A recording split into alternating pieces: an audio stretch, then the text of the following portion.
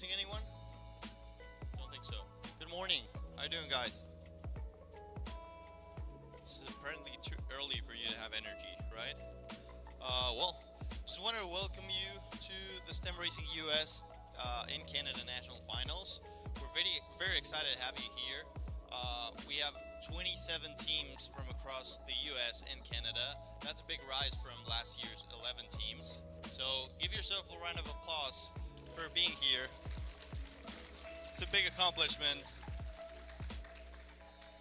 Okay, so right before we get underway, just wanted to mention everyone that made this possible. We have a very good team of hardworking people in us, so yeah, thanks to all of them, Merritt, Ryan, everyone in our team to make it possible. Our sponsors and partners, we have ANSYS back there, Align Data Centers, Visionary Streetworks, Stay Plugged In. I mean, without them, this would be impossible.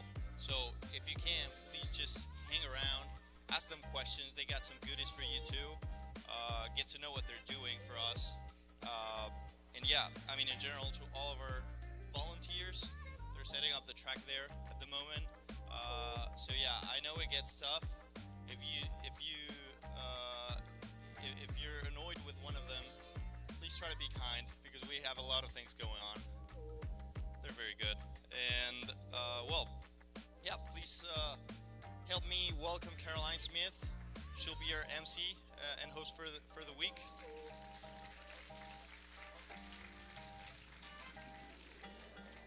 Good morning, everybody. You guys, this is such an honor for me to be here hosting this event for you guys. So thank you so much for having me. I just want to say, every single one of you have earned your spot here today. All of the hard work, all of the dedication, all of the late nights, all of the breakthroughs, and all of the last-minute redesigns, they are all taking center stage here today. So you really should be so proud of yourselves. And I also want to say that this weekend, you guys are more than just students. You guys are the future, and you are the innovators that we in the industry are looking for the next generation. And I just have to say, from my brief 24-hour glimpse, the future's looking very, very bright, you guys. So, as you take a look around, you'll see that you guys are all from different cities, countries, states, backgrounds, but you all share one thing in common. You guys all have a champion mindset and a love for racing. I am so proud of you, and I am so excited to see what you guys are going to bring here today. So give yourselves a round of applause, because you deserve to be proud of yourselves.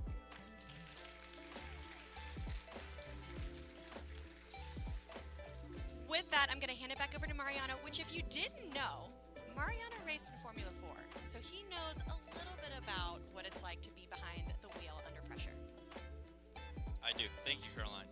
And yeah, with that, I just wanted to tell you guys, from my experience in racing, there were pivotal moments in my career. There was a lot of pressure, but I just realized that I needed to deliver and do my best and sweat the small stuff all the time. I know you guys are sweating the small stuff because doing one of those cars is very, very difficult.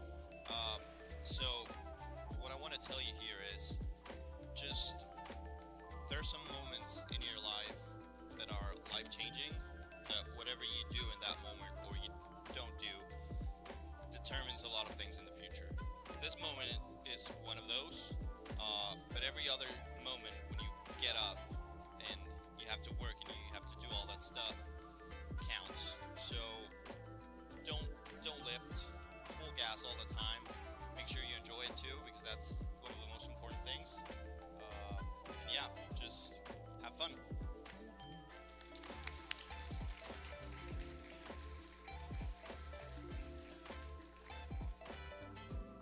Okay, with that, we'll kick off the first race.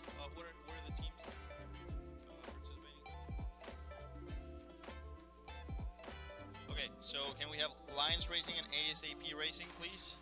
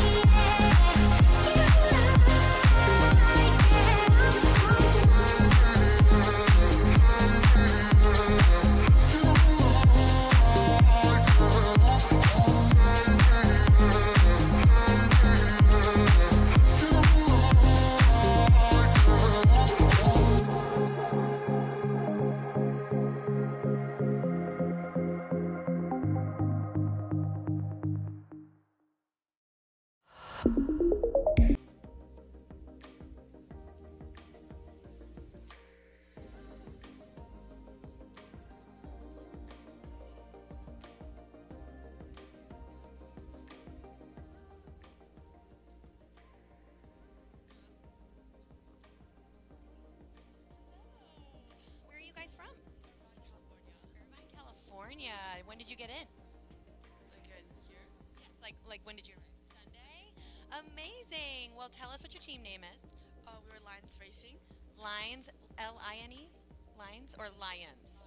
Lions, like rar. Amazing. Tell me a little bit about how you came to decide on that name. Because our school's mascot is lions, and we want to continue our school spirit and make sure that we are like supporting our school and everything. Oh, that's amazing. Okay, so I'm going to pop over to ASAP, but I'll be back ASAP. Hey guys, where are you from? We're from Montreal, Quebec. Amazing. So you guys both had quite a trip to get here. What do you think so far?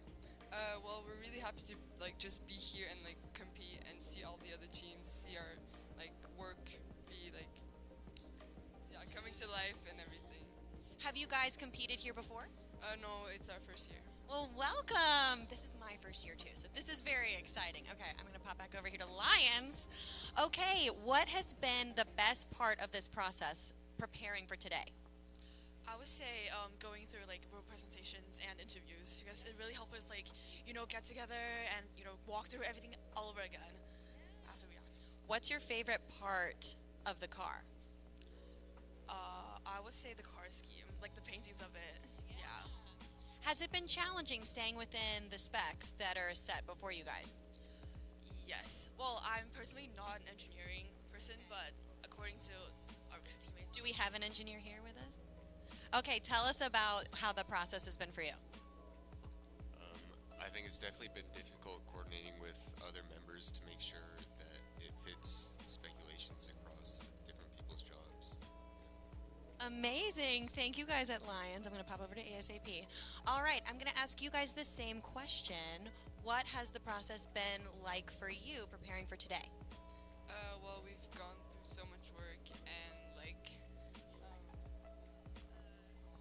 we didn't really have like a mentor to guide us through the whole thing, so we kind of figured it out as we went, but we improvised some stuff, but we're here, so we're happy.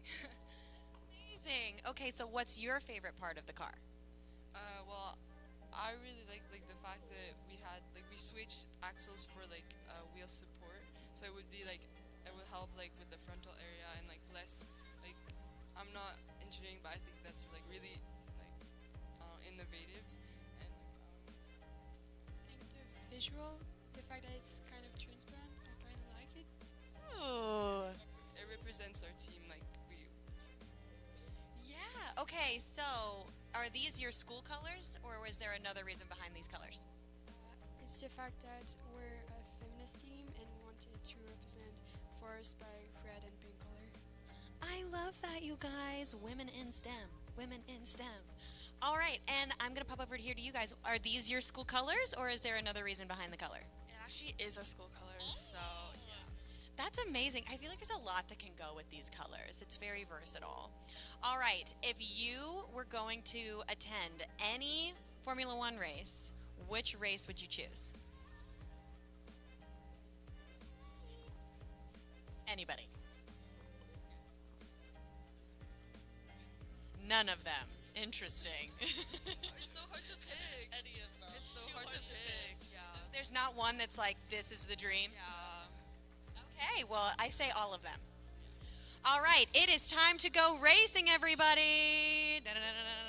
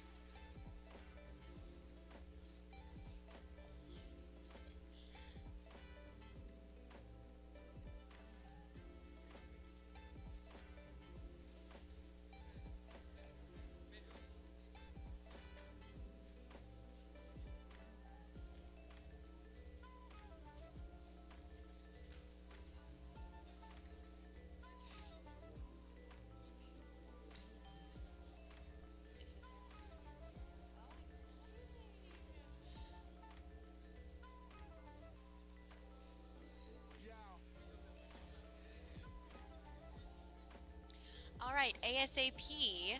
Question for you: if you could attend any race in Formula One, you're picking one. Which one would you choose? Well, the team members that are really in F1 are over there. Amazing! Singapore, good answer. Have you gotten a chance to go to Montreal?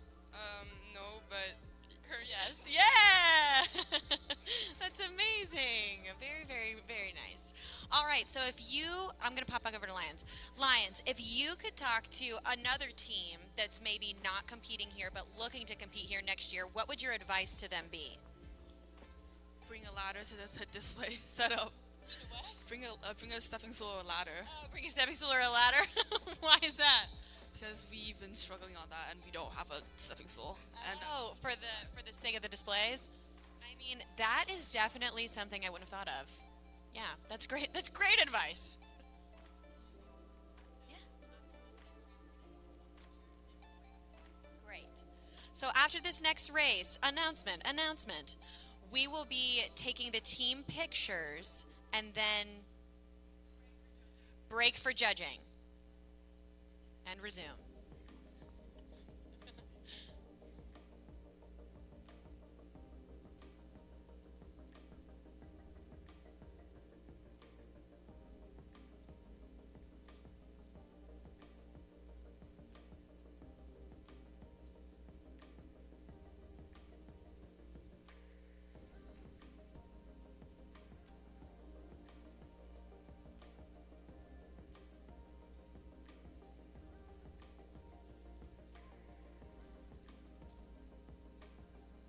When you run tests at home, do you have a setup like this? yes, but with sticks that instead of tables. Oh, smart. Yeah. What about you guys? Do you have like a simulation? Well, we have a start box and like we made it like homemade like track. Yeah, very nice. Very nice. What would your advice be to the next team that's maybe not currently competing? I would say like you don't have to be great to start. You become great by starting. Oh, that's so good. Did you come up with that yourself? Well, before, but like we say it like a lot of times, and like take the first step. Like we're all in this like together. Like we all have our first time, so. That is so true. That is so true. That's so inspiring. I feel like I need a t-shirt of that. Like, I am great because I'm starting.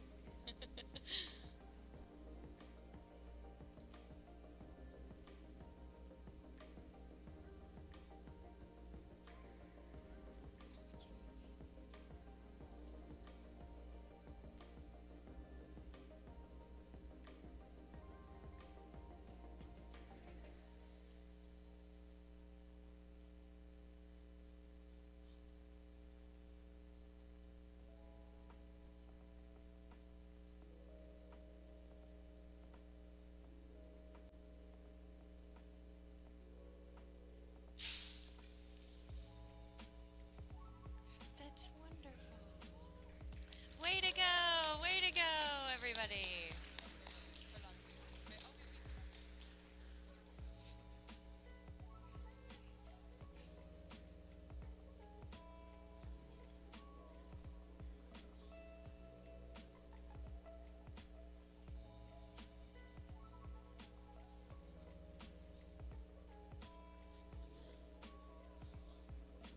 Now, at the Lions team, how did you guys decide who was going to be in which role on your team? Well, we kind of sorted out naturally because we focus on very different aspects. Like they're clearly engineers because they're so super interested in like STEM and like F1 racing itself. But we're like, I'm a product manager because like I'm not that STEM based and I write a lot. So yeah, like that. That's amazing. You guys are very well PR trained, I have to say. You're ready to go. All right, so if you were looking ahead to what your dream position would be in the future, what would you say? I would say I would still be a product manager because it's really fun. It's a lot of work, and I gotta do a lot of things. And like instead of actually creating the car, I feel like I still participate a lot in the whole process. And yeah. I agree also. I'm marketing and sponsorships manager, so I would do the same thing because I really enjoy being able to grow connections and interact with everybody in helping our team. And you'll know to bring the step ladder. Yeah, I think the same thing. All of us kind of landed in good positions for us. I don't think anyone would really want to change. I think it's a good fit. Staying the engineer. All right, we haven't heard from you over at the end. What would you like to do? I will do designer, and now my job is like this graphic designer too. Yeah. That's amazing. I have so much respect for graphic designers because I have no skill. So, way to go. I'm so glad you're here. All right, throwing the question over to ASAP. What would your dream position be in the future? Well, I don't have a concrete idea, but managing. Well, I'm team manager, so and I'm really organized, and then I know deadlines and stuff. So a little bit like Lions, we all set, we all took the jobs that we were in, I don't know how to say it. We saw ourselves in the job, so it was all kind of natural. It was wonderful and natural. I'm sorry, I would ask the rest of you, but we do need to move to the next. So take a gander over there for some team pictures. And wait, what? Oh, and that concludes the opening ceremony. Yes. Okay. Thank you guys. Fabulous. Take photos, and then we'll continue with racing. On to the next. Thanks, guys. This was so fun. Best of luck Okay, to everyone. everybody. Thank you. Thank you so much for joining us for the opening ceremony. If you are an adult, we're going to take a really big group photo with all of the teams. If you would please stand up and leave the chair area. And teams, if you would condense in the center and turn around to face Ben from Visionary here, please. Then we'll send you off to judging.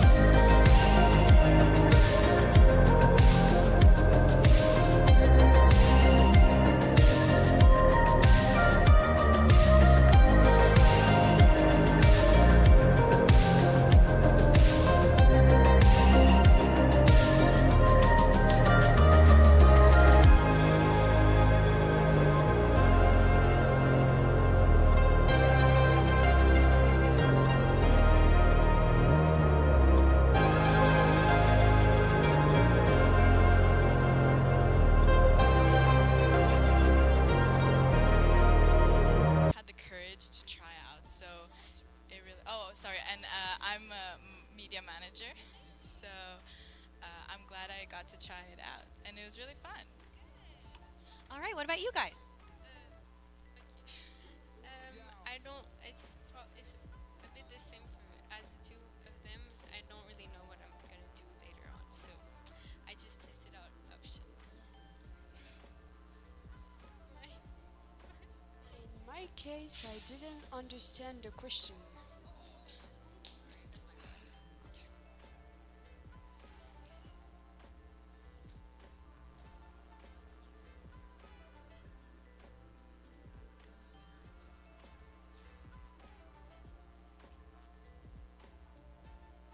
Now, each of the teams, how many cars have you made in the process? 3? So you've only had to scrap like.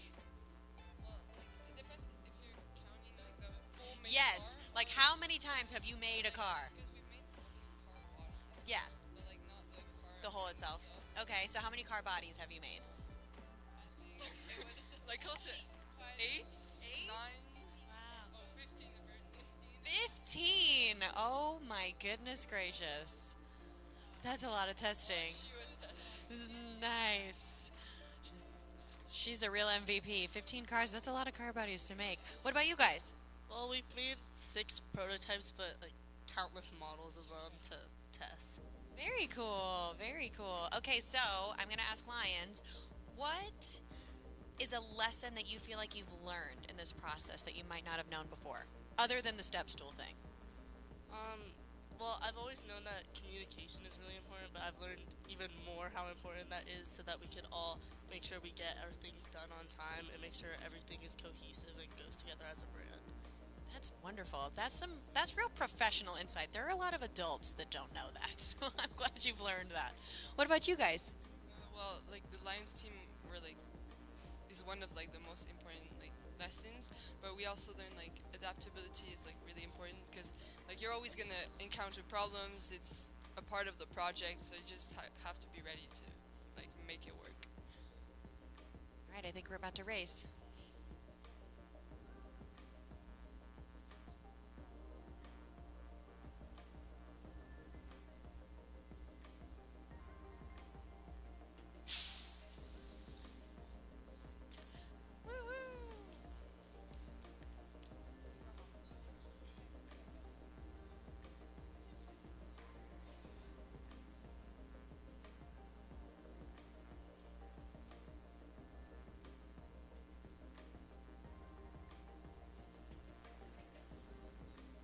You're welcome to come join us. So, it sounds like you've been to Montreal to the Grand Prix. So, what was the best part? Well, the whole experience of meeting, like being able to see the drivers in real life, because not having to watch them on multiple screens, seeing them in real life was very cool. Well, you do some great driving out there. All right, I want to ask the other driver here. How was the experience for you? The experience for that, it was so cool, and it doesn't feel like the test we run at our home. It's insane. I love it. Well, you guys should be so proud of the work that you've put in. I certainly am so proud of you guys. This is amazing. I think that it might be time for you guys to pop onto your next event as we're preparing for the next racers to come in. So I won't take up any more of your time, but thank you guys so much for coming and hanging out with me. We'll see you again. Bye. Oh, this way, this way. I'll direct that in the future. Okay. Hi. Great, great, great.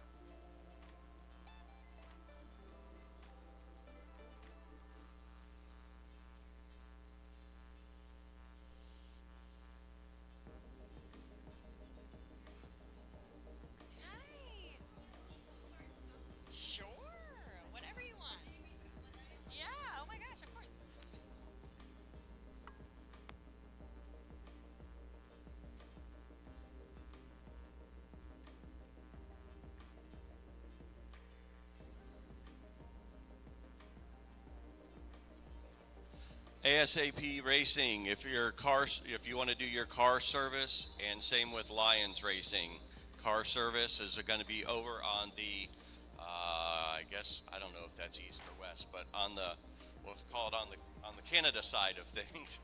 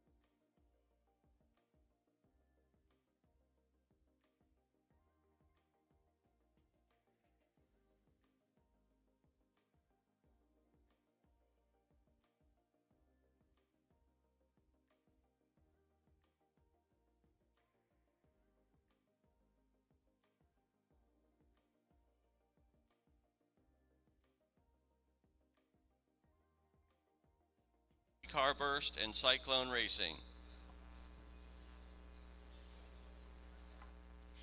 Come hang out. You can only come hang out with me if you're not the driver or the catcher. I think the driver and the catcher have.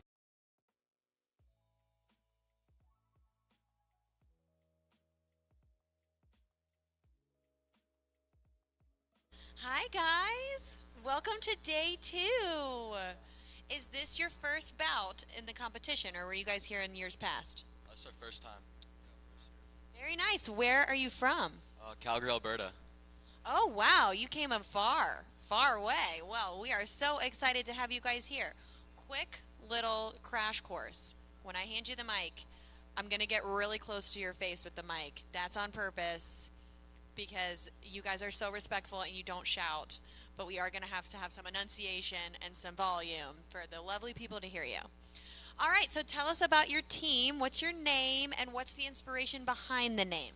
Our name is Cyclone Racing, and honestly, the inspiration behind it is, first of all, we thought the name was cool, and there are kind of cyclones, or I guess twisters, or whatever you want to call them, in the prairies, so it kind of has a personal connection to the land we're from.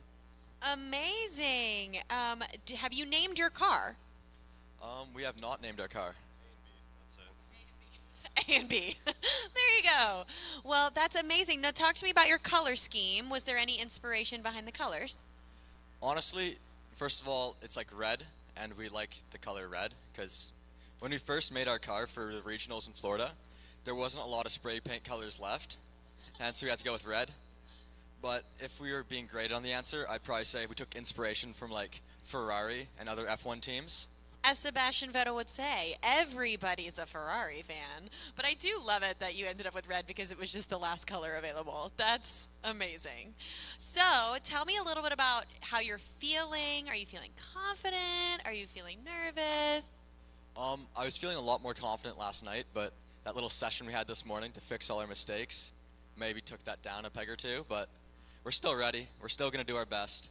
Yeah, you guys are so ready. You've got this. It's going to hold on to that confidence because everybody else is feeling the same way. So tell me a little bit about your process. What's been the best part of preparing for this competition? Honestly, the best part is getting to hang out with a bunch of my friends and like at school, outside of school. It's just an excuse to hang out. And honestly, you get to explore like a lot of passions you have that you wouldn't normally be able to do in a school curriculum. Like there's no way I'd learn about CFD or any of those other really cool like programs just in a normal classroom. And this really gives you a great opportunity to do that. Yeah, that's incredible. Do you feel like you guys have really worked well as a team? Yeah, I think we've worked really great as a team. Like we've had to overcome a lot of obstacles. We've had to learn how to use a lot more stuff. And I think without our team, we wouldn't, like none of us would be able to do that alone. So what's one of the obstacles that you feel like you've had to overcome? First of all, like I'd say like the first time we were building our car during regionals, we actually broke 2 of the molds we had just by rushing it. Yeah, it was a real mess.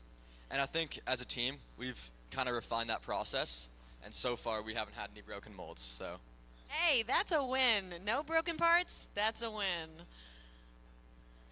All right. Do we have any representatives from the other team joining us?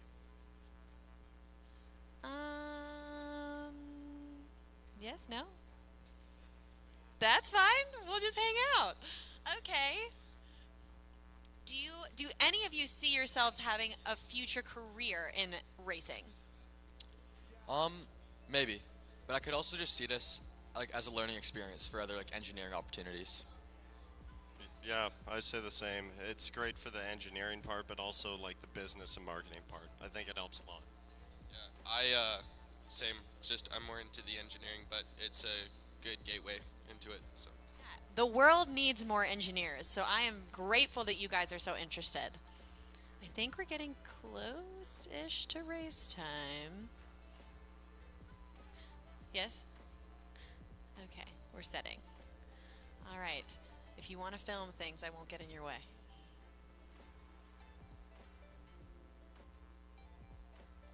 Do you guys watch Formula One racing? Probably not as much as we should. That's okay. think we watch like NASCAR because they like they're actual cool, like the cars, but F1's cool too. Well, you are in the motherland of NASCAR. Caroline, we are ready to go racing. All right, so- it's lights out, gentlemen. All right, so we've got in the lane number 1, we have 3-car burst. In lane number 2, we have Cyclone Racing, and we're about to get started. End of the track, you good to go? Good?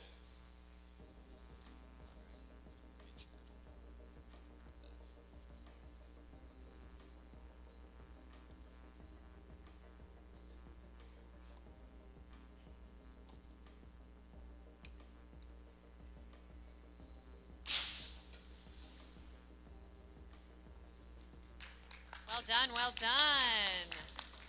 A 1.756 in lane 1 and a 1.437 in lane 2. All right, how did we feel about that first bout? It happened really fast. It was hard to really see anything, but I think we did great. Let's hope the next one's better. If you guys want to move to these chairs to be a little closer, you can.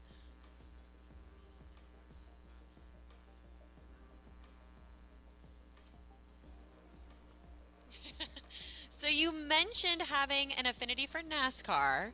I believe that we have a few awards from Hendrick Motors, who they're very involved in NASCAR, as you know, with them also being headquartered here. So that's something to look forward to a little bit. Do you have a favorite element of NASCAR racing? Honestly, I think the colors is a cool part. Like, the colors of the car are really cool, and I think the way that they use real-life cars for NASCAR really stands it out, so that's... It makes you feel like a racer when you're driving in your car. Yeah, very, very cool. So, what would you say would be your advice if a team was like, I'm considering competing in this next year? What would you tell them? Focus on the little things. They add up, and they make a much bigger difference than you might think. I think you have to collaborate with everything. Like, taking it home and putting a lot on one person really sets it back. So if you have it in a group, it helps so much. Don't put off doing the hard work. Start off doing that, and then the rest is just easy. Do the stuff you don't want to do, and it just gets better. That's amazing. That's some just credence of teamwork. We love that. All right, I think we're getting close to race time. All right.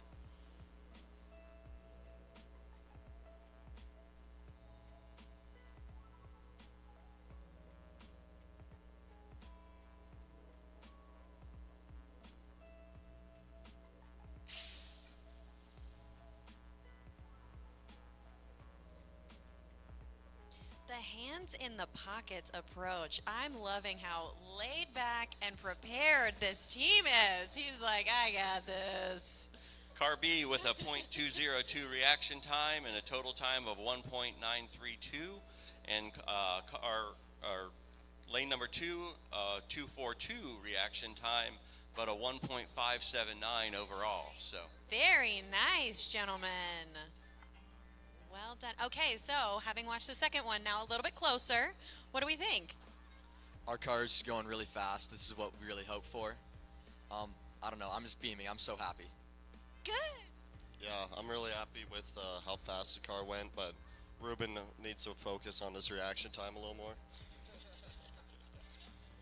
I don't want to get too overconfident, but it's pretty exciting after what we went through this morning. Oh, great. What happened this morning? Well, I remember just waking up, going downstairs, eating breakfast, and all of a sudden being called into this room to go fix a bunch of mistakes with the car. And if we didn't fix those mistakes, we wouldn't be racing, so it was quite the stressful morning. Well, I'm glad that your reaction times were working really well this morning to get that fixed. That's amazing. So over the course of your preparation, how many prototypes have you made? Well, it's actually kind of interesting. 3 separate people on our team designed 3 separate cars. And so I was one of them.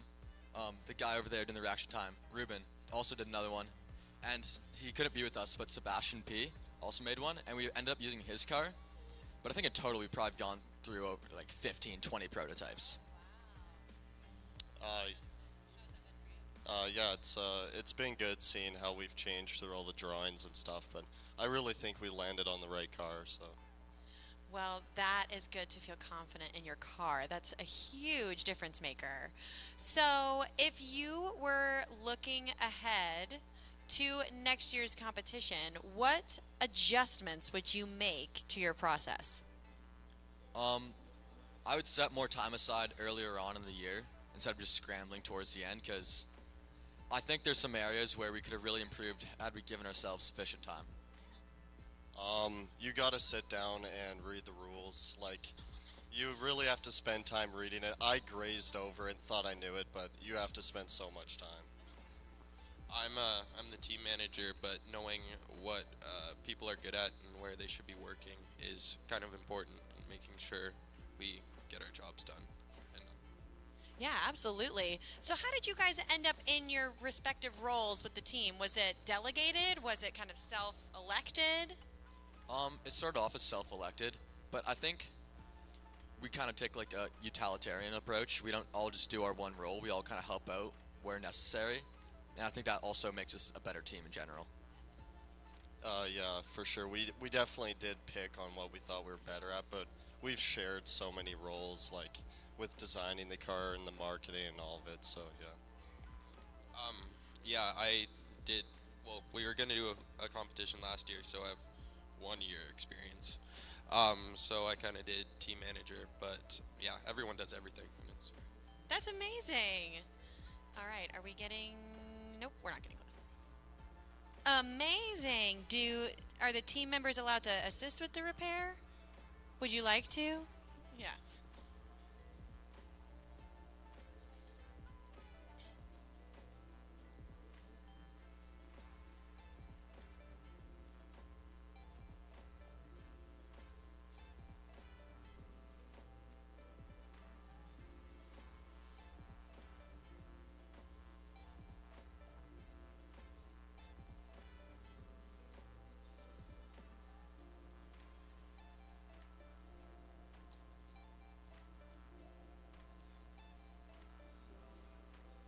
Deep breath.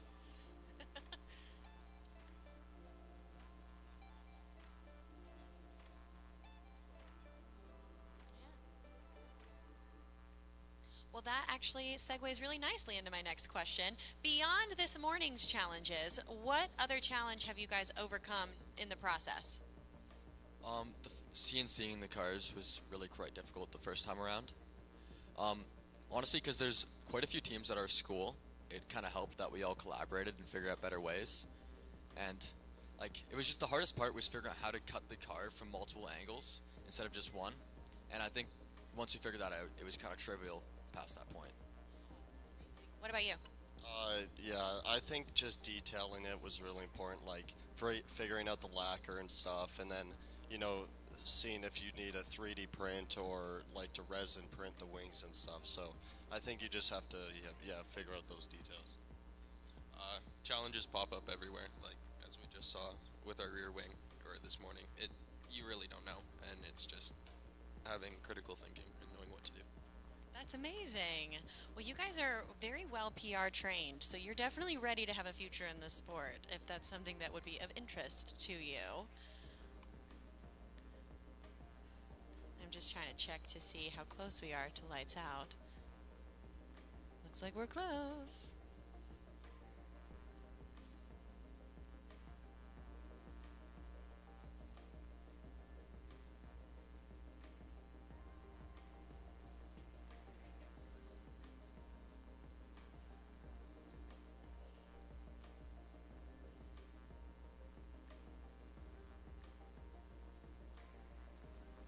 All right, do you have any words of encouragement for your driver?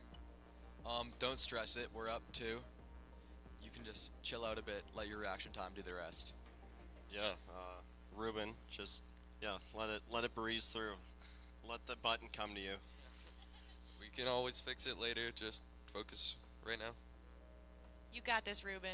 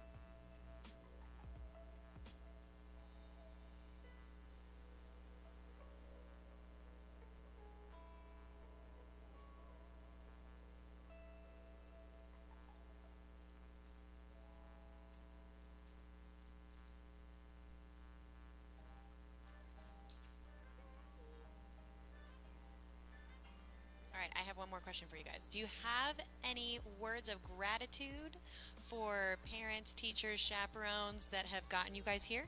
I'd really like to thank Mr. Schweitzer.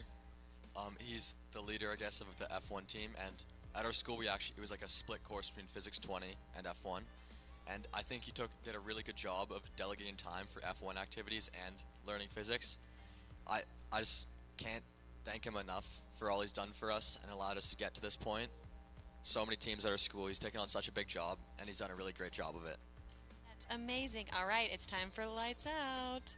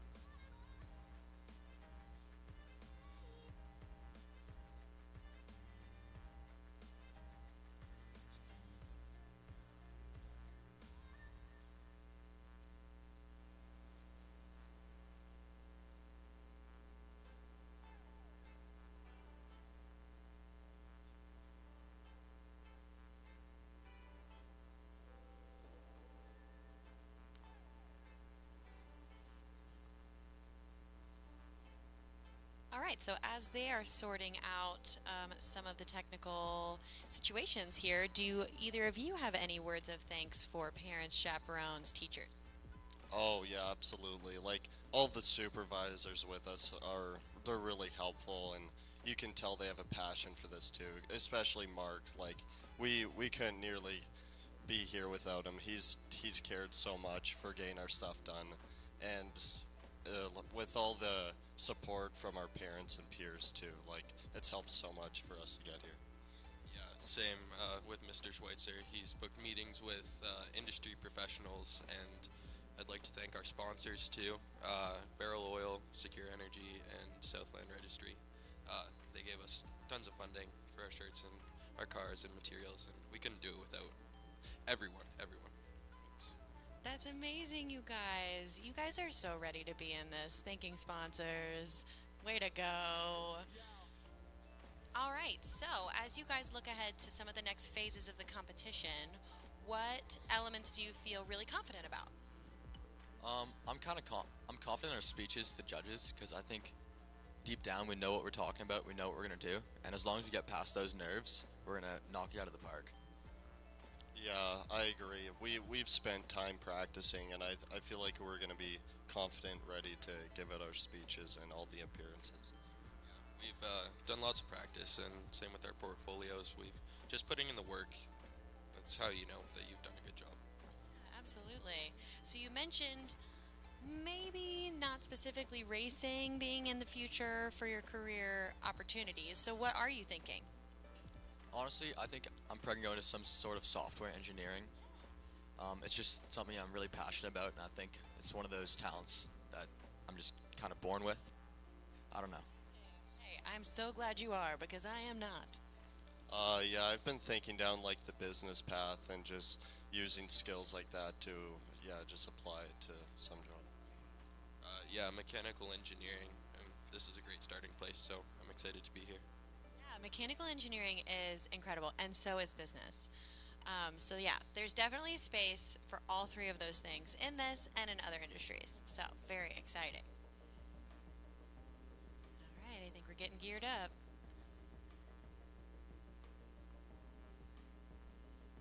Ruben, how are you feeling? Good? Good.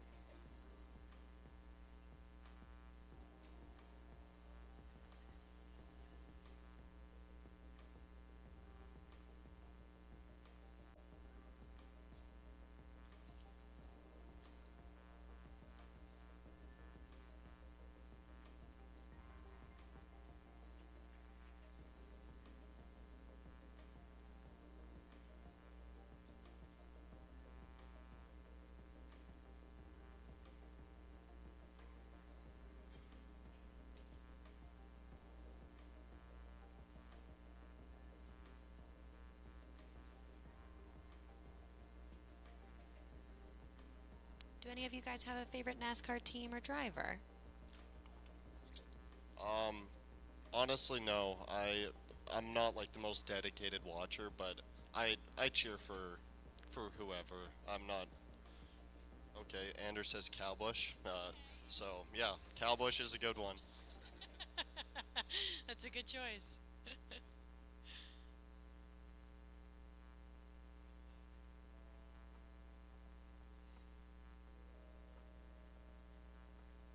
All right, it's time.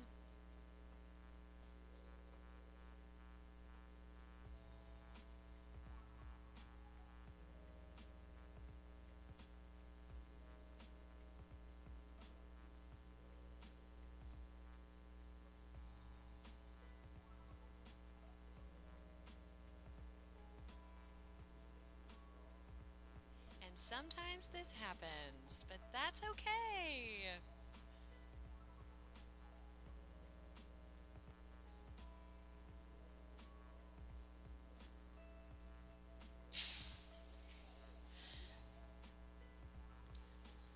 All right. A .209 reaction time, overall time of a 1.446 in lane 1, a .210 in lane 2 with a 1.919 overall.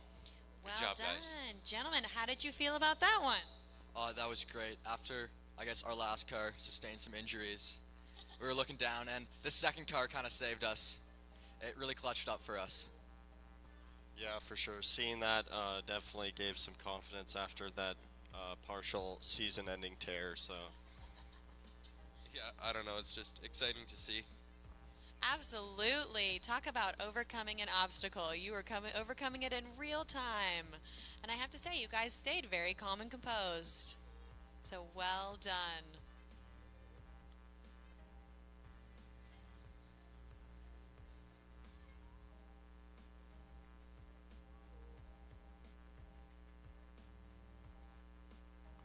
So talk to me a little bit about your display process. Who was the lead on that?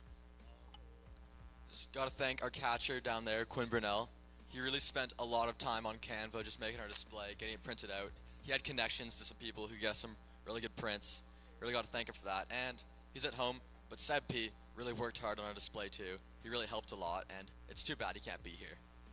Absolutely. So I had a group in the last interview say something about needing a step ladder. Is that something that was challenging for you guys? Yeah, not at all. No, we're big Alberta boys, so we don't need that. Oh my goodness. I need that quoted on a t-shirt for you guys. That should be on the back of all your t-shirts.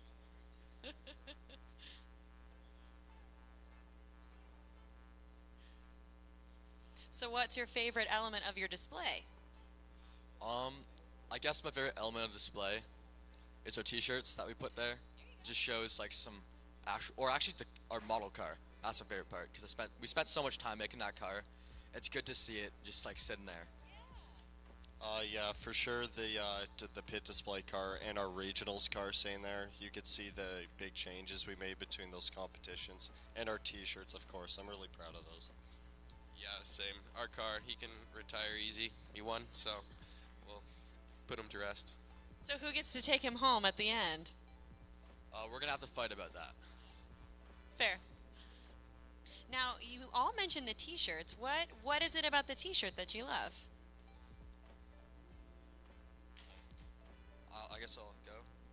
What I like about the t-shirt is that it's like so uniquely ours. Like, it's just kind of a symbol of all the hard work and hours we put into this program. And like, it's nice knowing I can bring it home and just have it on my wall to like remind me of all the effort we put in. And yeah, it's for sure the logo like representing us and how we changed the law logo. So landing on this it's cool to see it. But our sponsors on the back too. Like, it's really cool seeing how we can get support from those big companies. Yeah, our shirts are kind of nonchalant, like our driver. So we'll take a kind of easy attitude to our race. Well, Ruben deserves a raise, but I think that it's time for me to pass it over to Brian. Thank you, I appreciate that. Can we get Shield Strike and Nitro to come to the Thank you, guys. Good luck in the rest of the competition. staging area?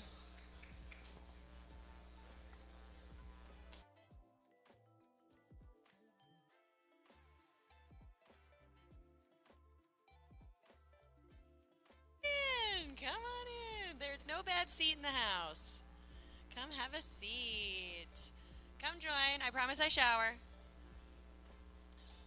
Quick crash course for you guys. I said this to the last group. I'm going to be putting the mic really close to your mouth. It's not personal. We just need to make sure that everybody can hear what you have to say. So I'll start over here with you guys. Tell me your team name and where you're from. Hello, we're Nitro Knights and we're from Ontario, Hamilton. Amazing, Nitro Knights. How did you guys come to that name? So I really like the movie Need for Speed, and I love Nitro, and I just love medieval times, so I combined them together and got Nitro Knights. So do you guys have a team motto from the movie? Slightly, yeah. What is it? It's like Nitro, cause like, how would I explain this? Like I like Nitro cannons because they give you a boost, and it kind of motivates us to like showing us other teams that we're like confident and we're ready to go. Nice. I love that. Nitro, I'm going to take that into my future. All right, I'm going to pop over here, but I'll be back. All right, hi guys. Let me know what your name is of your team and where you're from. Our team name is Shield Strike Racing, and we're from New Jersey. Amazing. How did you guys come to the name Shield Strike? So we were trying to brainstorm very interesting and unique names, and we kind of just came up with that one because we thought that it sounded really cool and it encompassed what we wanted to accomplish. Absolutely. I'm like picturing like a warrior goddess with her shield striking everything down. So it's definitely fitting the bill. All right. So Shield Strike, I'm seeing, are you an all-female team? Amazing. How has that experience been? It's been really exciting because we all want to be women in STEM. So just encouraging other girls younger than us and our age and other women who are older than us as well, that anybody can be a part of STEM, really just representing. That's incredible. And I should have said this when you all got here. Whoever is the driver and catcher should not be sitting here with me. They should be over there. At the start line / finish line. So thanks for joining us. Do you guys have your catcher in place? Okay, great. All right, well, you will be missed, but best of luck out there. All right, popping back over to Nitro. So what has the experience been like for you guys so far? So since this is our first year, it's been really hard to find fundings and everything, and our school doesn't really support this because we had to get like a big process and everything. So it was really hard to find a place to like do everything and CNC and everything. So it's been really hard, but we managed to get through. It's been really fun though. Like I really enjoyed this entire process to get here. Well, I hope that your school is paying attention and that they can like really give you guys the support next year, because you should be so proud of the fact that you guys got here. That's incredible. So you guys have been overcoming challenges from the very beginning. How has that been? So it's been really good. Well, like experiences, we had a lot of experiences, but we also have a lot of people back home that unfortunately could not make it. So it was a bit of a journey and a stretch, but we did have support back there, so it kind of pushed us to like new limits, basically. Yeah, that's incredible. What's the challenge been like for you? It's been really hard to overcome, but honestly, it's been really enjoyable to overcome these challenges. Like, I don't think I've had this much fun in a while in the club, in the team club. So yeah, I'm really happy to be able to experience this. That's incredible. What have you learned about yourselves as you've been overcoming these obstacles? So before I was doing this, I never knew I could like run a club or anything, because we have a club back home and with like a bunch of members and stuff, and I did not know I could do this. And after this racing experience, I was like, okay, I'm confident enough to create a new club and invite members and etc. That's incredible. What about you? I've learned quite a bit about myself, especially in the design sector.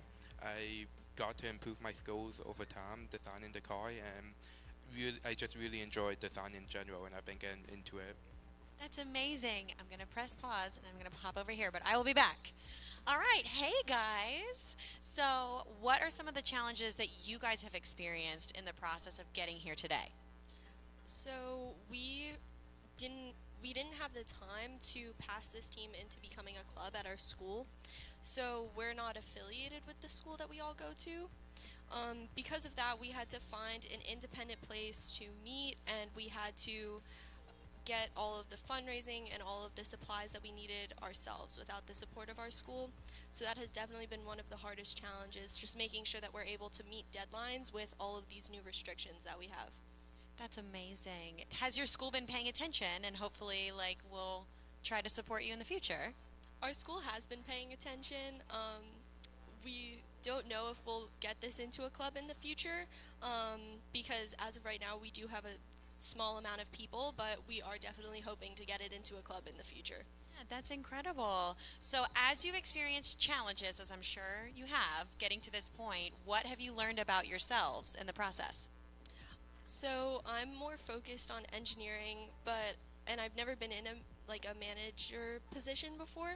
So it was really interesting for me to see how I can use new skills and how I can develop new skills to manage this team. It was also just really fun being a part of the entire design process. This was a STEM challenge like I've never done before, so it was very exciting. That's amazing. What have you learned about yourself? For me, I was the resource manager, so a lot of my thing was keeping track of things and, making sure that they were all written down so that, we could take everything into account. And also communication for me was a huge thing because when you're working in a team, you have to be aware that there are other people who are on the same project as you, and you want to make sure that everyone feels confident in your abilities and everyone's on the same page. So I think that was a really new thing to me. Then I had to make sure that people were updated on what I was doing, and I was also keeping up with what they were doing. For me, I'm the marketing manager, so what I've learned is definitely when you're just starting something, you need to really build up your name before you can ask things, especially if you have nothing backing you, because not everybody likes to respond, and if they do, it's not in a timely manner. That's really, really wise advice because it's especially hard when you feel like you have nothing backing you, but you guys all deserve to be here and you deserve to have the opportunities. So I'm really glad that you're here. Hey, driver, what have you learned about yourself in this process? I've learned a lot of things. I think I've always found myself as an independent person, but after working with this group of amazing women, I've just realized that there's so much more to success than just putting in some effort on your own. I think when you learn to collaborate with a group of people, that really helps you expand the way that you think and the way that you strategically plan things out, because we had to make sure everything was aligned with each other. So I think that's what I learned. I think that collaboration is really important for me. Absolutely. Okay, how are we looking over at the start line? Okay. Yeah, of course, just doing a little check-in. All right. I'm going to pop over to Nitro, but I'll be back. Hey, Nitro. Okay, so talk to me about your interest in motorsport. Is this something that you think that you would be interested in going into in the future, or is this just a learning opportunity? So like I said before, I love Need for Speed as a movie, and I also love cars. So, yes. Who's your favorite Cars character? McQueen, obviously. So, I do want to go into motorsports when I'm older. I want to drive an F1 car, obviously. So, if I can, that would be great. If not, I want to drive a NASCAR. Do you have a favorite team in F1 and in NASCAR? Ferrari. Everybody's a Ferrari fan. So, it's broad, but I like Ferrari in general, yeah. Are you excited about the Lewis Hamilton edition this year? Definitely, yeah. I was really happy when they added Lewis. Yeah, very exciting. All right, and what about you? Do you think you have a future, or would you like to have a future in racing? Personally, I'm a mechanical design person, so in motorsports, I don't really plan to go into motorsport, but I do plan to go into engineering, and this entire process has helped me really improve my design skills, right? And back in where we live, we have a design competition, the Canada Skills competition, and this whole process helped me prepare for that competition, and I ended up getting second place. So I really enjoyed this process. Congratulations! Yeah, I learned a lot about stress testing, tolerances, air resistance, everything, and it all helped me in that competition. Wow, that's incredible. Huge congratulations. That's going to mean so many amazing things for you going into the future. I'll be back, Nitro. Hi, guys. Are we ready to race?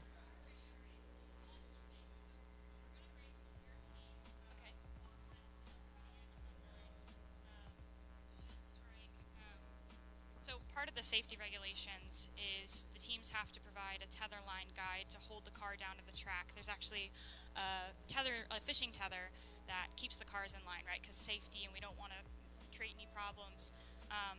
Unfortunately, the team doesn't have those guides, so we will be unable to run the car for this morning session, but we do have a session where they can fix that, add these tethers this afternoon, and they will be able to race tomorrow. So we're just racing in lane 1 right now, and then y'all will race tomorrow. All right. All right, Shield Strike, it's not over. It's going to be okay. All right, so I think that we are still racing Nitro, yes? All right. It's almost time for lights out. Oh yeah, we need a catcher. Best of luck.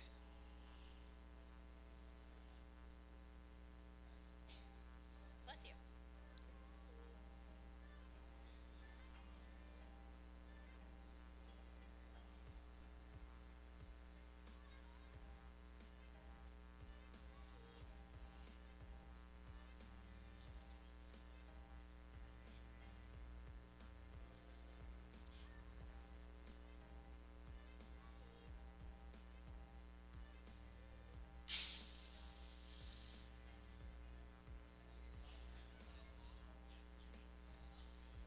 All right, a .179 reaction time, good reaction time with an overall total time of a 1.774.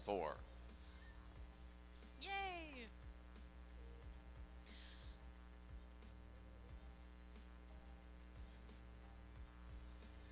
All right, and you're welcome to come closer. Don't feel like you have to, but you're more than welcome to. How did you feel about that performance? Really happy about it, actually. It's a great thing to see our car get such a great result. Yeah, that's amazing. Okay, so Shield Strike, talk to me a little bit about your display and how that process has been. So this is our first year at Nationals, so we were unable to get like something that would be a big piece of paper for our display, but we used what we had and we worked with that, and we have all of the information on it and everything. That's amazing. I think our pit display is, for whatever resources we had, I think it looks amazing in my opinion, because we have a lot of the content down, which is kind of what's crucial about the pit display, because it's supposed to show information and your progression through your journey. So I think we did really cover that part. Also, our color scheme, I think, is very aesthetic. No, I meant to ask you guys about your colors. We'll get there. We have something over here. I was just going to say that I think a big part of this entire thing is to not only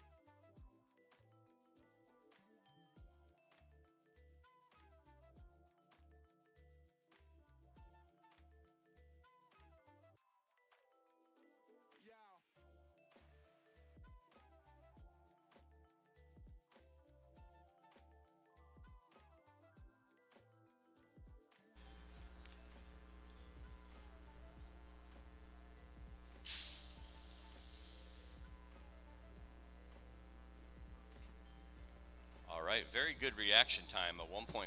I think that might be the fastest of the day, if I can remember. So that's good.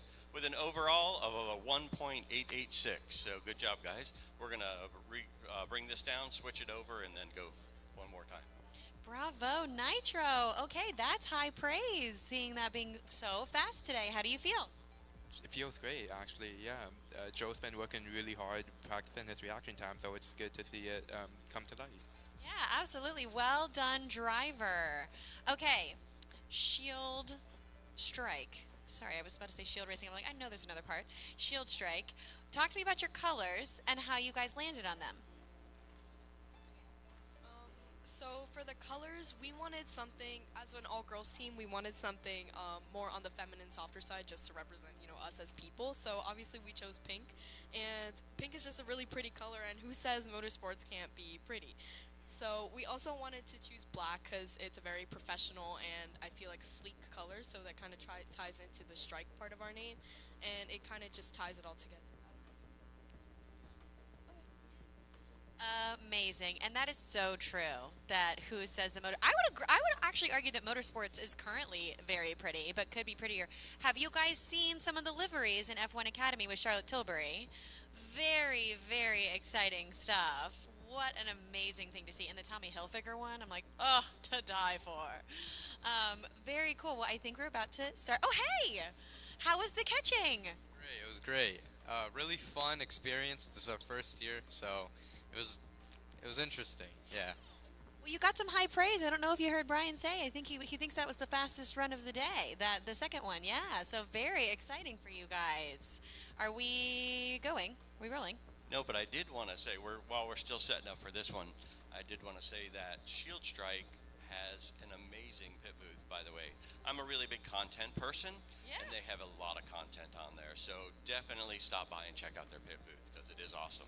Yes, Shield Strike is here to strike the shields, guys. They are slaying over here. So, and you're PR trained. You're so well poised because, guys, it's hard to do to receive news that's maybe not the most ideal and still remain so poised and composed. And you guys should be really proud of yourselves. And guys, this is just the beginning. It's not over. You've got a lot to bring to the table, and I'm so excited to see that beautiful car race.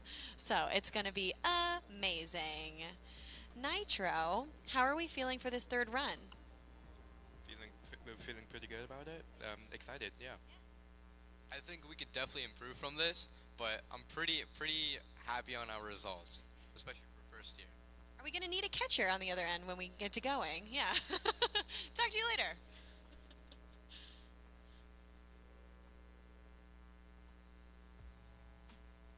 So, Shield Strike, how has the process been working together as a team? It's been a very long process, and we've definitely learned a lot about working together as a team. At the beginning, it was more just because we were all interested in either STEM or Formula One, and we didn't really know how we could combine all of our skills to make a successful team. But definitely, as we finished regionals and we learned more and we got to nationals, we learned a lot and we've been able to come together as a team. That's amazing. I'm sorry, I'm trying to keep an eye on, I don't want to miss my cue. Very cool. We're good? Okay. So as you guys have been overcoming challenges and getting a really good taste of what it's like to be in racing, is it something that you feel like you would like to have a future in? The reason why I got into this challenge is because I love Formula One so much, and a dream career for me would to be a Formula One race engineer. So I was definitely very excited about this challenge, and it's definitely showed me more about what the world of Formula One is. Have you been following Lauren over at Haas as Esteban's race engineer? Okay, very cool. I could see it. What about you? For me, F1 is really new to me. I mainly joined this because of the engineering and the STEM aspect of it. So I would not want to be on the front end of the racing and stuff. That's a lot of pressure, but definitely on the back end, working on the softwares or actually on the car itself, I think that's really cool to me. Similar to Diksha, I wasn't really here for the F1 aspect, more of the science aspect, so in the future I would do something similar, but not exact. I actually am not at all versed in the STEM field at all. I actually want to study political science and economics, which is completely on the other end of the spectrum. But my love for Formula One has definitely brought me very far in this team. Yeah, I'll hand the mic over. Very cool. Thank you so much. Yep, go ahead and turn that.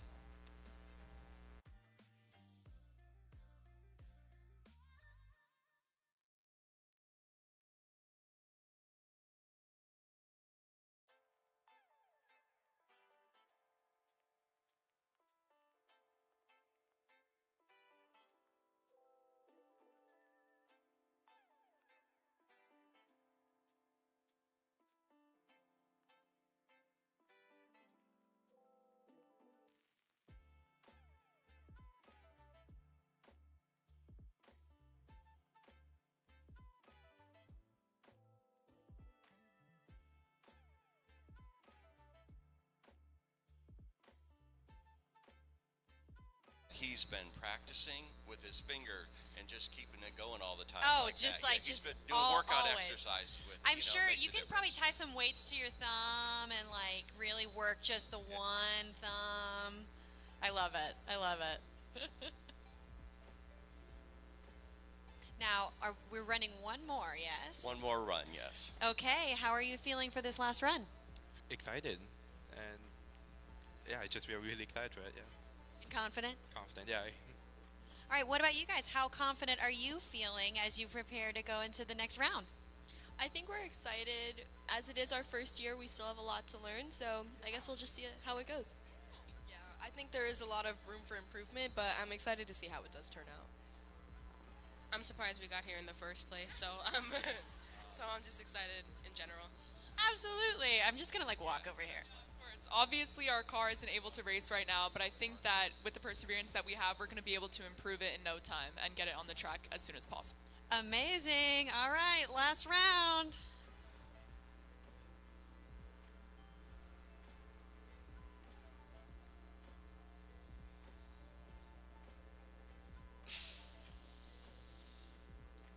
He just did a better reaction time than last time.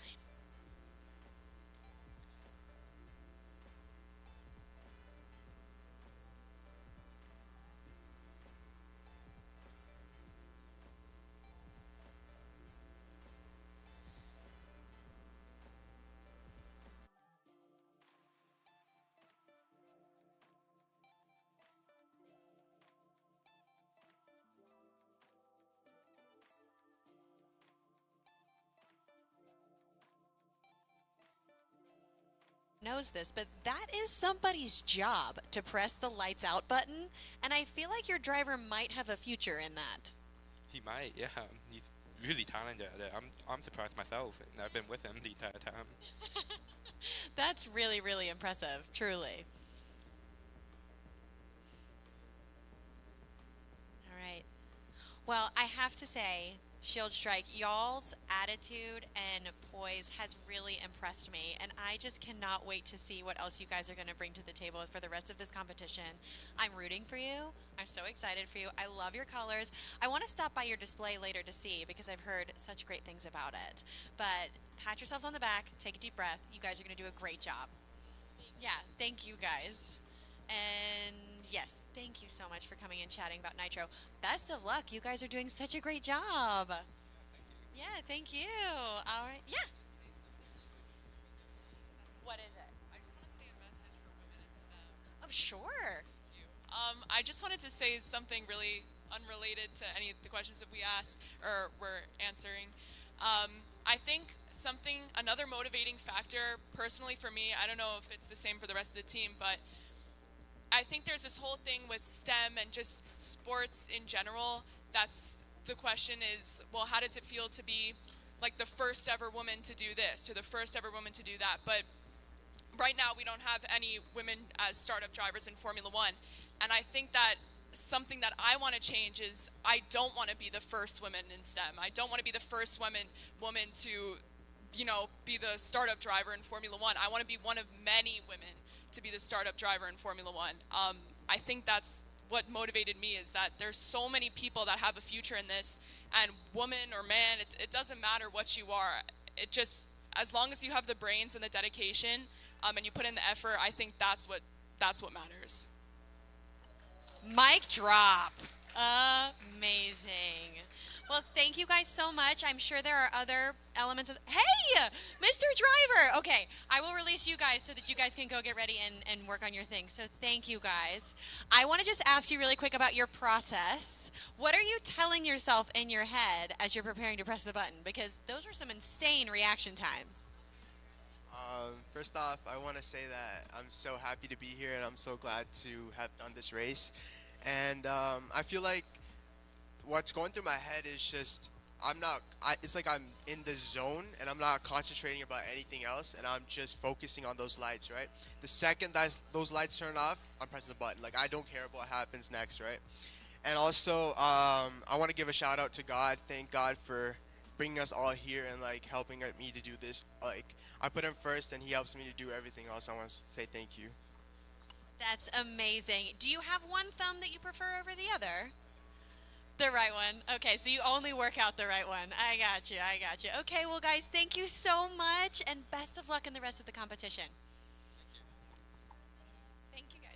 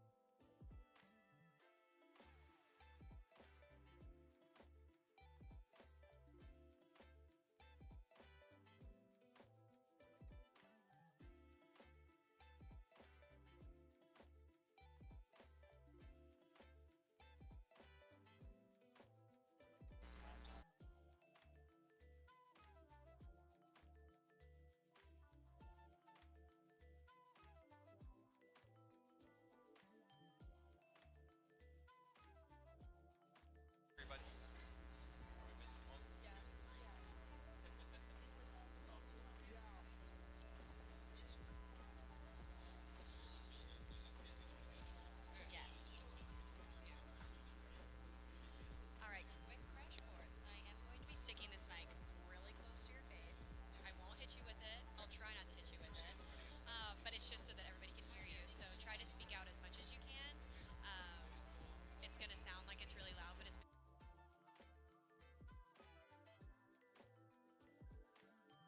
Royal Viper Racing will be racing against NIS Racing. But I want to point out, NIS Racing is here, and they are here to bring it, but they cannot talk to me right now because they have to run their race. So, loud cheers in my heart for NIS Racing. You guys got this. Wait, are you guys with NIS Racing? Oh, I was going to say, well, then get in here, but okay, we'll talk to you later. All right, but I'm sitting here with Royal Viper, yes? All right, so talk to me about your team name and where you're from. We're from New Hampshire, Where in New Hampshire? Tilton, New Hampshire. Nice. All right, so Royal Viper, where does that name come from?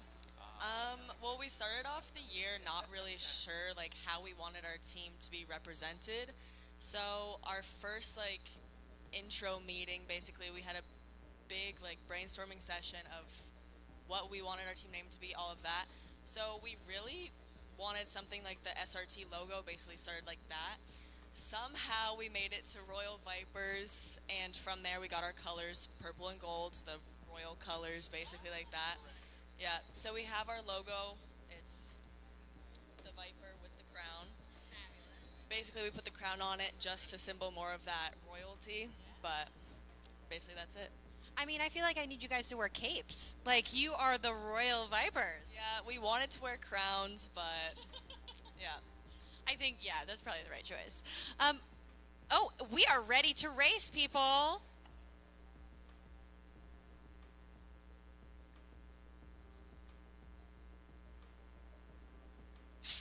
Wow.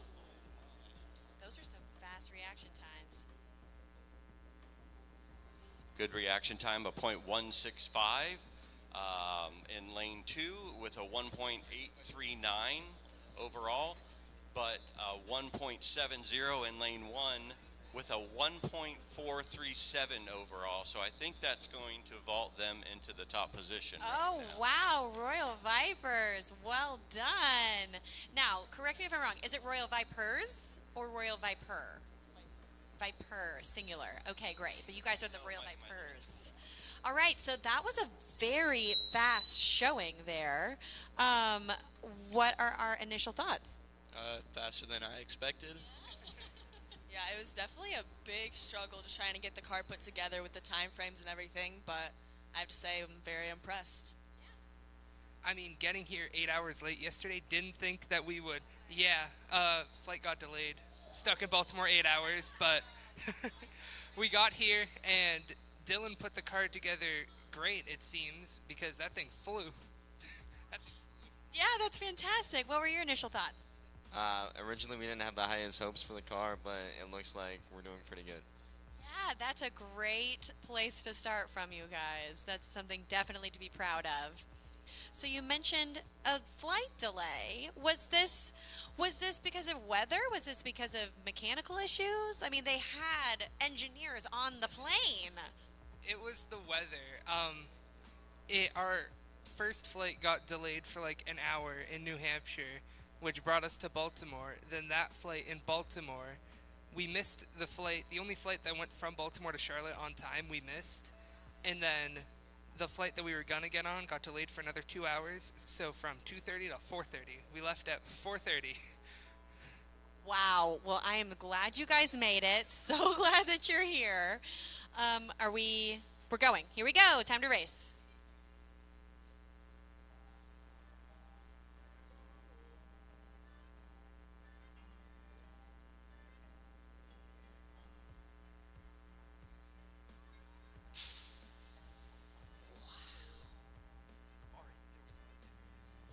All right, we got a 1.74 in lane 1 for reaction time with, again, a 1.393, even faster than their last race. So that's awesome. And a 1.814 in lane 2. So I mean, I have to point out, I was overhearing over here. They were like, I don't know about the second car. And then it went, and my goodness, that thing went fast. So, okay, it blew your expectations out of the park. What are you thinking now? I wish it was like complete and there weren't issues with it. What are the issues? So currently we've got like tons of extra friction with our axles because they're supposed to be glued into this piece that we have that's our spacer, but I couldn't get away to glue them without there being glue all over our bearings, so they're also free rolling inside the car, along with a machining issue with our CNC machine. So one of the cars isn't identical, but it came out right apparently. So what I'm hearing you saying is it could be even faster. Yeah, it could. That's incredible. All right, so as you guys have been working together as a team, have you faced any challenges? We definitely face a lot of challenges more in the beginning of the year, just with teamwork and time management, just working with the harsh due dates, because our school does not really have those harsh due dates. And as soon as we entered this program, because most of our first year except for Dylan, and we're like, we have these harsh due dates that we have to meet. So we definitely had to figure out how to get our stuff together and make sure stuff was done on time. But since all of us kind of already know each other just from going to school together at a small school, I think the teamwork part was not as hard as it could have been, but it was definitely working with the due dates that was a struggle. Yeah, that's amazing. What challenges have you overcome? Especially like time management. Like that was the most important thing to me, and like it really puts you out there in the real world with like how harsh deadlines come. And as Kaden said, like our school doesn't have like many harsh deadlines, and that really like made us realize that. Got to hustle up together. Yeah. All right. So, as you've been competing and preparing for this competition, what have you learned about yourself in the process? I've learned that apparently I'm actually pretty good at like managing time, I guess. Like I'm not the best at it, but I feel like I've gotten better at it and learned that I can do it even though the school, like they've said, doesn't have great like deadline policies. Like you can turn in something 2 weeks late and still get a high grade. So For me, my patience a lot better than I thought it could be. With this car, there's been a lot of struggles, so it's been a long process of getting it to work out. Well, and it looks like the car is paying you back for that patience. So, congratulations for that. What have you learned about yourself? Mainly just being the only girl on this team, I feel like I've learned that when it comes to working with teenage boys, you have to step up and get them to do what they need to do. But basically just we need to get our stuff done when it's supposed to be done and figure it out. Yeah, absolutely. And what have you learned about yourself in the process? That patience is key, and that at every point in life, you just need some patience because everything will come together at some point. Absolutely. So, how has the experience been working on a team that's comprised of men and women? I'll ask all of you. It's been all right. I mean, Caden has definitely been the most stable one, but we've all worked together well. There's not too many arguments. I mean, sometimes near the end it got more heated because like we were trying to cram everything together at the end, but it all worked out. We got here late, but Not your fault. All right. I think we're getting close to racing as we're positioning. How are we feeling about this car? Hoping we keep putting out good times like this. Do you have any words of encouragement for your driver? Let's go, Carter. Just lock in now. Yeah, you gotta, just cast them. Cast and Carter. You got it.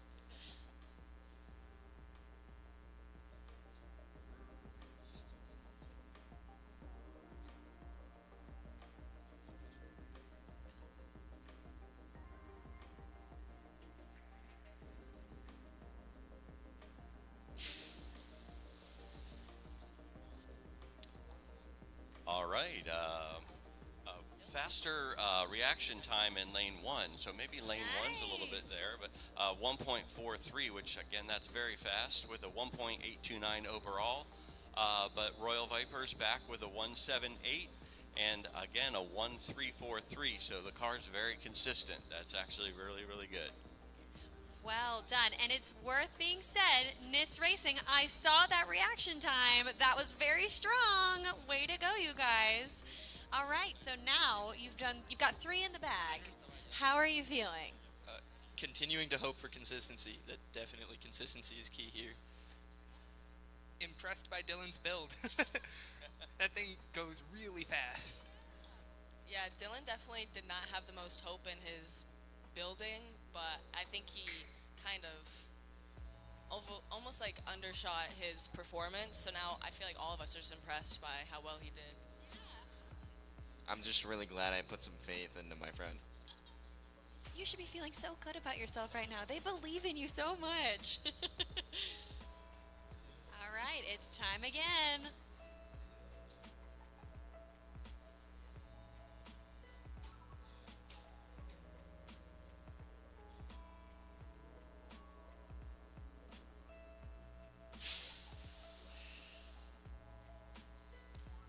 Uh, 1.92 in lane one for reaction time with a 1.089 overall.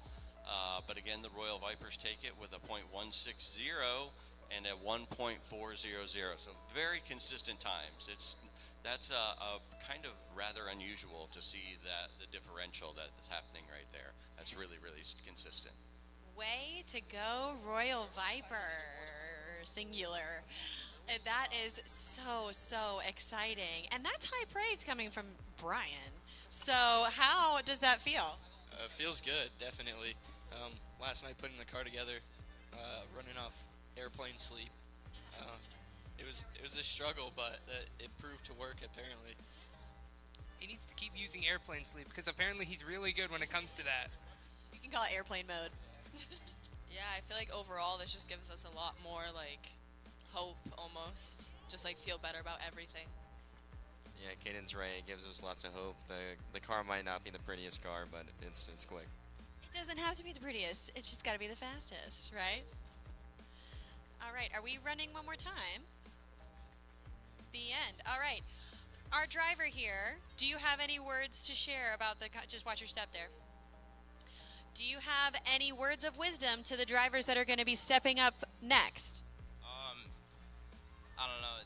I would just, not really actually. Just go out there, do your best, give it your best shot. Anything you can do, make. Yeah, I don't have any great words here. Press the button. Yeah, just press the button. Don't think about it too much. Just go out there and have a fun time. Fantastic. Royal Viper, best of luck to you guys through the rest of the competition. Thank you guys for taking some time to chat with me. It's been a real delight. Thanks, guys.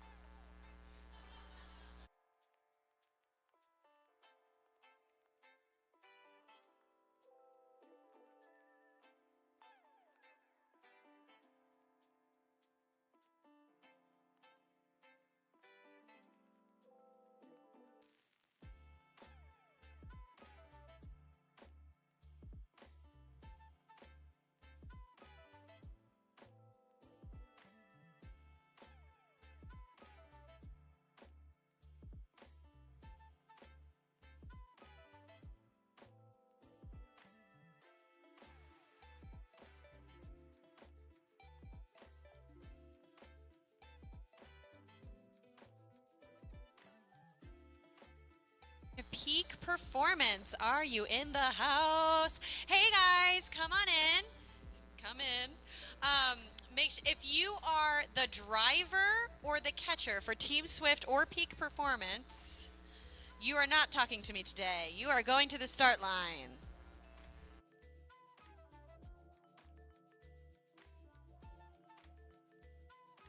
All right. Welcome. How are we? Okay, so who's Peak Performance and who's Team Swift? Team Swift? Peak Performance. Welcome. I'll start with Peak Performance. Where are you from? And tell me the history behind your name.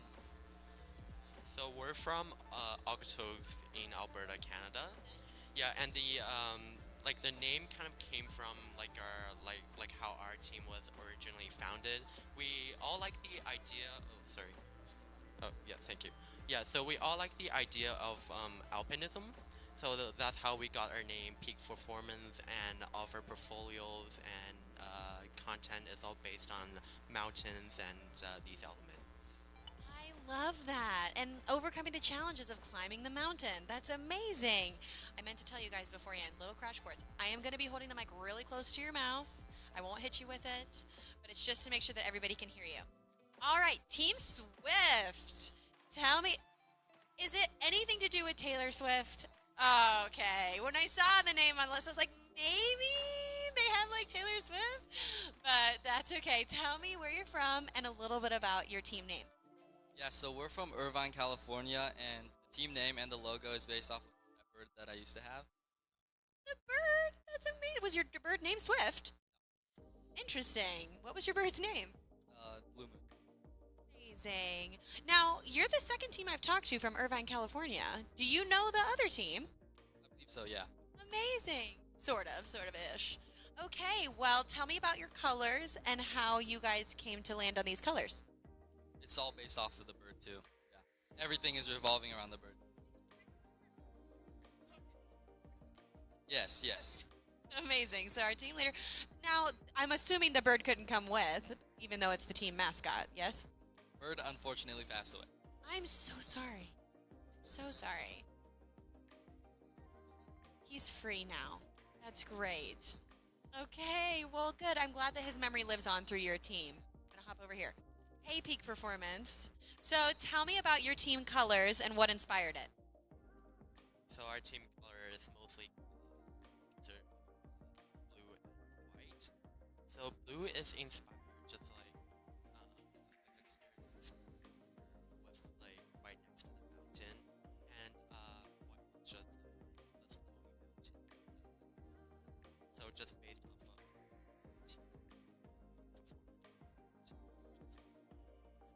love how it's all cohesive and it all fits within the theme. That's really, really well thought out. So, bravo. Peak performance. Have you guys overcome any obstacles in this process? Oh yeah, we've overcame multiple obstacles from regional to moving to national. There was all sorts of scope creeps. We had to adjust scheduling, get charts, all of those stuff to combat those obstacles. So for instances, we had CNC problems, so it wasn't performing the top cut as well. So we kind of have to resort to alternative, find and negotiate some sort of solution. Yeah, amazing. Well, I am so proud of you guys in the way that you guys have overcome these obstacles. It's definitely a difficult process. I'll be back. Hey guys, have you guys experienced any obstacles that you've had to overcome in this process? Yeah. Beyond the bird. Our main one was CNCs. So we experienced 3 different types of CNCs, and we had to adapt to each one of them. Oh, another one definitely would be communication in our location, because half of our members, we go to the same school, the other half go to a different school, and they're in college, so we don't see each other like every day. And even then, 2 of our team members, they leave school early, and I have an extra class that I have to stay for school at. Already they'll be like using our engineering room to like run track tests and everything, but I can't come because I'm in class, so I can't really do that.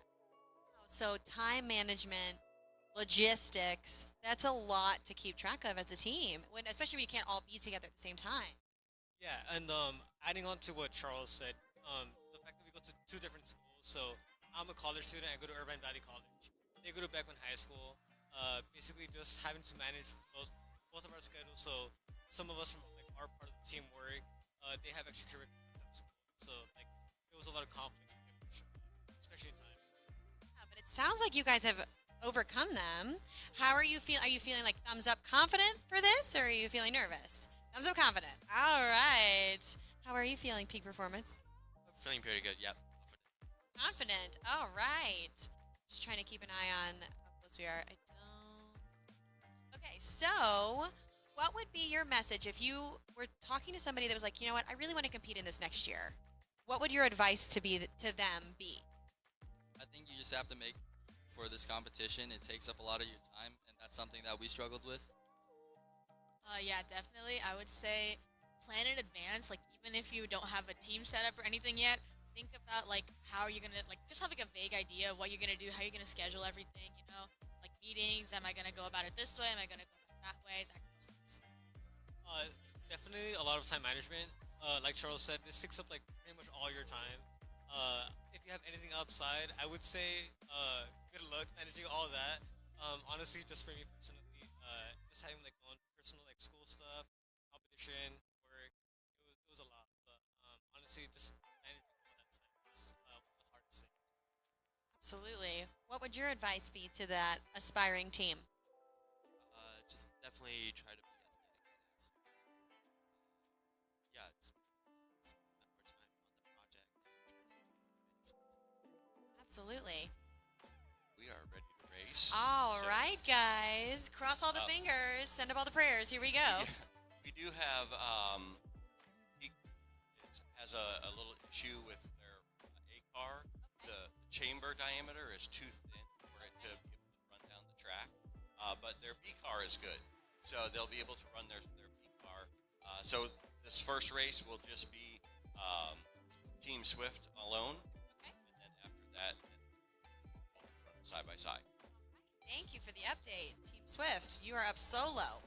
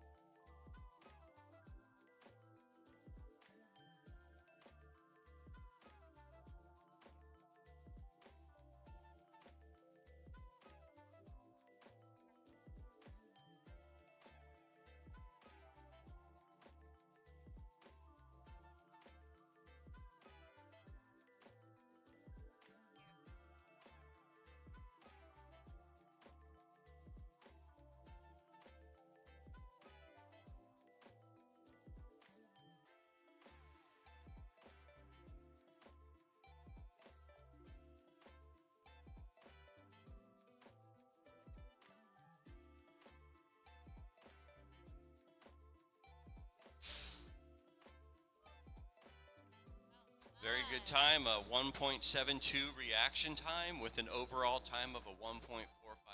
So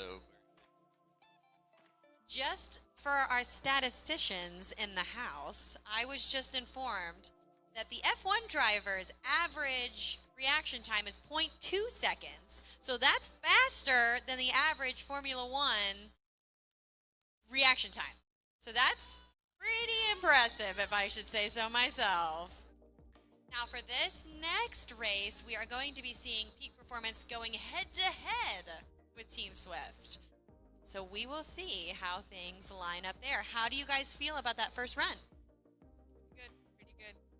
All right, any notes for your driver? You got it. You keep doing what you're doing. Fantastic. Now, peak performance, do you have any words of encouragement for your driver? Get a fast reaction time, please. You got this.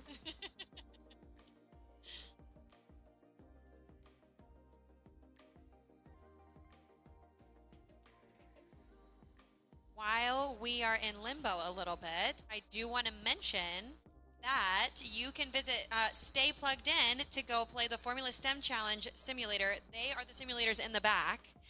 That, I think, if I understand correctly, is like a competition within the competition. And so if you guys want to test your sim racing skills, that's where you want to go. Don't tell me to get in that because I will not do very well, but you guys are going to be way better than me.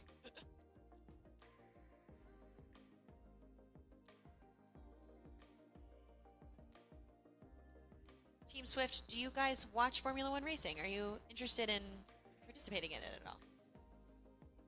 This side, no, but our supporting members and our catcher, they're both addicts. Honestly, I feel like they should have been here since supporting members, and then our catcher. Shout out to the catcher. That's great. We are ready to race.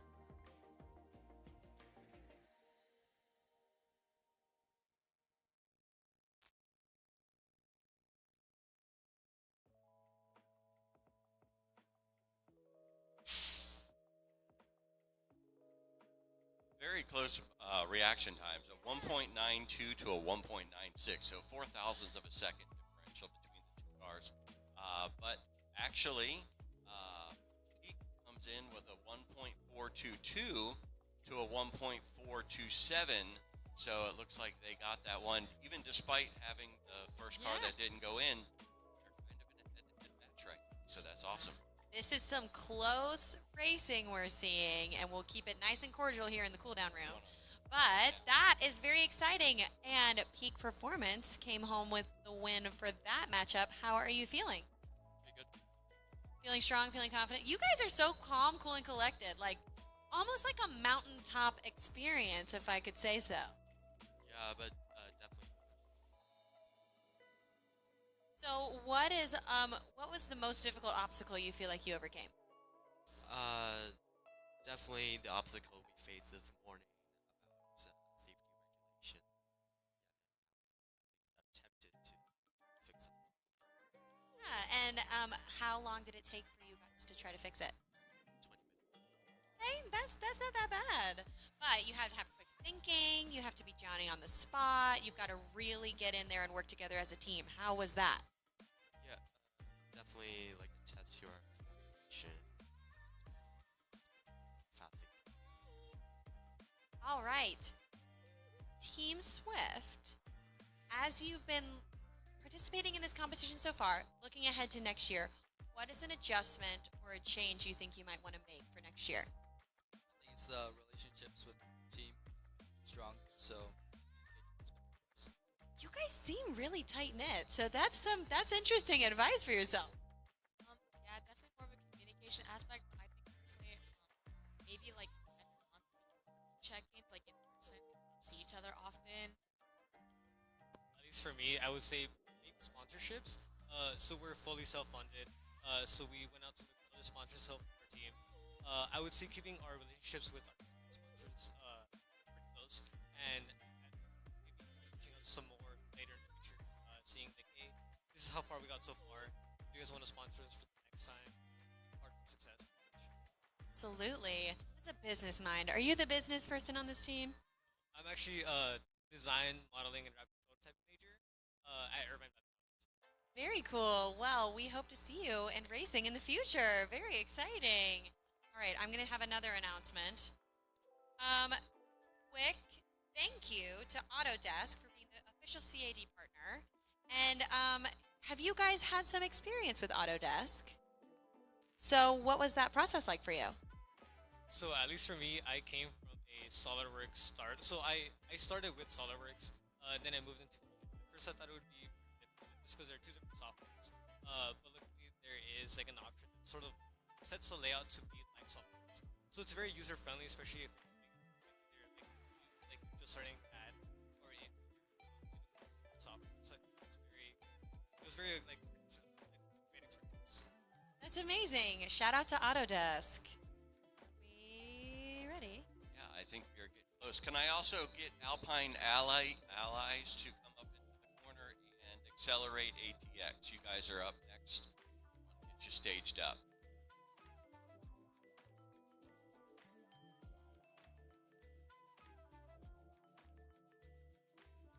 Performance. You had a pretty good performance this last go round. How are you feeling for this next race?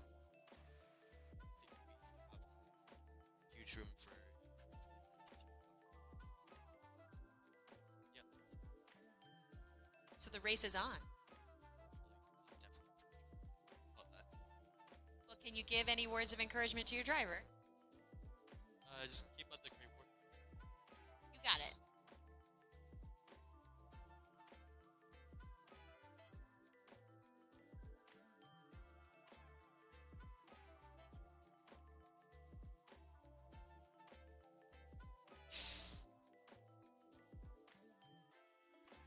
All right, a .281, a little bit slower reaction time, but a 1.508, so still in there.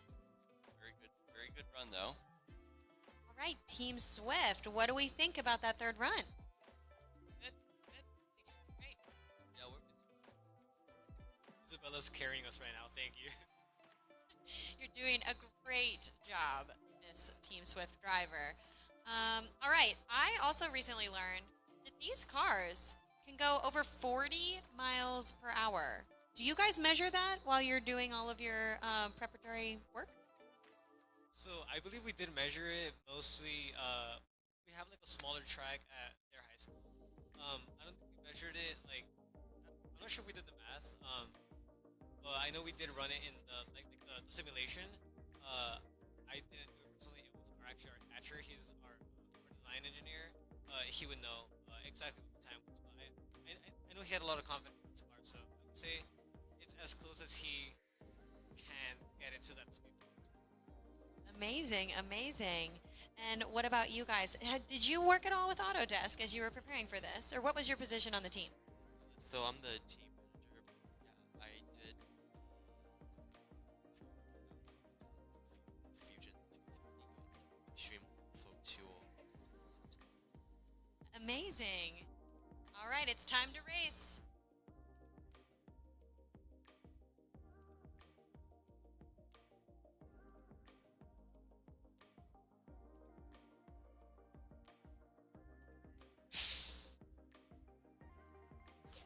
All right, two good reactors. A 1.96 in lane 2 with a 1.420 overall time, and then a .221 in lane 1 and a 1.442. So again, very close times there. That was really close, you guys. So, and that was a much better reaction time that time for your driver, which, if you ask me, I think might have been what got it for you there at the end. Tell me a little bit about how you're feeling.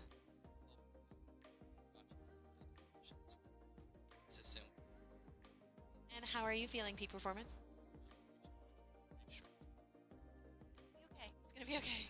And actually, if you're looking, it's only 3 thousandths of a second difference on the actual car times. You know, car to car, it was 3 thousandths of a second difference.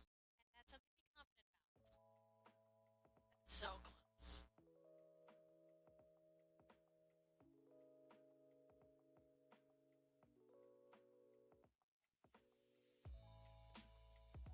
All right, do you have any words of gratitude or thank you to adults, chaperones, teachers that have been a part of this process for you? So I want to thank all our advisors, our mentors, lead adults, supporting members, anyone who has helped us achieve success to this point. So thank you to all of you guys. Yeah, same here. Thanks to sponsors, definitely, especially Roland, one of our sponsors. They provide us with a lot of materials that without them, this would have definitely not been possible. Definitely a big thank you to just everyone that organizes the event. Also, a big shout out to our professor, Brett McKim. Without him, honestly, we could not be here. And our other mentor, also with him, Marlo Edison. Without you guys, we could not. So thank you very much. And then, of course, thank you to our lead adults, obviously. Since most people here are here with like a school teacher as their lead adult or someone who knows like a lot of engineering stuff, we just have his mom and our driver's mom here supporting us and everything. So we're just thankful for them. Shout out to the moms. All right. Peak Performance, do you have any words of thank you? Yeah, of course. So first and foremost, Mr. Schweitzer and Mr. Schultz for making all of this possible and their continued support to our team. Secondly, I would also like to thank the sponsor PowerPep for their financial support to our team. Amazing. Thank you guys so much. I believe, Brian, are these guys done? All right. I will release you to your next engagement. You're going to cars. Servicing. Thank you guys. Best of luck in the rest of the competition. All right.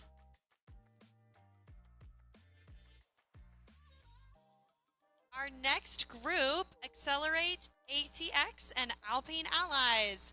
Make your way into my lair. Hi, come on in. You're good. Hello, come have a seat. Now, I will go ahead and say, if you are the driver or the catcher for your team, you are going to need to report to the starting line. Oh, go this way, around. Sorry. Yeah, watch your step.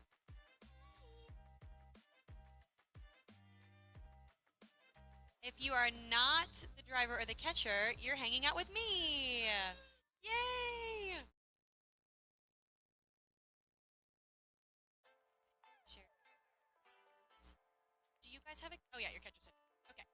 Great. Well, welcome, everyone. It's so nice to have you here. I'm going to start by asking your team names, the story behind your name, and where you're from. Start here. So we're Accelerate ATX, and basically we wanted a name that was emphasized fast and represented our home city. So we're from Austin. Yeah, no. Yeah. He's going. Oh, congratulations! Yeah, so basically fast and from Austin. That's what we try to be. Amazing. We'll come back to Austin because that's where the Formula One race is, so we'll be back. Hi, guys. Tell us your name and where you're from.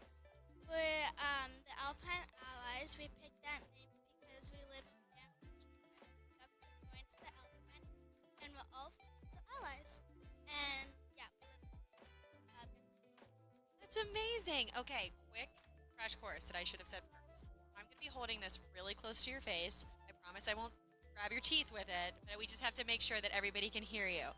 So don't be alarmed if I'm like, have it right here, because it makes a difference. All right, so Accelerate ATX. Tell me a little bit about some of the challenges you guys have faced thus far to getting here. Definitely the engineering. I told you, I'm going to put it nice and close. All right, we definitely faced a lot of engineering challenges. Last year we had a little bit of hiccups with regulations, so this year we really try to get that down, make sure all of our regulations are on point. We did a final regulation check. Didn't see anything happen, but that was one major challenge we faced. That's how we faced it. Amazing. All right, Alpine Allies. What is a challenge you guys have faced so far? We have faced many challenges, but I think one of the most satisfying one was when the CNC ceased, and it was all the way in Calgary, so it's an hour and a half ride. So that was a little nerve-wracking, but we went back. Amazing. That's some serious problem-solving skills. All right, so I'm going to just keep an eye on how close we are to racing. How are you guys feeling? I'm feeling pretty good. Is this your first year? Amazing. do you have any words of encouragement for your driver? I just say, good. You got it, girl. Yeah. What about you guys? Any words of encouragement for your driver? Beckett, you got this.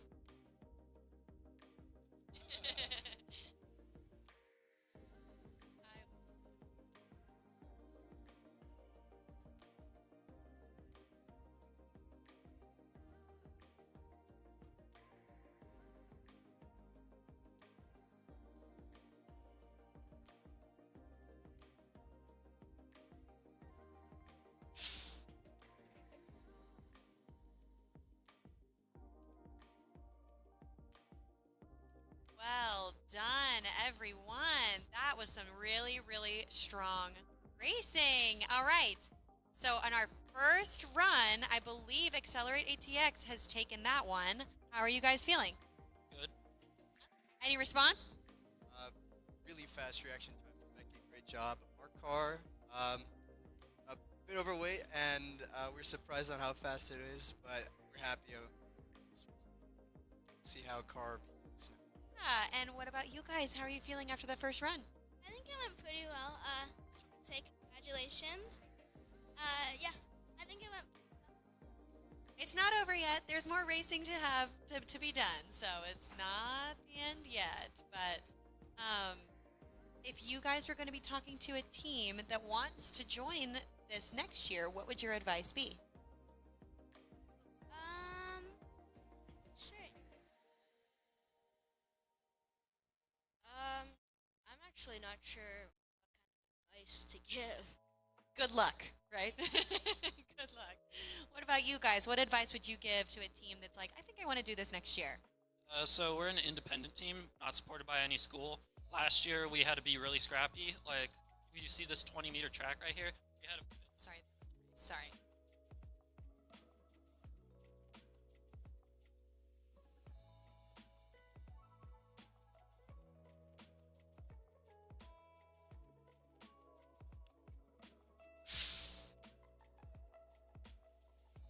A .205 reaction time in lane 1 for a 1.492 and a .289 in lane 2 with a 2.052. Well done, everyone.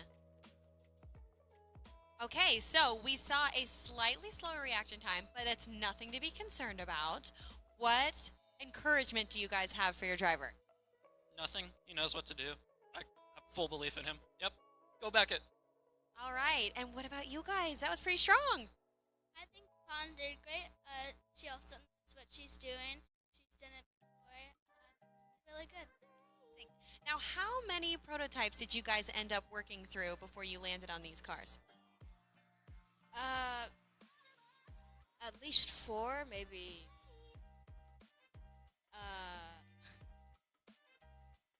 There were many versions, I would say. Probably 10. Goodness, that's a ton of versions. Did you ever name any of your cars? No. No. Did though. Maybe for next year. All right, Accelerate ATX. Talk to me about Formula One coming to your city every year. Do you guys get a chance to go?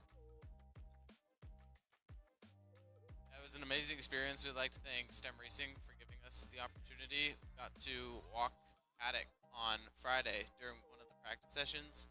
We saw all of the team principals, and then we got to interact with the drivers such as Isaac Hadjar and then Ollie Behrman as well. So it was an amazing experience. Yeah, it was fun. Hey, driver, how you feeling? Feeling good. Now, did I pick up that it was a close competition to see who would be the driver on the team?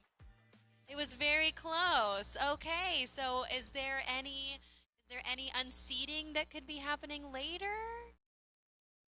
Okay, we're confident. Very nice. Well, we won't keep you from the competition. Great. All right, so what have you learned about yourself as you've been preparing for this competition?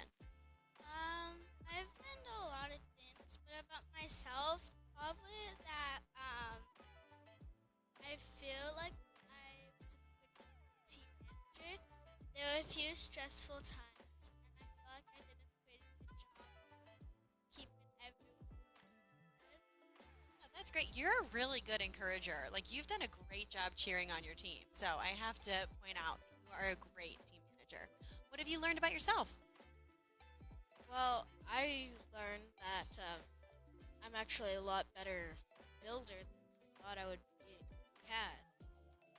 Way to go. So what was the experience like using CAD? Difficult at the start with very little limited timing, but after I learned it, it became more simple, and then there's some steeper learning curves trying to other things and using other tools I have never used before, but otherwise it was not too difficult.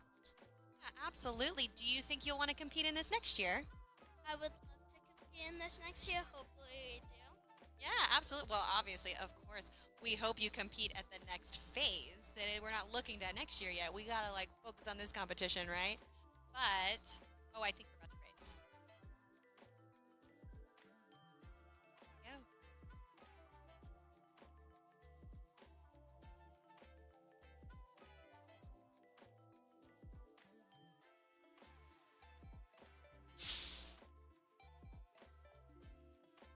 1.75 reaction time and 2 with an overall time of a 1.420, so very good run there. And then another good reaction time of 0.245 in lane 1 with a 1.939. So I think they got a little faster.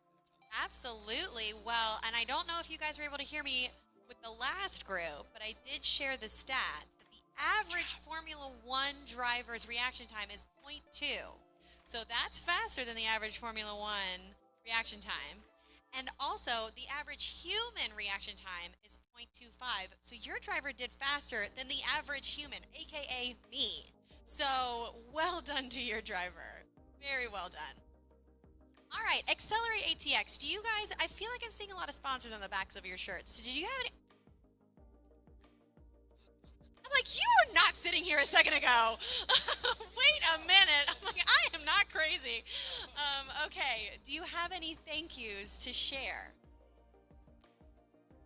So just to mention, I was going to say, he might be fixing to say it, but they actually generated a non-profit organization for their team, which is an amazing thing. So we might want to talk about that process. Yeah, I was going to mention, so we're an independent team. We're not affiliated with the school. We don't get any school funding. So we have to raise our money on our own. We are a profit now. So we just want to extend the legacy of our team.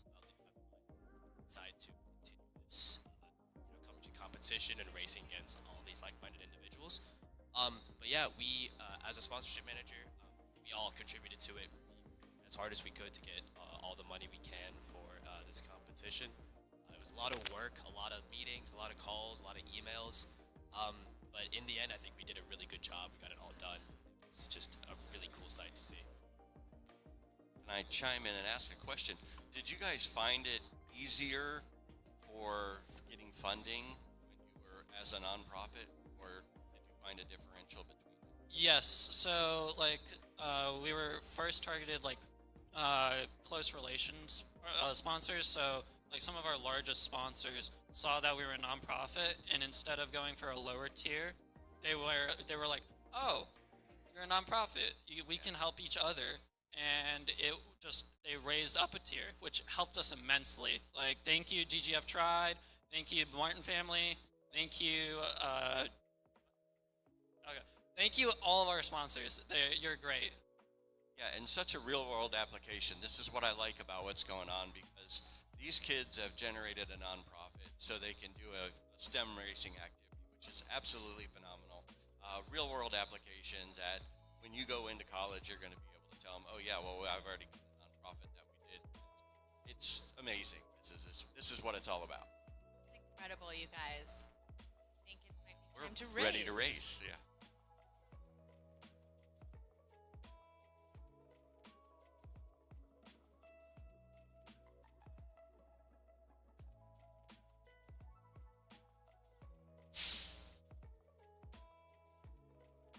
right, a .203 in lane 2 with an overall time of a 1.456 to a .223 in lane 1 with a 1.899. So they kept getting a little bit faster. Alpine Allies is creeping up there. I know. Alpine Allies is here to play. And you guys, congratulations to Acceleration ATX. Well done. I also saw some beautiful sportsmanship over here as the drivers shook hands. So that is definitely something that we love to see. All right. I will release you guys to your next Car servicing. car servicing. Please enjoy all of the car servicing love. And best of luck in the rest of the competition, you guys. Thank you.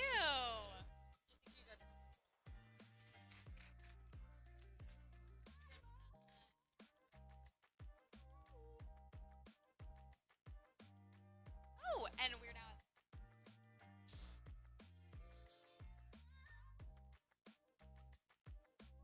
And that concludes the morning session. We are now going to be transitioning on to lunch, everybody. So if you need to find me, you won't find me here. We'll see you in the afternoon.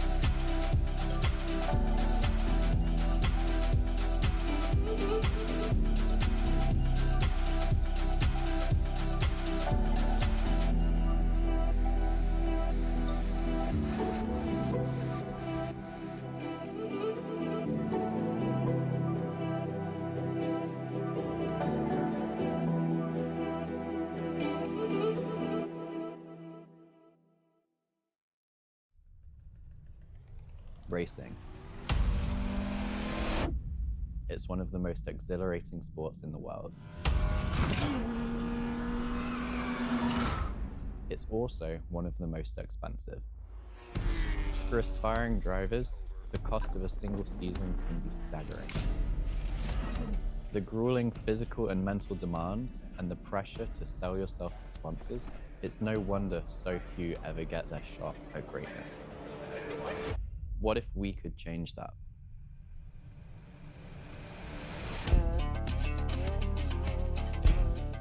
through physical, mental, and racecraft challenges. Only the most promising and adaptable drivers will survive, earning up to $250,000 of support. Who has what it takes to become a champion, and who will fall short? The battle begins now.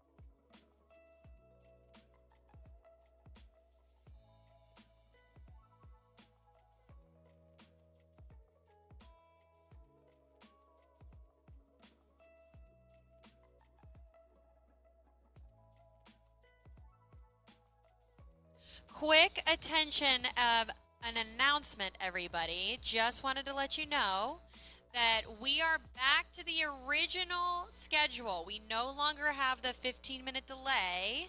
So at 11:45, we will go back to everything being as it was on your original schedule. Thank you so much.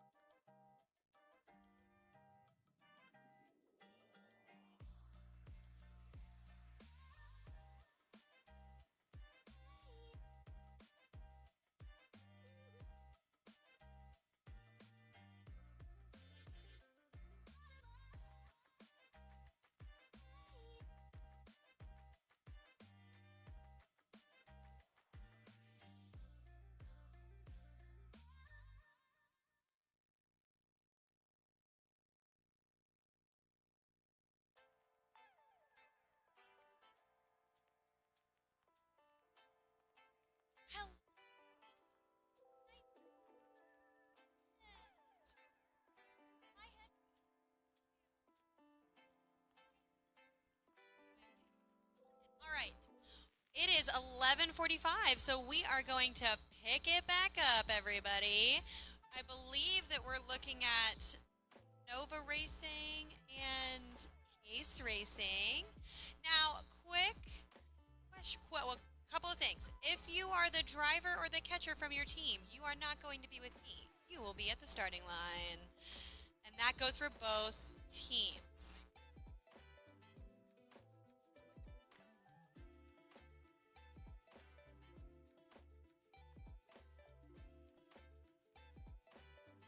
Hey, Brian, wherever you are, you're needed at the front. You're so welcome.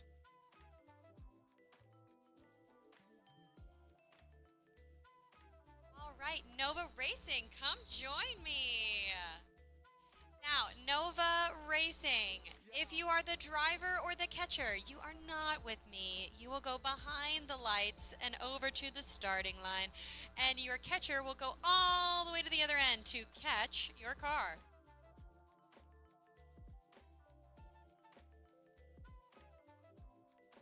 All right, everybody, a couple of things.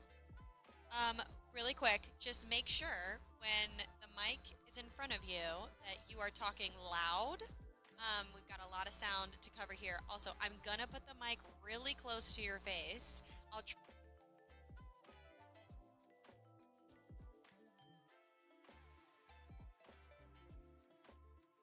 We are back and racing, everybody. It is so exciting. I am here with Nova Racing and Pace Racing. And let's hear really quick a little bit about your teams. I want to hear about your name and where you're from. So we're Pace Racing, we're from Chicago. How did you come about the name Pace Racing? So honestly, it was through like a bunch of meetings. We kind of just started thinking like what would be a good name for this. It was actually Morris that helped us come up with that name. The cool thing about our name is that it's an acronym standing for Precision, Advancement, Community, and Engineering, are 4 pillars of success that drive us through this competition. Amazing. You are ready for the business pitch. All right, I'm going to hop over here. Tell us your name and where you're from and a little bit of the story behind your name. Okay, so we are Nova Racing, and we are from Pittsburgh, Pennsylvania.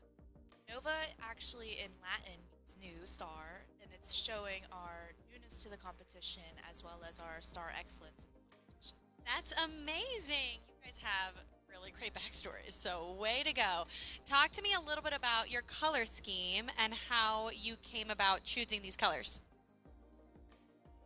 So I'm our graphic designer, so it was mainly my choice to come up with our colors, and we chose the blue specifically because it's quite modern. It shows our advancement, really, our precision, and then we more associated our orange color, our accent color, with our community and advancement, and together, like those colors kind of symbolized our four pillars, and we thought they really worked together, and like that kind of mesh between the pillars and our colors kind of work together like that. Keeping the pace. I love it. All right. Talk to me about y'all's colors. With our color scheme, we did blue for space because of Nova and the stars, and then black and white as our accent to also enhance space colors. It's amazing. So there's a space theme I've got going on here. Like you got the flag, and you look like astronauts. I'm loving it. Is there a aerospace dream or future? I am very interested in engineering, but I don't know if I'm going to go aerospace or mechanical. I'm going for nursing though, but you know. Hey, we need nurses in this too. There is a medical staff at every race. I've definitely thought about it before, but I do know our manufacturing engineer, Sophia DeMeo, is 1,000% interested in. That's amazing. Is that you? Hey, amazing. I'm not. I am really interested in engineering, but I'm more specifically interested in computers. Whether that takes me to aerospace or not, that's dependent on the future, but I'd be fine with it either way. I'm so glad you're interested in computers because I know next to nothing. So I really appreciate that. All right.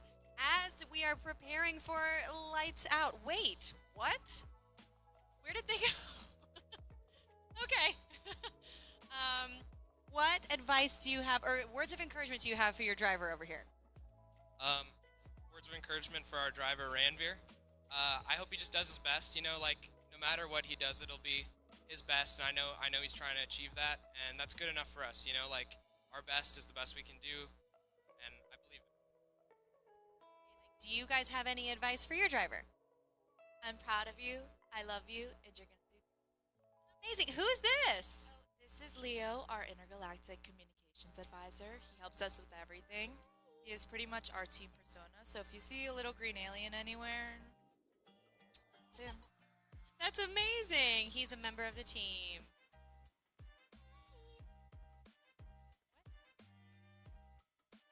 Amazing. Talk to us about the giveaway. Okay, so with ours, we have Leo, our alien, and then a keychain. And out our pit display, there is a little raffle box and a ticket. You can fill out the ticket, come by our pit display, and win a chance at our Leo shirts. And do you want to do it? Roosevelt Racers, Sophia. Sophia from Roosevelt Racers is the winner of the Nova Racing giveaway. So Sophia, if you can hear this, congratulations! Woo-hoo! That's okay, we'll tell her later. If I can hold on to the ticket, I'll announce it later because I think I'm talking to. Amazing! Massive congratulations to Sophia. All right, I think that we're starting to get the breakdown as we prepare to race. Here we go.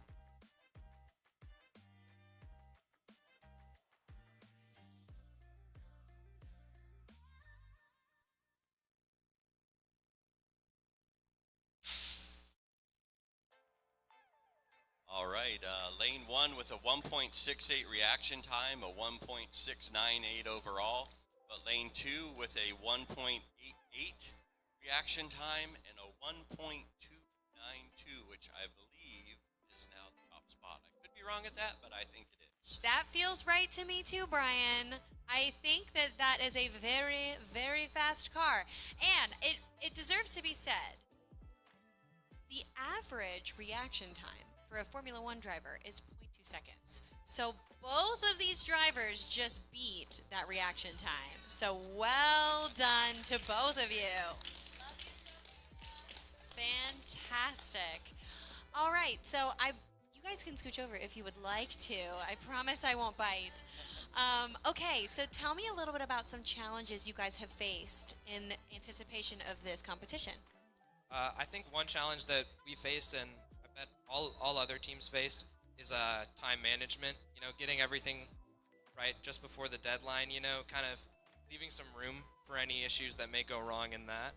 That was something we kind of struggled with initially, in regionals especially, and now we've improved that a lot. And I think that's kind of what's helped us get here. So I think it's great we overcame that difficulty. That's fantastic. All right, the ladies over here, what is a challenge that you guys have overcome? Oh wait, sorry, before we do that, we're racing. We're moving quick. This is some fast pace.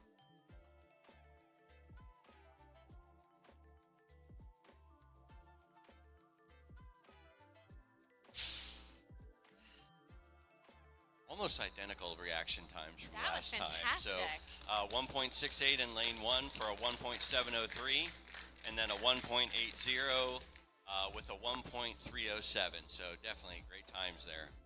That was some incredible reaction time from Pace Racing. It was also an incredible race overall for Nova Racing. So, talk to me a little bit about how you guys are feeling. How do you feel after the first 2 runs? We're pretty proud of Ranveer for his reaction time. You know, we're very proud of you, Ranveer. Way to go. Nova Racing, how are you guys feeling after the first 2 runs? Always proud. Always proud of our Sophia. You guys are very composed, I have to say. Like this is some really great competition going on right now. All right, so tell me what it is that you guys have learned in overcoming a challenge. Time management. Time management. Even before the competition and competition, time management. Has anything specifically happened that's challenged the time management? Someone doesn't wake up on time or check their phone or is sleeping. I appreciate you not naming names there. But I'm sure we can tell who it is. But hey, that's okay. We're all a team here. We're all working together. How are we looking over there at the start line? Looking good? Great. All right. So, you do another giveaway? Do you have another giveaway winner? Oh, okay. We will have another giveaway winner in just a moment. But in the meantime, tell me a little bit about something that you've learned about yourselves in this process. The big thing I learned about myself is how much I enjoy working in a team, because in school normally most of the work we did is solo work. Then getting the chance to learn with this amazing group of people, my fellow teammates, and grow alongside them has been absolutely incredible in teaching me about the power of teamwork. Well said. Well said. All right. What is something that you guys have learned about yourselves in this process? For project management, it's not just about scheduling and other things. It's about communicating with others and bringing out the best in my teammates around. That's what I really like. I've gotten a lot closer with all of my teammates. That's amazing. All right. As I understand it, Nova Racing has another giveaway winner. So, you want me to say it? Okay. The giveaway winner for Nova Racing, winning this beautiful t-shirt and keychain, is Mark Winkler from Manic Racing. Woo! Mark, wherever you are, there's a t-shirt, not literally, but figuratively, with your name on it, waiting for you at Nova Racing. Also, Sophia from Roosevelt Racers has also won a t-shirt over at Nova Racing. So Sophia is around, or if you know Sophia, please let her know to come by Nova Racing to pick up her free t-shirt and keychain. Reppin' another team. All right, as we get ready for lights out once more, what would you say is your strategy, Pace Racing, going into this next race? Just go as fast as possible. Press the button. I'd say reaction time is key, so that's why we've trusted our driver Ranveer over there to really put the reaction time to the test and make that car go fast down the track. All right, I'm going to flip it over to Nova Racing. What is your strategy going into this next race? Good vibes, peace, patience is a virtue. Yes, amazing. Do you guys have a motto? at your team? Like a. It's actually BERCA. BERCA. B stands for be efficient. U stands for unique work. R is run it by Bumba. Q is quality work, and A is attention to detail. So that's like kind of our motto. I love that. That's amazing. All right, guys, I think we are ready for lights out, so let's dial in.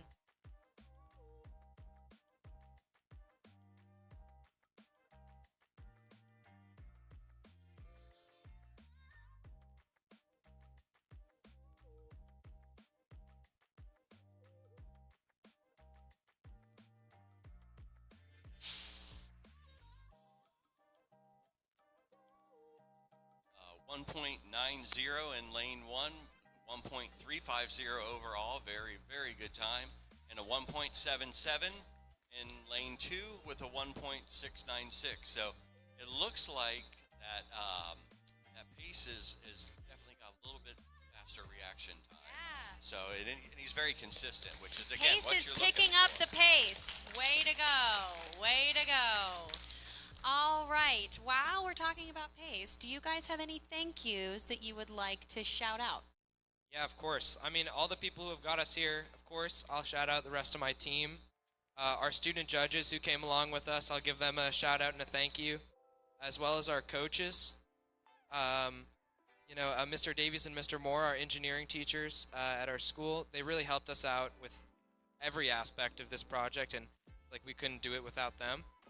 As well as all our parents, anyone else who's helped us along the way, all of our classmates. We got a lot of our grade involved in this, and I hope they are proud.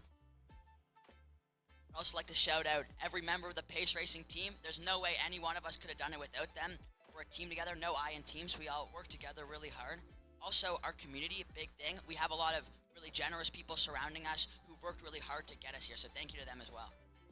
Amazing. We'll get to your thank yous once we are done running this race.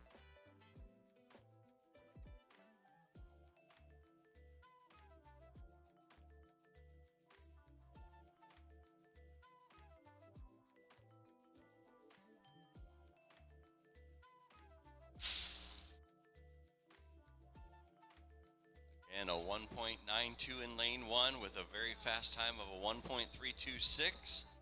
And Mr. Consistency, a 0.168 again.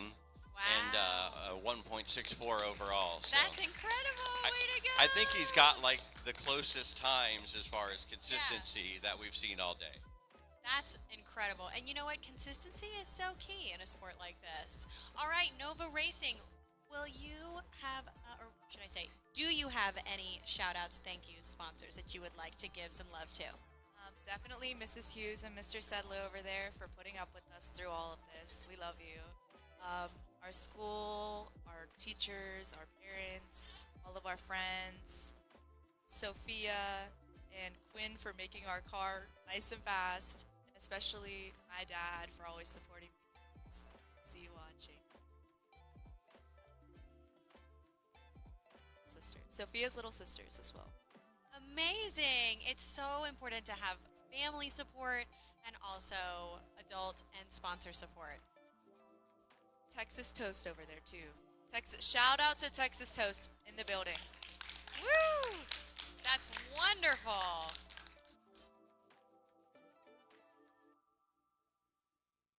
All right, if Pace Racing, if you had advice for a team that was considering joining the competition next year, what would your advice be? Just prepare, do the work, like incrementally, I would say. Don't cram, don't leave it all to the last minute, because we had to learn from that, and thank goodness we have. But I would really say just work consistently, maybe not for hours and hours every day. You'll get burnt out, right? But just work that consistent hours rather than just cramming it all like weekend before. Absolutely. Nova Racing, what would your advice be to a team considering joining next year? Patience. A lot of patience dealing with each other. Time management. Lots of deep breaths. Lots of them. You're gonna get frustrated with your friends that you're with every day for hours. You're gonna hate them. But at the end of the day, you love them. Well, that's great. You guys seem to be very cool, calm, and collected, so these deep breaths must be working. Good. That's great. All right. So talk to me a little bit about the strategy behind your car. Hi. Welcome. Now, are you guys finished with your... Okay. Then I'm going to send you guys along to the car service. That's what it's called. It's car service area. But thank you guys so much for spending some time here with me, and best of luck on all the rest of the competition. We'll see you around. Thank you guys. I'll keep shouting these out. Yeah.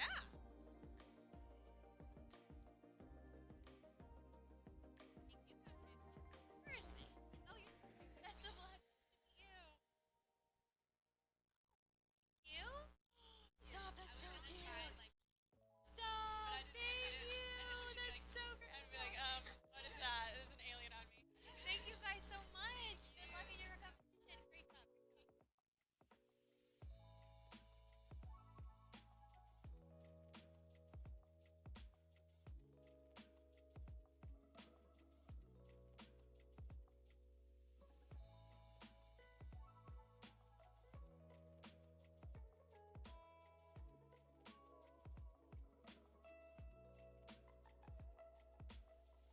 Up next, we have Soul de Miami and Nitro Racing. If you are Soul de Miami or Nitro Racing, please make your way over here to...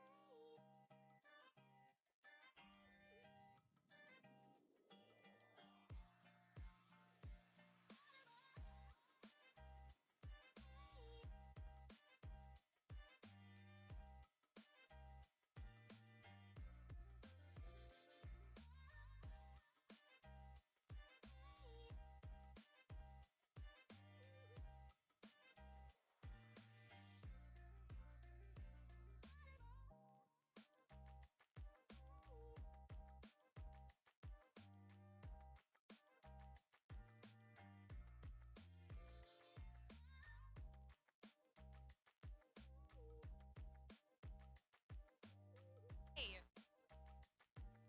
Welcome to the competition. Hey, is this everybody? Okay, great. We'll keep chatting. All right then. Well, tell me your name of your team and where you're from. We are Soul de Miami Racing, and we are from Calgary, Alberta. Wait a second. We're gonna unpack that in a minute. Okay. We're Nitro Racing, and we're from Toronto, Canada. Amazing. Blue Jays. Well, welcome to the States. It's so exciting to have so many Canadians here. Tell me about your name and how that came about. Right. So we wanted to keep that theme of like passion and energy. And when we were creating our name, that was something we were kind of striving to look for, as it's a big part of our team identity. And we wanted to stand out and be bold on the track. And so a couple of our team members have had connections with Miami. I got to go and walk on the actual F1 track, for example. Yeah, and so when we were creating our name, we were like, wow, Miami's such like a cool place that's like so vibrant, and sometimes Calgary and like the prairie lands, that's a big difference, right? And so it's we wanted to create that boldness and bring that to life and bring it here through our identity. And so even though we're not from Miami, we wanted to incorporate that, and That's incredible. Well, I love that. I want to hear more about your experience, but I'm going to hop over here. Nitro Racing, tell me the story behind your name and how you ended up with this name. Hi guys, this is Nitro Racing. We chose Nitro Racing because this competition is a lot about speed, and especially for cars, we want to be fast. And nitro in cars is actually like a fuel, I think it's called, and it kind of burns in sports cars. So we wanted to name it after Nitro Racing, kind of has the tongue, it rolls off the tongue pretty nicely. And when we play video games, like I'm a big video game player, so I used to play like Need for Speed and like other things. And this is like they call the boost called Nitro, and it's similar to like how the canisters are there. It's kind of like a Nitro boost that picks up the can. So I went Nitro racing.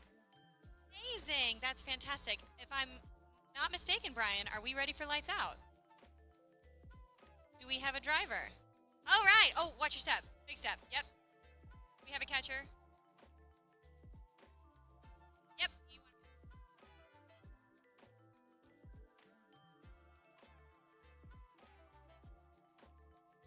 How confident are we feeling, Soul to Miami? Pretty good. We've got a good driver, so hopefully this goes well. You got this, Lucas. Go.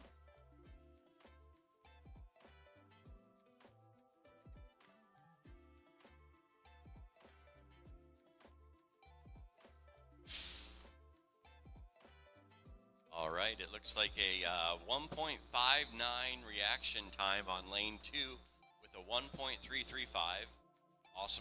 Awesome time frame right there. And then a 1.96 with a 1.413. So, Soul de Miami, you got a little bit of catching up to do, but not very much. I'm not putting any pressure on my guy here, but if he just had a little bit quicker, he's gonna be right in the same area there. So. All right. Nitro Racing, what are your first impressions?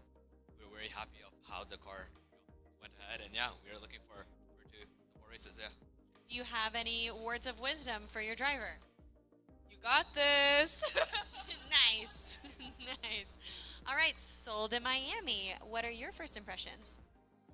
I'm actually very happy about the car because this is kind of a new design for us from our regional car, so I'm happy with how we did. Do you have any encouragement for your driver? Just breathe, be chill, you got this. Push the button.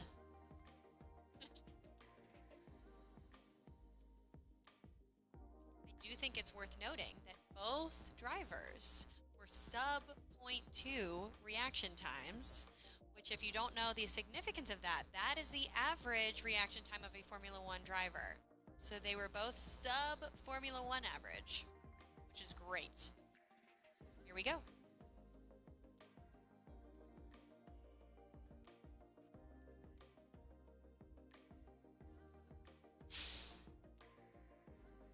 All right. Oh, so it looks like Soul de Miami picked it up a little bit there. 1.76 reaction time to give them a 1.737, so definitely caught up there. But again, in a good reaction time as well, a 1.64, or just maybe your B car's a little slower. Is that what it is? It could be. So 1.421 again, great numbers both ways. So this is a close competition here on this race course. Soul de Miami, what is your strategy going into the next round?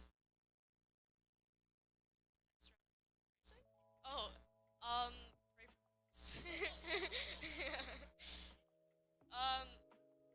Lucas, you're gonna be okay, buddy. Just chill. Got this. All right, Nitro Racing, what is your strategy going into the next round? Honestly, just having a good reaction time is key, but the car goes, it goes. So good reaction time, okay? Arnavo, cook, okay, cook. Fantastic. All right. Soul de Miami, have you guys overcome any challenges in this process? I feel like that was an empathetic yes. I'd say there's probably 100 challenges that we overcame throughout this entire process. I'm sure Nitro Racing can relate to that. Specifically our CNC machine, which kept breaking. There's lots more, but that was the main one that really screwed us up. Okay, so how did you overcome that?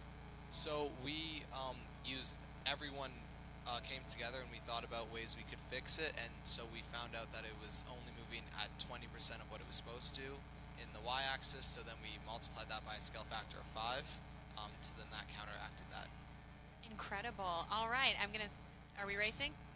Oh, okay. I'm going to throw the question over here. Nitro Racing, what is a challenge that you guys have experienced thus far? Yeah, mirroring Soul to Miami's point, we also faced a lot of issues with our CNC machine. It pretty much broke down 2 weeks before the competition started. So, but we worked around it, and we would like to thank Miss Young, our teacher staff advisor, for helping us combat this issue. She talked to a lot of people, and we were able to get it fixed. And yeah, here we are. That's incredible. That's amazing. Isn't it so great to have these wonderful adults in our lives to help guide us on our way? Speaking of wonderful adults, do you have any thank yous that you would like to shout out? Sponsors, adults, chaperones, parents, teachers? Yeah, so actually our team focused more on in-kind partnerships instead of sponsors, but like we've had many mentors, and our teacher Mark Schweitzer, he has been a immense help in this, as well as our partners, so Alberta Innovates, Craig Elias, PES Solutions, which is a company with Dan Fleetcroft, just our school as well, and a couple of sponsors like Overdrive Motorsports, for example. They have and Mighty Homes. We've had a lot of support, and it's been great. Yeah. It's amazing. Just make sure we're not ready for that sound. All right, Nitro Racing, do you have any thank yous before we get started? So I would first like to thank off obviously our two teacher supervisors that are here with us today. Without them, we would not be able to be here. And also thanks to some teachers at our school that are staying back. Thank you to Mr. Mom, Mr. Young, Mrs. John. Thank you so much for the effort and the times that you guys put after school to help us. And thank you to Print Cloud. And wait, I think he knows a few more. Can't name it off my head. I also want to thank Print Cloud for printing all our materials, our vinyl, our portfolios, and everything. We want to thank SimSkill for helping us with CFD simulations. And lastly, we want to thank Team GAN for helping us project manage. Of course, but you don't, not too fast, you gotta drive soon. I want to also thank my support members back home who are currently watching. You guys did a lot, stayed after school, even though you're not allowed to come here. You still did a lot, stayed every day with us. So thank you a lot from the bottom of my heart. Thank you. Amazing. That's so important to thank your team members here and not here with us. So, as we're looking at this third leg, it is now time for Lights Out.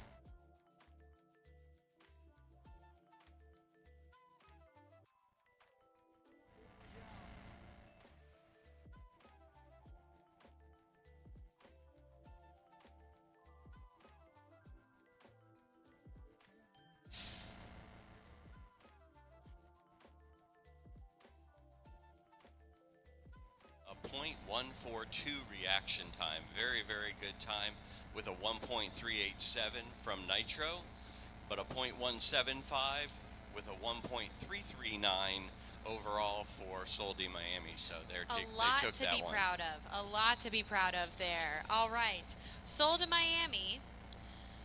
If you were talking to a team that said, hey, I want to join this competition next year, what would your advice be? Keep persevering no matter how tiring it gets, no matter how many hours it feels like you just want to give up. Keep putting a lot into it and work with your team. This is such an amazing opportunity. Like, it is such a privilege, and just have faith in your community. You'll go far. Amazing. All right, Nitro Racing, I'm throwing it back to you. If you guys had a team that said, hey, we want to do this next year, what advice do you have?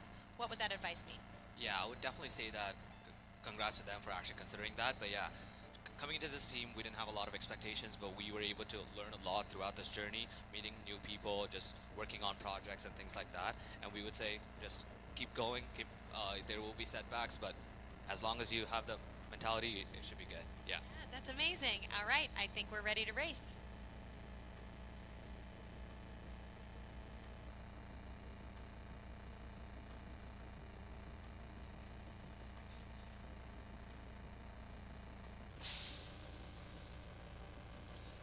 Fantastic reaction time of a .144 in lane 1, but it comes to a 1.459 overall.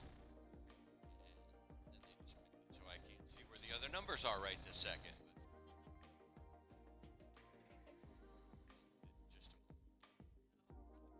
.194 in lane 1 with a 1.399. So again, very consistent times. Very good. Yeah. Consistent times and really, really great reaction times from everybody. This is very impressive. All right, Sol de Miami, you mentioned some experience with F1 Miami. Tell me a little bit about that and what that was like. I mean, personally, I just got to go and watch or like walk on the track a little bit. I mean, the parts that were enclosed, as I was just going to watch a soccer game with my family there. But it was still a really cool experience just to be like, wow, there's actual drivers who have been on here and experiencing all these G's and like all these forces and just actually doing this. And it's really cool to just be on there and come to that realization. That's amazing. Is there a dream or a goal to work in Formula One or motorsports for any of you in the future? See it being an opportunity for me. I have no clue what I want to do in the future, but I could see it definitely as an opportunity. I mean, I want to go more into the biochem instead of physics, but I've been watching Formula One like my entire life pretty much, and I have a lot of family connections to it. So I think it's really interesting to be here and actually get to participate. That's amazing. What about you guys? Any hopes or dreams to work in Formula One? Me for sure. I'm personally trying to go into mechanical engineering because it's my last year of high school, so applying to universities for this program. So hopefully, like, throughout my post-undergraduate studies, I can hopefully work for a Formula One company in the future. For me, I'm not pretty sure yet. I'm going into engineering, so maybe in the future it could be a possibility. Well, thank you guys so much. Am I misguided in that that was the last run? Or is there another run? That was the last run. All right. I am good to release you guys over to car service. Thank you guys so much. Good luck in the rest of the competition.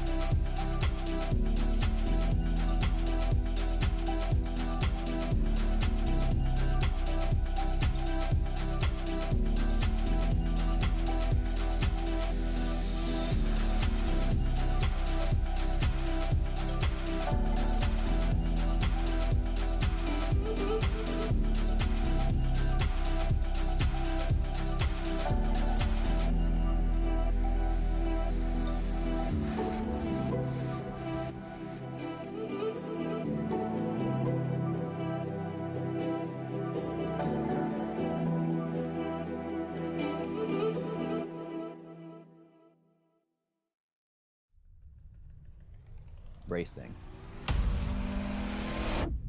It's one of the most exhilarating sports in the world. It's also one of the most expensive. For aspiring drivers, the cost of a single season can be staggering.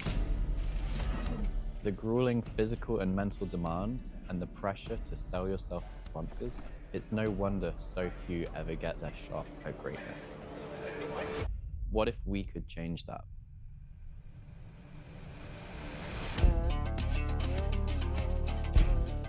Through physical, mental, and racecraft challenges, only the most promising and adaptable drivers will survive, earning up to $250,000 of support. Who has what it takes to become a champion, and who will fall short? The battle begins now.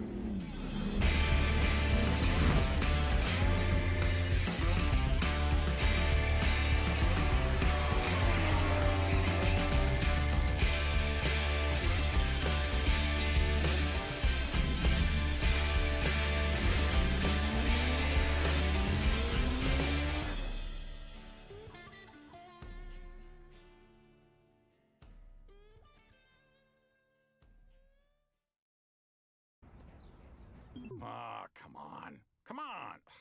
Before I switched to Brightspeed fiber internet, things like slow speeds and random dead spots really brought out the troll in me. I mean, I spent hours causing trouble. But then I switched to Brightspeed's fast, reliable fiber internet, and the rest is sunshine and unicorns. Looks amazing, Barbara. Ultra-fast, Brightspeed fiber internet. Switch to the bright side.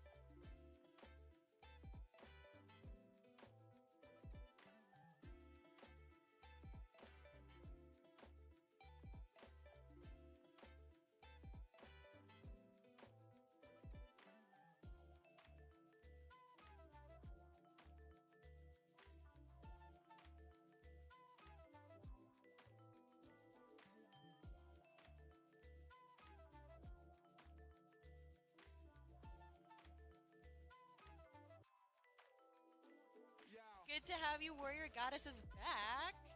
And over here we have Inception Racing. Welcome. Nice to have you guys here with us. Thank you.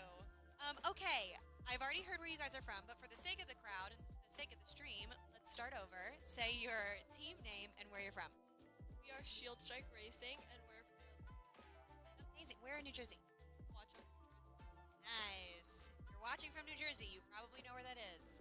All right, Inception Racing. Where are you guys from? Inception. Oh, okay. Quite a few Texans here. Would you consider yourselves competitive with the other Texans or friends with them? I'd say we're more friends than since we have a lot of relationships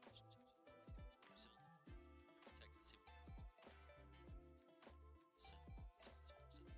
That's amazing. All right, so Shield Strike, tell us a little bit of the history behind your team name. So pretty much we were meeting in the Warren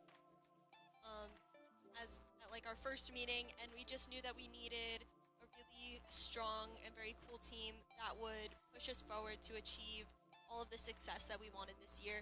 So we settled on Shield Strike because it's pretty much like defensive and offensive, making sure that we have everything backing what we're putting. Amazing. And Inception Racing, dare I ask, it has anything to do with the movie? Oh, okay. So tell me a little bit about your team name. So our school has a vast history in STEM racing. Our whole group is brand new this year. So we have 6 of us, 5 of us are juniors, 1 of us is sophomore. And we wanted to symbolize that with our name. So we decided Inception Racing because Inception symbolizes a fresh beginning. Love that. That's amazing. Now tell me about your colors and how you landed on these colors. So black is typically represented with commitment and seriousness, and we really wanted to showcase that. We want to show people that we're here to win. We're here to put all of our work in and put the right foot forward every step. Then red symbolizes power, and we want to show people that we're not here to just play around. We're here to really try and win. Like, say it again, but we really want to put our best foot forward and try our best. And then white is a color of fresh starts. We want to show that we're new to this, but we have experience from different people we've talked to at our school that have once been there, and F1 schools, competitors. That's amazing. Really well thought out. Really well done. All right, Shield Strike, tell us a little bit about your colors and the inspiration behind them. So we chose pink and black, obviously, as our colors. As a group of all girls in our team, we wanted something that symbolizes our more feminine side, so we chose pink.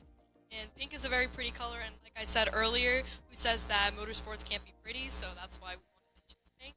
And black is just obviously a very professional, sleek color. Amazing. Well, ladies and gentlemen, it is time to go racing. So let's turn it over to the starting line.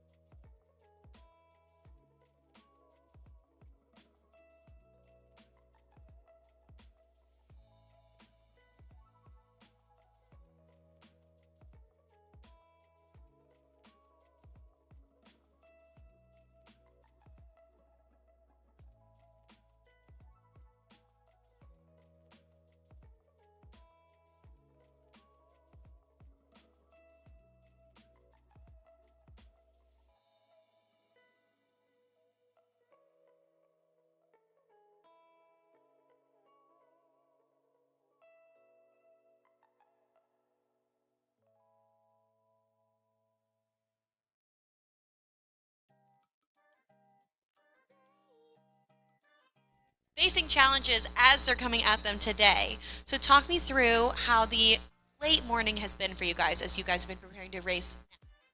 So it has been difficult. We had to make some changes to our car because what had happened was that as we were preparing for the competition, we hadn't accounted for including the tether guidelines.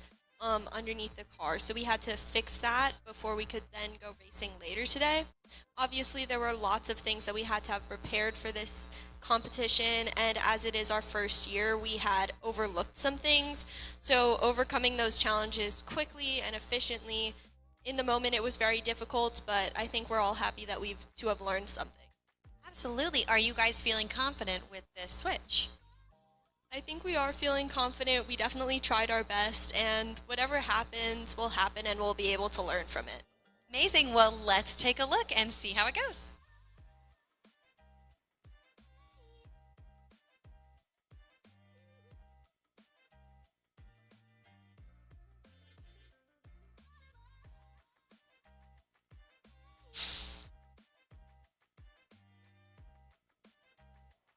So 1.501 in lane 1 with a 1.721 total time. And it looks like the Shield Strike car just didn't quite get all the way through the time. So Okay. we'll have to see how car number 2 works with that. Amazing. All right. So the car got off the mark, and that is an improvement from, yes, as they say, a win is a win. And Inception Racing, talk to me about some of those first inceptions that you got from this first round. Definitely not quite as quick as we were hoping, but the car got down. The car was able to race today, and that's all that really matters. Well, and there's more racing to happen, so it's not over yet. What is your strategy going into this next round? Stay focused and don't jump the start. That's good. That's a good strategy. Do you have any advice or encouragement for your driver? Do what you do and just stay focused. I trust in him, so You guys run tests and ensured that your driver is your fastest driver? Amazing. They have nothing but confidence in you, Opperman. Nothing but confidence. All right. What advice do you guys have for your driver? We definitely know that she can do it. Roxy is pretty amazing, so she'll be able to do it. Yeah. All right, Roxy. Here we go.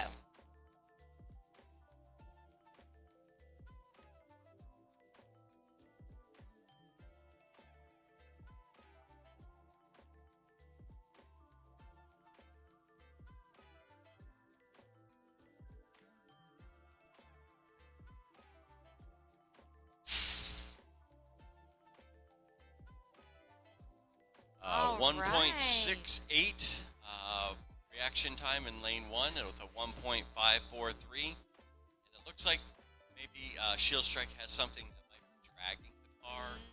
Something that's rubbing. That's typically what happens when you see something like this. But hey, this is how we learn. Adversity, it goes through, that type of thing. And it's all good. So, you know what? But I'm a dad of 3 girls, so I'm all about the pain. That's what I gotta say. As far as that goes, so and it's always good to watch. Let's just face it. That's the dad I am. So Amazing, amazing. Well, Shield Strike, it's not over yet.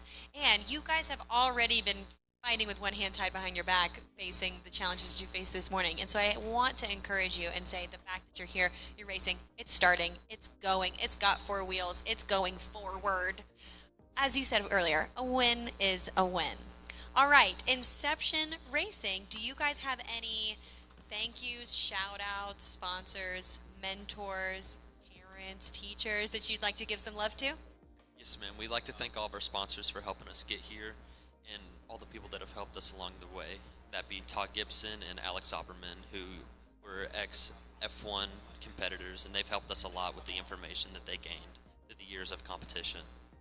That's amazing. And I think it's also worth noting that your driver over here, his reaction times are faster than the average Formula One starting reaction times. So the normal average Formula One reaction times are 0.2, and he's been doing sub 0.2 reaction times. So 10 out of 10 for your driver over here. What are some challenges that you guys have faced as a team in your journey to get here today? So about a week before we set out for nationals, our 3D printer broke. We were still printing parts and axles, and it got a critical failure and just stopped working. And so we had to order a new printer and get used to it and set it up and test it and get new resin and everything about a week before competition. And was it all hands on deck to get to the finish line? We worked until the day before we got on the plane. What? Were you able to bring any spare parts? Yes, ma'am. We have 2 spare parts of everything. Good. That's great. We love to be prepared. All right. It's been a joy to chat with you, but I want to also talk to your teammates. Tell me a little bit about what. Are we good to go? Okay. Tell me a little bit about what you guys have learned about yourself in the process of this competition. I've really learned how to time manage. That's not really something I do myself, or up until this year. So I'm grateful for that learning experience. That's an incredible skill to learn. I'm going to hop up so that I can come over here with you guys. What have you learned about yourself during this competition? Definitely about the importance of resilience and time management as well, managing all the other activities that I partake in. So that's been super important and a really great learning experience. What are some of the other things you enjoy participating in? Mainly golf. Very exciting. We'll gab later because this is about racing, but I do love golf. All right, what have you learned about yourself during this process? So kind of like what they've been saying, time management has been a really big learning curve that it's a very important skill to learn in life, and just being very responsible for all of these things, because there are the rest of us who rely on each other, and just how important all of that is. Absolutely. Working together as a team can be really, really hard. And I feel like I've heard the overall struggle has been deadlines. The deadlines have been a real struggle for the teams. How have you guys been managing the deadlines? Our team works really well off of communication because we're all within a very tight space with each other as we work. We work really well with visuals, so like on our whiteboards we like to write deadlines and goals, and so we work really well like that. Yes, ma'am. Very nice. All right, how have you guys been with the deadlines? So we have a Google Classroom, which we use for the team. We also made a lot of spreadsheets. I made agendas for every meeting, and as well as that, I kept a calendar with all important dates and deadlines. But deadlines were a challenge because there were so many things out of our control. So of course, the official manufacturing of the car, we had to communicate with an outside sponsor instead of doing it ourselves. With the shipping and with the creation of our uniforms, that was also out of our hands. So while we did try to stick to a strict deadline, there had to be changes and flexibility along the way. Absolutely. And what great life skills to learn. Because deadlines, fortunately, will always be a part of your life, but it's managing them that makes it worthwhile. How are we looking over here on the start line? We are looking something. Okay. Gotcha. Okay. Well, I think that my next question would have to be, if you were talking to another team that said, hey, I think I want to do this next year, what would your advice be to that aspiring team? Scout that rule book. Wait, say that again? Scout the rule book, read through everything. You said scat the rule book, like chuck it. I'm like, maybe we shouldn't chuck it. Scout the rule book. Yes, ma'am. I'd read through that thing about 4 times, make sure you have everything down to the number. Get everything as close as possible as you can. Really put a lot of attention to detail to that. Go through and check everything multiple times and have multiple people check through it. Get eyes on it. Did you have one person assigned to being the rule book person on your team, or was it a group effort? It was mainly a group effort, but one person was more specialized than others. Like, they knew a lot more about it than everyone else. So as you were deciding what everybody's role was going to be, was it a natural decision, or was there some delegation that needed to happen, like you're going to do this and you're going to do this, or was it more natural? It was pretty natural, but we got a few weeks into it and some people just didn't fit as well into certain sections. So we had Lucas in the corner. He started out in engineering, but it didn't quite work, and he was really good at working with portfolios. So he worked on our engineering portfolio, and he collaborated a lot with me, Grayson, and Drew, Grayson and Drew are both on the track right now. And so we worked in the shop primarily, and then Quinn and Jocelyn worked on the portfolios inside and the pit display. So it really, everything fell into place very nicely for our team, and we're very fortunate that it happened like that. That's amazing. Now, have you guys had any experience with Formula One? Do you follow Formula One? Have you been to the race in Texas? Yes? We got invited by Stim Racing Lat to go to the race in Austin, and we got to go to the paddock, like ATX was saying earlier. Okay, what was that experience like? It was really cool, and we did it on race day, and so it was very, very busy. It was very crowded. There was a lot happening. Everyone moving around, interviews and camera crews. It is so hard to get in on race day. That is an incredible experience. Do you guys have a favorite team? I follow it very loosely, but Grayson, he's big into Porsche Carrera Cup through his family. Yes, ma'am, and he watches a lot of F1, and he really enjoys McLaren's team. And then he likes Mercedes as well. Amazing, that's wonderful. All right, have you guys had experience following Formula One? I love Formula One. I've never been to a Grand Prix, but I would love to, and I would love to visit some of the racetracks. My favorite team is Ferrari. That's a great choice. Everybody's a Ferrari fan, as they say. So you said you've never been to one. If you could pick of all of the race locations, are we good? Okay, we'll save that question for later. Let's race. So we do have only one car that's running here. The other one had a breakage and couldn't be repaired in time. So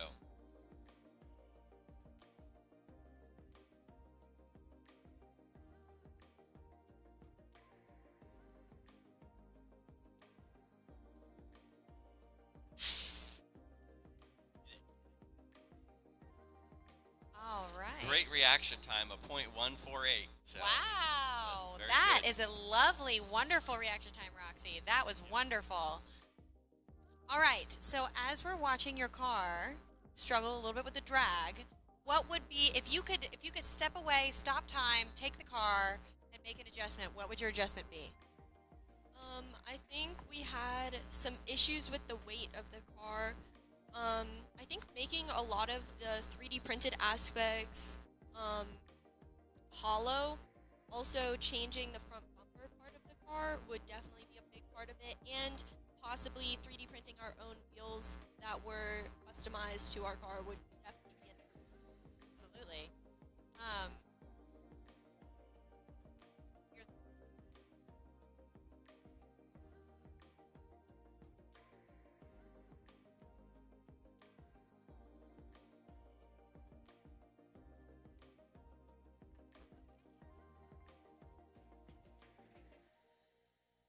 Okay, so overall, how confident are you guys feeling in this competition? Well, it's our first year here, so our big thing this year was just about learning the competition and learning how everything runs and works and what to look for next year. So I think we're decently confident. Yes, ma'am. Amazing. All right, in light of all that's happening, and I want to point out, it's not just about the times. This competition is about so much more than what happens on track. How confident are you guys feeling about the rest of the competition? I think we're feeling pretty happy with everything. We had to start everything from scratch, raise all of the money ourselves, get all of the sponsorships, create everything ourselves. So we definitely put our best foot forward. There are always improvements to be made, but I think we're all feeling pretty confident. We've all put in the effort, so I think it'll be a success either way. Yeah, absolutely. All right. We're good to race? Here we go.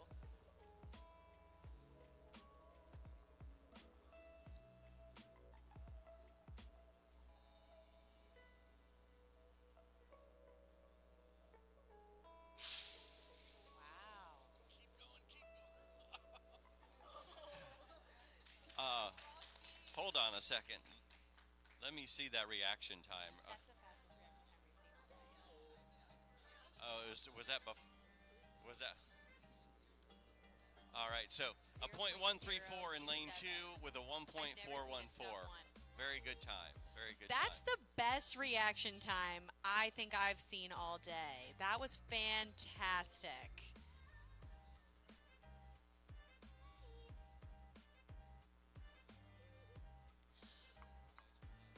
Right then, so back to my question. If you were going to have the opportunity to attend any Formula One race on the calendar, which would you choose? I would probably, I mean, there are always a lot of choices. Maybe Silverstone or Monza. I love Italy and I love the UK, so either one of those I think would be really fun. I'm not really a huge follower of F1. I'd be happy to go to any race, honestly. I think it is cool. It'd be entertaining to watch. You know what? That's okay. All right. I believe that was our last run, ladies and gentlemen. So I am now going to release you over to car service. Best of luck in the rest of the competition. You guys are so poised. You are so calm and collected. I believe in you. You've got this. You guys are going to do a great job. I can't wait to see what else you guys bring. Have fun in car service. Thanks, guys.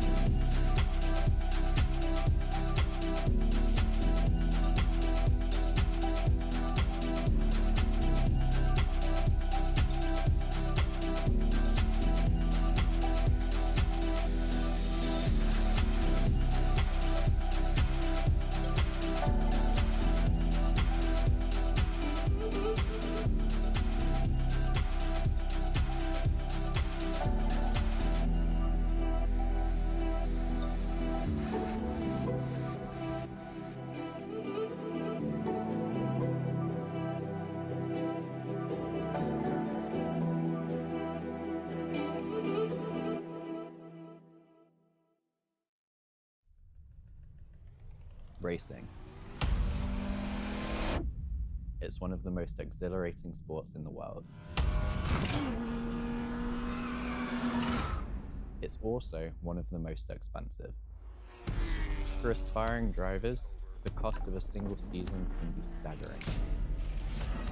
The grueling physical and mental demands and the pressure to sell yourself to sponsors, it's no wonder so few ever get their shot at greatness. What if we could change that?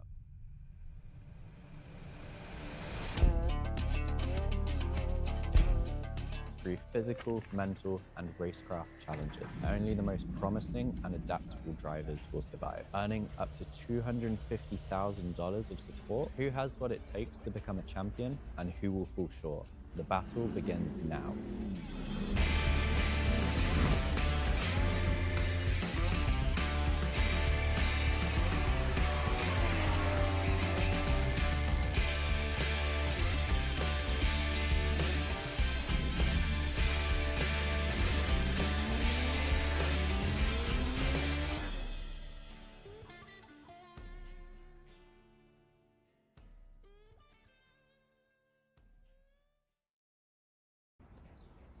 Ah, come on. Come on.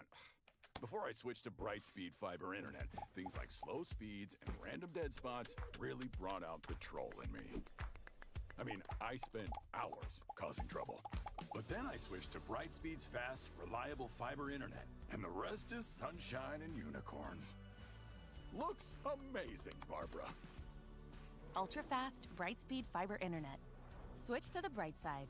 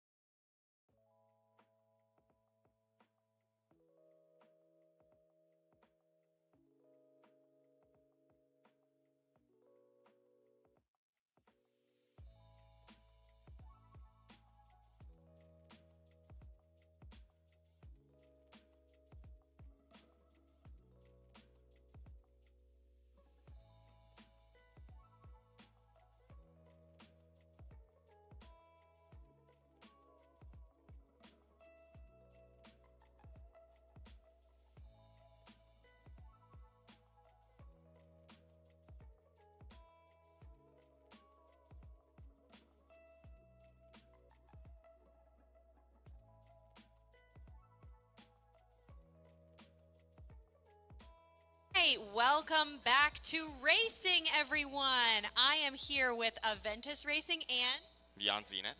Beyond Zenith. You guys, how are you feeling for this competition? We're feeling very excited, very hopeful of what's going to happen. Yeah. Confident? Somewhat. We'll see. Okay, realistic. All right, Aventus, how are you guys feeling? I think we're feeling pretty good. I mean, why are you looking at me like that? Okay, I think we're feeling pretty good. We're feeling pretty confident, but I guess only time will tell.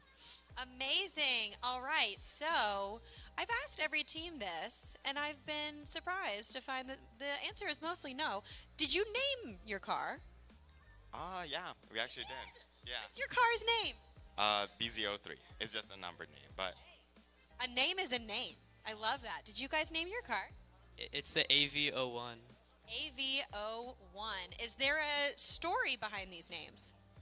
BZ is just Beyond Zenith 03, and it's our third iteration from our original car design that was at regionals. Amazing. And you guys same? Yeah, it's just AV is our, like, AV, Aventus, AV, and then it's our first time at Nats, so. Amazing, you guys. Is there a story behind the name Beyond Zenith? Yeah, there kind of is. Initially, we want to represent our idea of like going beyond what was previously possible and trying to like get that innovation in our name, and that's where we came up from Beyond Zenith. And it actually, when we were in year 8, like many years ago, and we were doing this competition, we had 2 teams. One named Beyond, it was like Beyond something, and the other one was named Zenith. And so, yeah. It's the amalgamation of the 2 teams. I love that. I believe, if I'm not mistaken, that we are ready to race. So we are not ready to race. Hi. So I have something for you from the whole Beyond Zenith team, because we've got to get you Beyond Zenith merch. So we have a Beyond Zenith t-shirt signed by the entire team, just to thank you for coming out here and doing this for us. Oh, thank you guys so much. That's so thoughtful of you. I feel like I'm going to have like a memorabilia box because I've gotten so many wonderful gifts from you guys. So thank you. Plus, I never can have enough t-shirts. So thank you so much. Now, are there washing instructions? Because I don't want to lose your signatures. You can wash them in just regular washing machine. Perfect. Amazing. Are we good to race? Here we go.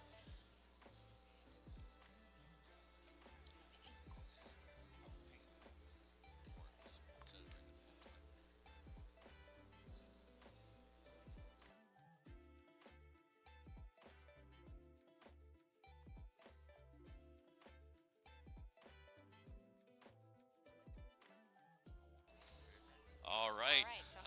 A .151 in lane 1 with the reaction time with a 1.413 overall.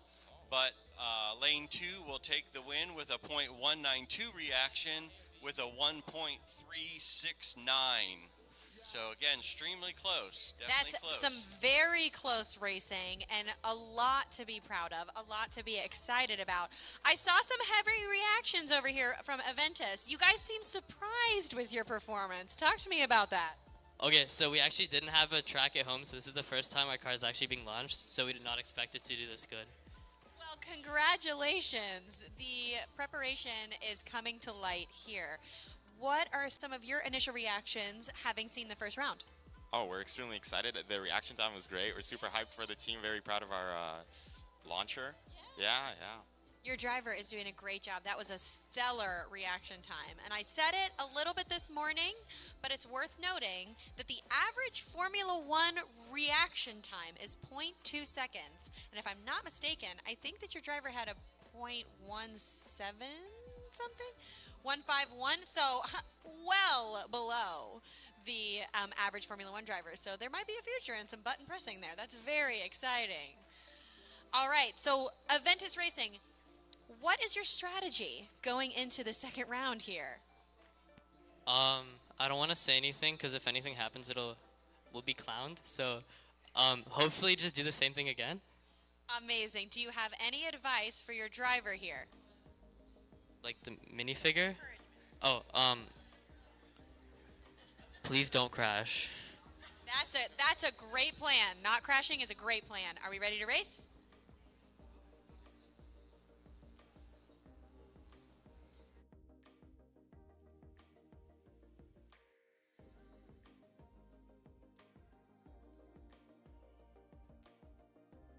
1.73 for an overall of a 1.439. So we're going to bring the cars back and reset, All right. and we'll be ready in Beyond just a few more Zenith, minutes. explain to us a little bit what happened here in the second round. Yeah, we don't really have a card B now because during the morning scrutineering, we had some issues with it and we weren't quite able to resolve them in time. That is totally fine. Part of the competition is overcoming challenges both before you get here and once you get here. On the topic of overcoming challenges, are there any challenges specifically that you guys have overcome? Yeah, of course. Definitely timing as well was a big one. Just when coming to the competition, assembling, the parts took a while to arrive, so it was very last minute. But yeah, had a blast doing it though. Amazing. Did you learn anything about yourselves in the process of overcoming these challenges? Do you guys want? I think I learned a lot about adaptability and how adaptable and resilient we all are as a team. We face numerous hurdles and we've all overcome them together and really grown stronger and closer through them. That's amazing. I'm going to get to you guys in just a minute. I haven't forgotten that you're here. Aventus Racing, what are some challenges that you guys have faced in preparation for this competition? Okay, I guess our biggest challenge, car-wise, was definitely not having a track, because we weren't able to test any of our cars. But, like, we did other testing, of course, but that was definitely the biggest challenge, because we never knew, like, of course, like, drag and we can do physical testing, but we never know how good our car is actually performing on track. All right, so what did you learn about yourselves in the process of overcoming these challenges? I feel like it definitely shows that you don't have to have all of the best things necessarily to succeed. You just have to have enough, like, of a work effort, and you have to, like, yeah, trust yourself. Yeah, that's amazing. All right, our friends over here at the end, do you guys have any interest or experience in Formula One or in racing in general? No. All right, so what would be, oh, you do? Okay, so is that something that you would dream of doing and or being a part of someday? In the future, I would probably like to be part of F1 in a way, because I do watch it almost every weekend, and maybe being part of the engineering part would be like a dream come true, really. I'm gonna just walk over here to you. Do you have a favorite team? Yeah, it's Mercedes. Okay, so how did you feel about the Lewis Hamilton leave over to Ferrari? Honestly, I was okay with it because the new drivers that we have this year are amazing, and Hamilton, he's getting a bit old, so I feel like it was a great time for him to move. Yeah, absolutely. All right, so you mentioned that you don't necessarily follow Formula One. So what is your dream or future goal? I'd like to become an aerospace engineer. Amazing! Okay, and are there any steps that still need to be taken to get to that for you? I mean, get into a good college. Yeah, how's that process going so far?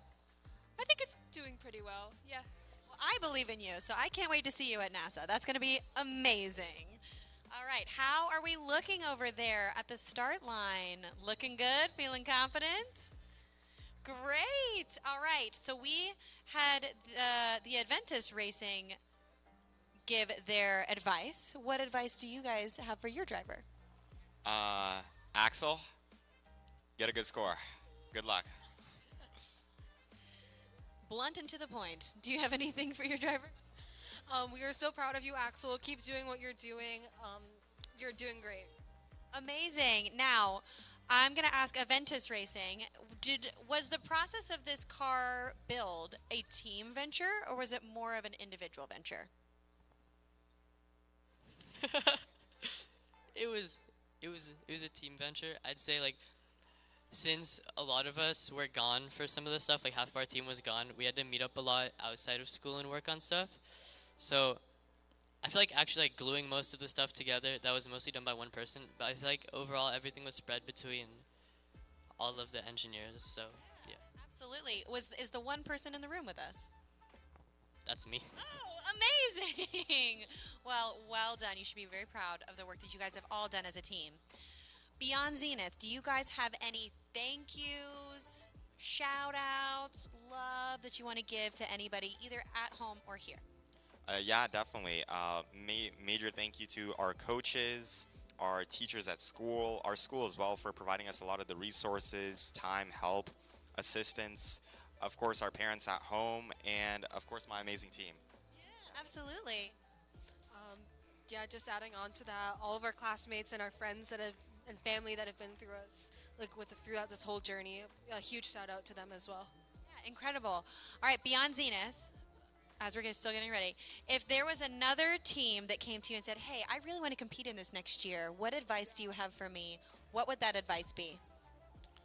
I think personally, I'd say that you 100% should, that it's such an awesome competition, that it is a lot of work, so be prepared for it, but otherwise there's so much engineering, marketing, whatever you choose, you'll progress so much in the field.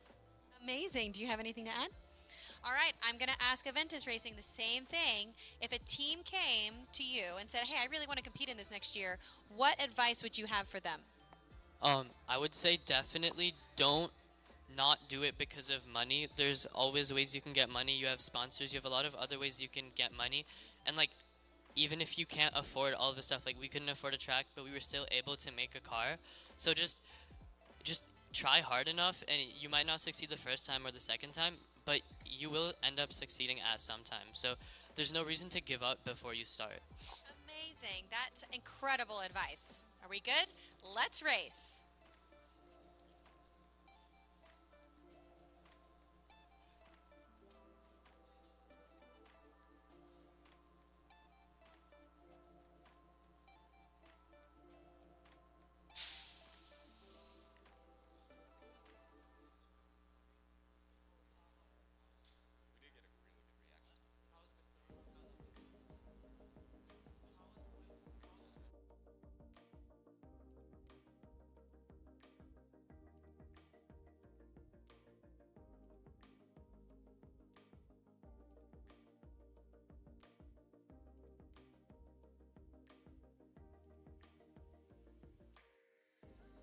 That is some very, very close racing.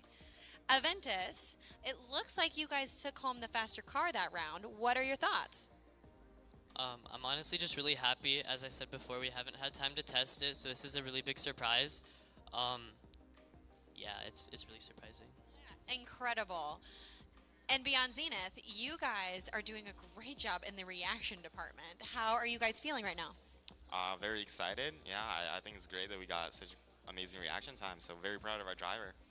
Way to go, driver. You guys have so much support back here from your team. They believe in you to the nth degree. Am I seeing only one car? Okay, talk to me a little bit about that. Oh, it's the yeah. Okay, well then, there is so much more that goes into this competition beyond what happens right here today. It is an amalgamation. It is a culmination of so many different parts. You guys have so much to be proud of. And the car that you've been racing has been doing a great job. I cannot wait to see what else you guys have in store.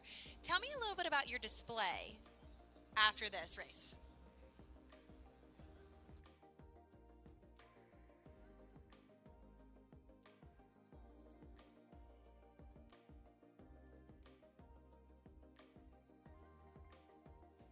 Great reaction time of 0.138, along with a 1.355. So that's a great run right there. Yeah, that's a very competitive number. All right, I'm going to ask both teams about this really quick. Beyond Zenith, tell me about your display and what your favorite part is of your display. So our display, actually I'll pass the gauge. So for our display, I feel like my favorite part is our neon sign.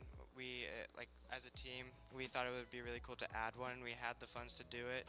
And as a whole, our display encompasses who we are as a team. And it really shows our identity and how we work together to build it and come up with it. I think I glimpsed the neon sign on my perusal through, so well done, you guys. Aventus, what are you most proud of in your display? Okay, I think the thing we're most proud of in our display is probably our table. It's pretty nice. We have a rotating car stand, and I think the lights look pretty cool. But to anybody in the audience, if you guys want to go to our pit display, we do have a game set up there, and if you can beat a certain time, if you can beat 11.3 seconds on that track, and you're the fastest person at Nats, what are we giving away? A Lego Ferrari set. So definitely do that. Ladies and gentlemen, if you didn't hear that, there is a Lego Ferrari set on the line at Aventus Racing that you could win with your racing skills. All right, both teams, thank you guys so much for coming and chatting with me. I'm going to release you over to car service. This has been a delight. Best of luck in the rest of the race. Best of luck. Oh. I was going to say thank you. Oh.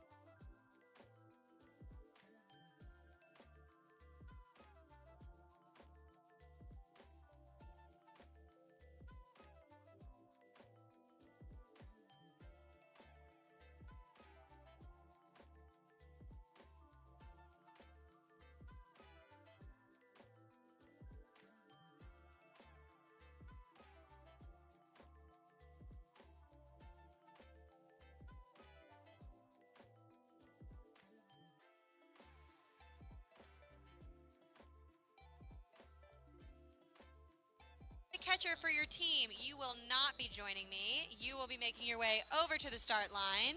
So who has your fastest reaction times?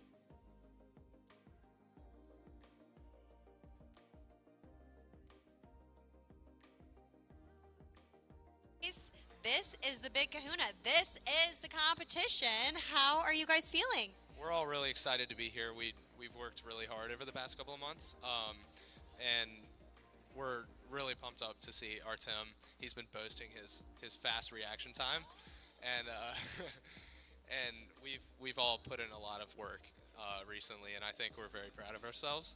And sort of, I mean, this is where it all is. Yeah. So.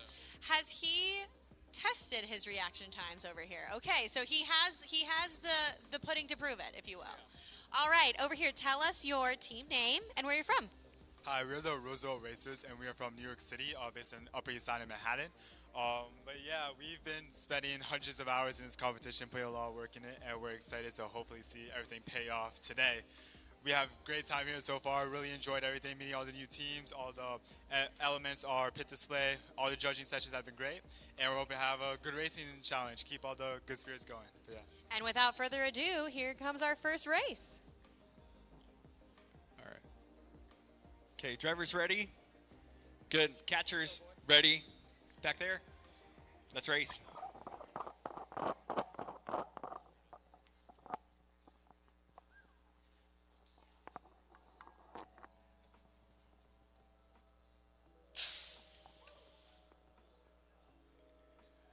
All right, we have a reaction time on lane number 1 of 0.153 with a total time of 1.396. For line number 2, we have a reaction time of 0.133 with a total time of 1.380.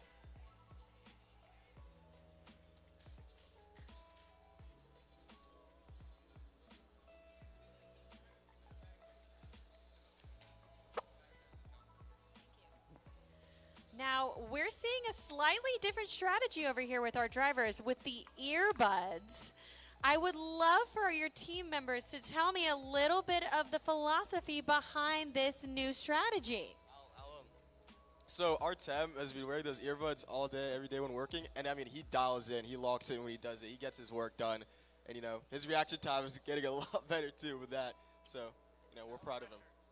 Seems to have an answer here for the earbuds question. Oh yeah, I think Artem is he's our team captain, so it says a lot. He takes it seriously. We put some effort as a team in order to develop this procedure, the training. There was specific schedule for the sessions of improvement, and we see the gradual decrease of our reaction times. Artem was we all tested, we all kind of trained, especially we had a training program over the break. Artem was the one who won our program inside the team, so yeah, we cheer for him. That's fantastic, and it's important philosophically to create a constant to help him really lock in when it's time for the competition. Now, I've noticed that your driver is also doing the same thing. Is this consistent, or is this reactionary to the other driver? So this is an analytical approach actually. Before we had our two fastest reactions, we did a series of testing. So we test nothing with earbuds and with sunglasses, and we want to see if there was any difference. Also, before the racing, William over here was doing a lot of push-ups, running around, increasing his heart rate, so hopefully improve that reaction. But yeah, we did a lot of testing to really see what would be the best, and we found William personally does really good when he has headphones compared to not. So that's what we did. So he's ready to go, and we are ready to race.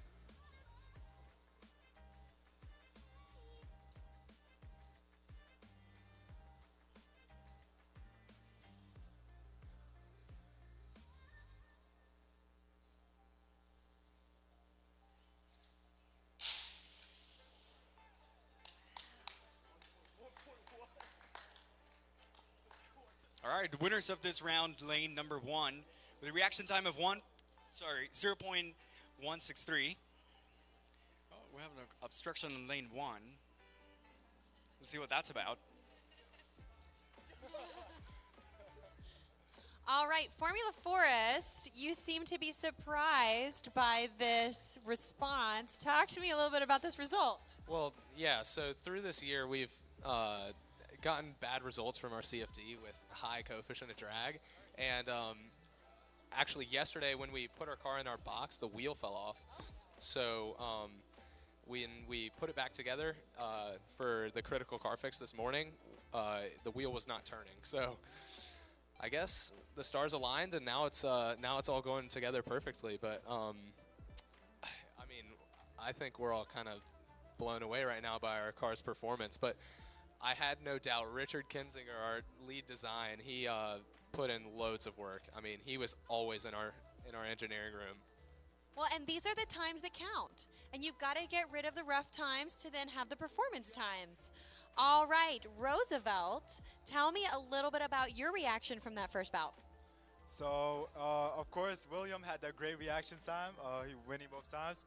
Was little disappointed, just a little bit in the car, but you know, still performing well. We put a lot of work into it. I'm very proud of our team, all the hours we put in. But yeah, it's a great race. Yeah, we'll still keep going. I'm sure, very confident in our team. We'll be doing well in all other aspects in this race, and we'll be set.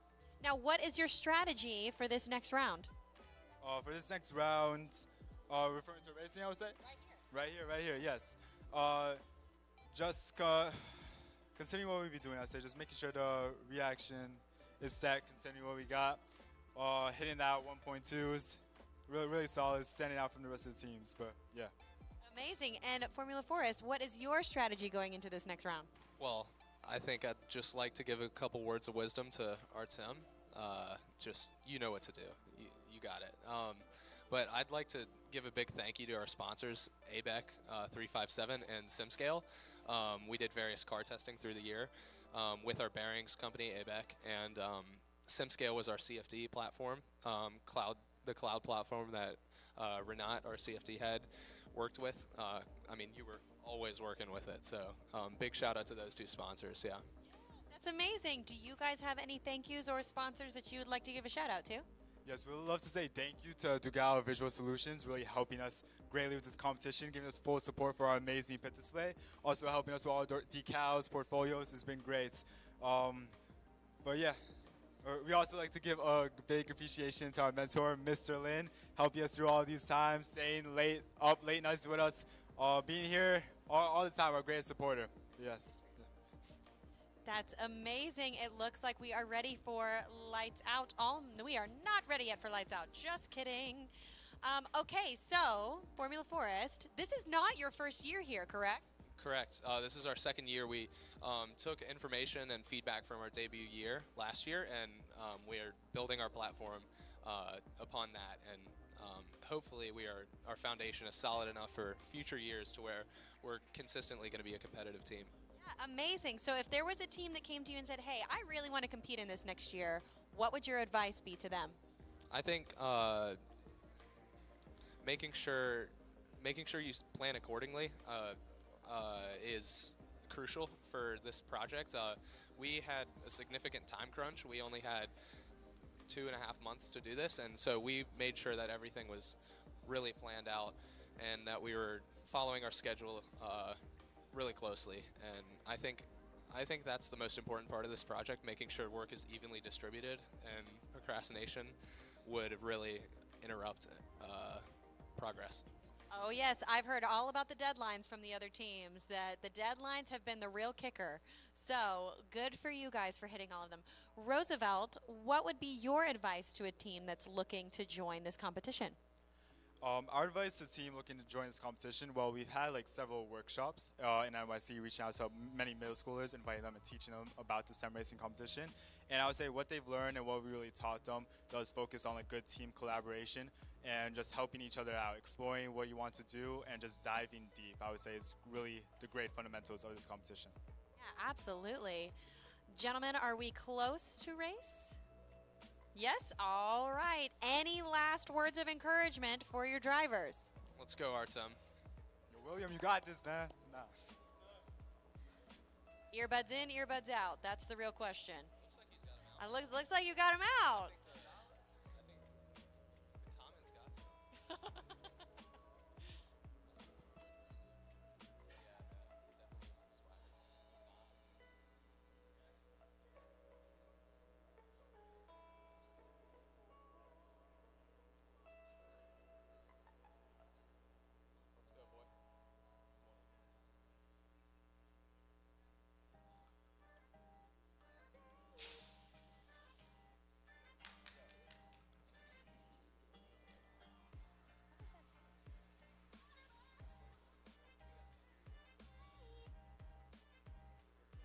All right. I believe that I'm reading a 3,000th of a second difference in those reaction times. 5? Oh, sorry. I can't see. 5,000ths of a difference. That is incredibly close, you guys. So both drivers deserve to be very proud of that performance. Now, I've noticed your name is Formula Forest. Tell me a little bit of the history behind the name. Yeah, so we all attend an all-boys boarding school in Central Virginia. It's called Woodbury Forest School.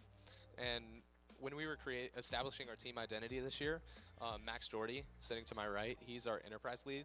And we prioritized democracy within our team. And there were many votes upon our team logo, as it is on our shirt. And also our team name actually went unchanged from last year, but it's Formula Forest, I think, sort of shouting out our school's identity as well as creating our own separate identity within the STEM racing program. Yeah, that's incredible. I'm going to ask Roosevelt the same question. What is the story behind your team name? Well, we have a very strong team and school identity, with our name being Eleanor Roosevelt High School, and we pay tribute to our previous 2017 and 2020 teams, continue the Roosevelt Racers brand. This year we did new refinement, fresh new colors and logo, but yeah, we like to keep the consistency and just put that spirit back to Eleanor Roosevelt, but yes. Oh, I love that. Now, you mentioned new colors. What is the inspiration behind the new colors? My new colors, I think I'll pass that to Mac. Our colors are our school colors, but blue, we also thought that blue is representative of the sky and kind of unlimitlessness, as well as black, which is multifacetedness. When you mix all colors together, you end up with the color black. Yeah. Thank you guys so much, and it is time to race.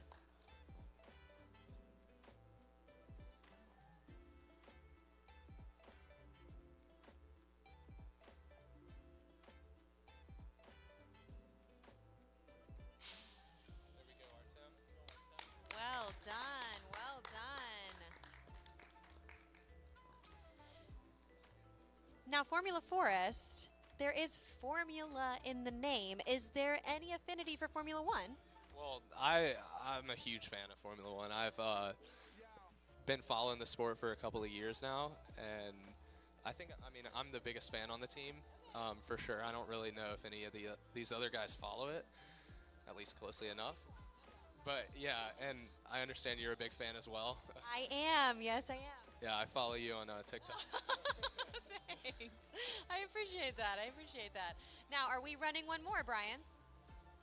Just stepping in, I'm not sure, to be honest with you. Okay. But we did have some great race times there. 1.154 is for the reaction time, awesome time. And a 1.336, again, super competitive in there. Yes, these guys are bringing the heat today. It is. Not also to say, but we had it followed by a 1.379. So again, it's just right there. It's very, very close racing here. Nobody's out of this, put it that way. That's the truth. I'm telling you, these numbers have been so close.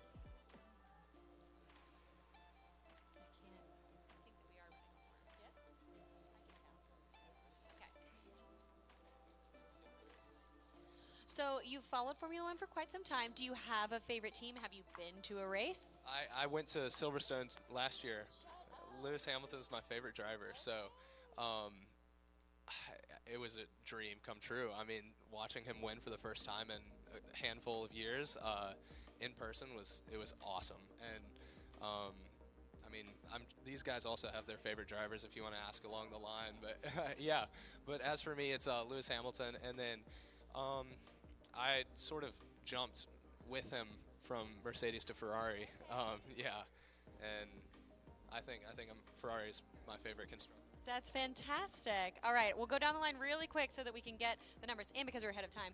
Who's your favorite driver? Favorite driver has to be Pierre Gasly. I mean, I have to represent my dad's French heritage. I'm French, speak French, go to college in France, so, you know, I have to represent that heritage. My mom's also Togolese, have to represent that heritage too, you know. Yeah, thank you. Lewis Hamilton. I look like him. Yeah. I've paid attention to his journey very recently when he signed to Ferrari. But Everybody's a Ferrari fan. That's what we say. So that's a great answer. I think Oscar Piastri. Yeah. The youngsters. Yeah. We love Oscar. Clearly, like on my phone case is literally like it's Oscar. Lewis Hamilton, just because of this guy. Hey, good answer. Hey, who's your favorite team and driver? Probably also Lewis Hamilton. I mean, you can't go wrong with Lewis Hamilton. All right, I'm taking it over to Roosevelt. Do you guys follow Formula One at all? Do you have a favorite team and driver? Honestly, we don't follow Formula One as much as we used to, but Mac over here, he's the one who keeps up to date with it. I'd say McLaren, probably. I don't watch Formula One regularly. I forgot the driver's name. I know a few drivers, like Charles Leclerc or Max Verstappen. Yeah. Said Max's name perfectly. All right, ladies and gentlemen, I believe your racing here is done. I'll send you over to car service. It's been a real treat. Best of luck in the rest of the competition, you guys. Well done today.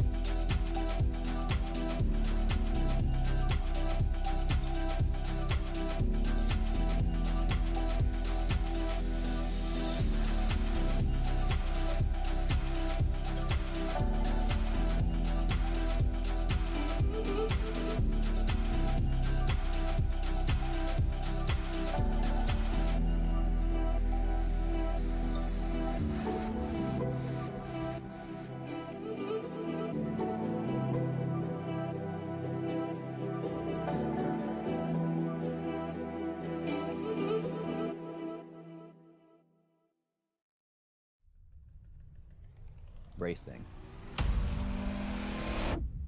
It's one of the most exhilarating sports in the world. It's also one of the most expensive. For aspiring drivers, the cost of a single season can be staggering. The grueling physical and mental demands and the pressure to sell yourself to sponsors, it's no wonder so few ever get their shot at greatness. What if we could change that?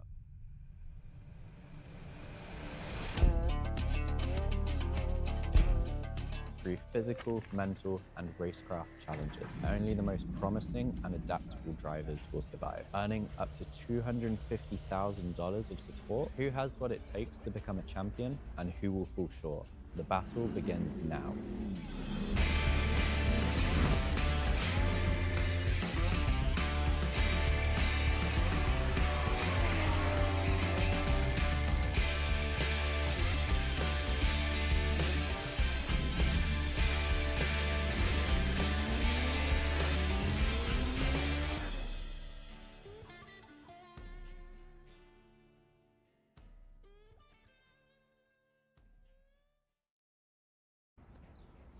Ah, come on. Come on.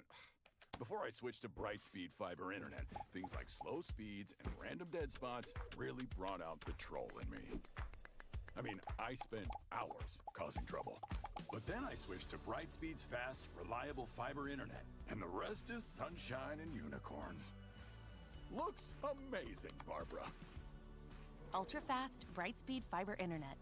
Switch to the bright side.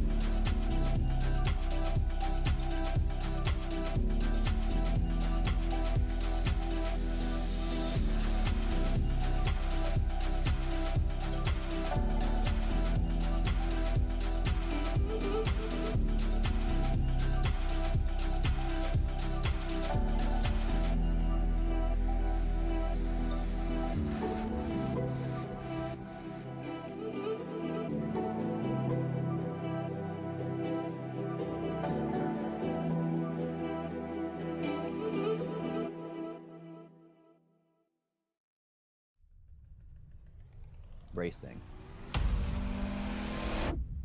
It's one of the most exhilarating sports in the world.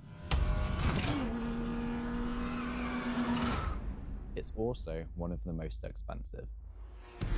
For aspiring drivers, the cost of a single season can be staggering. The grueling physical and mental demands and the pressure to sell yourself to sponsors, it's no wonder so few ever get their shot at greatness. What if we could change that?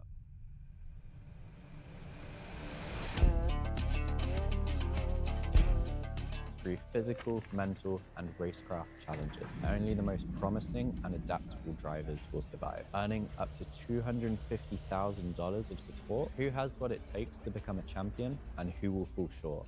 The battle begins now.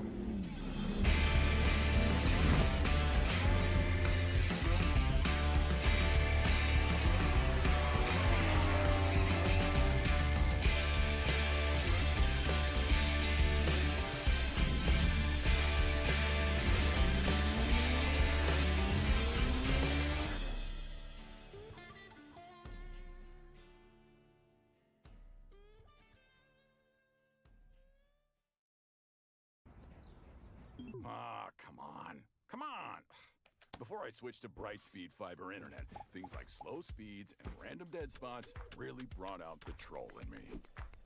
I mean, I spent hours causing trouble. But then I switched to Brightspeed's fast, reliable fiber internet, and the rest is sunshine and unicorns.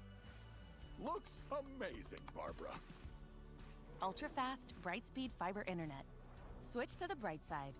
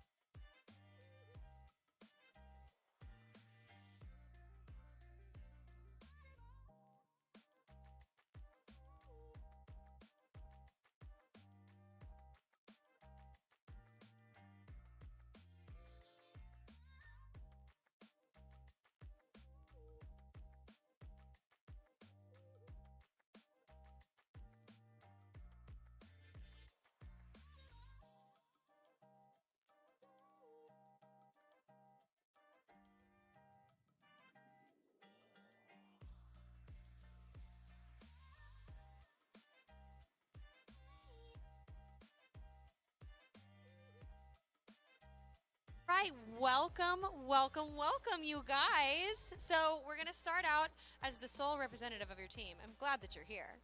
We're gonna start out by saying what your team name is and where you're from. And I'm gonna warn you, I'm gonna hold this really close to your mouth. I will not knock your teeth out, I promise. But you do wanna enunciate and speak out a little bit so that everybody can hear you on the other side of the room. So, name of your team and where you're from. So our team name is Manic Racing and from Las Vegas, the Meadow School. Amazing. So being from Las Vegas, have you had the opportunity to go to the Las Vegas Grand Prix? Yes. Did you enjoy it? Yes. When did you go? The most recent race, we went to the practice race. Amazing. Like last November. Yeah. What did you think? I loved it. The car sounded so cool. It is so cool. All right. Over here, Longhorns Racing. Where are you guys from? We're Longhorns Racing, and we're from Suwanee, Georgia. From Georgia. I live in Atlanta currently, so I know exactly where you guys are from. That's amazing. How have you enjoyed the competition so far? Yeah, so this is our first year, and we've enjoyed it a lot. We learned so much from this experience, so we're hoping we can learn some more. Yeah, absolutely. What's the biggest thing you've learned so far? Planning probably, and just like getting to know other people and building a stronger team with each other, basically. So planning probably as like you should probably plan, or planning is probably the name or the answer to my question? We just have to be like more like structured with our planning, and we just have to like make sure that all of us are like fully committed, which we are, and just like keep on pushing. That's what we learned so far. Keep pushing. Spoken like a true Formula One fan. Do you guys follow it? Yep. Yeah. All right, so who's your favorite driver? What's your favorite team? Yeah, for me it's probably Charles or Yuki, and so like Ferrari for me.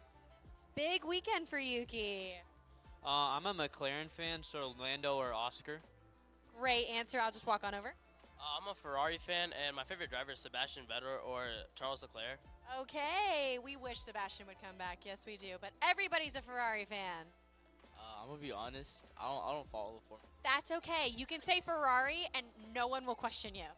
Ferrari that I get. Great answer! Well done. All right, it looks like we are just about ready to get racing. Yes? Do you have any words of advice for your driver? Stay calm, don't freak out, just trust in yourself. All right, do you have any advice for your driver? Mark, focus and get a fast reaction time. Simple and to the point. That's how we like it.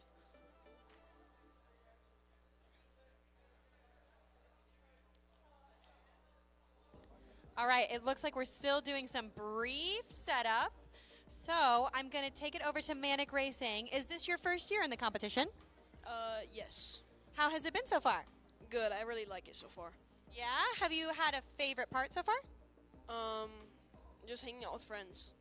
That's honestly one of the best things about this competition. It has been so amazing to see how well everybody's getting along and everybody's supporting each other. Have you guys felt supported? Yeah, totally. This has like been such a welcoming experience for the entire team. I love to hear that. And I have to say, the camaraderie among competition has been really great. I've seen a lot of drivers respect, a lot of handshakes, a lot of fist bumps, but still a lot of competition. So what are we thinking is the strategy today, gentlemen? So we just want to buzz fast and make sure it gets to the other side of the line first. There's nothing much we can do. I mean, that's a great plan. What would you say the strategy is for Manic Racing? Just keep going, never give up. Keep going and never give up. And on that note, I believe we are ready to race.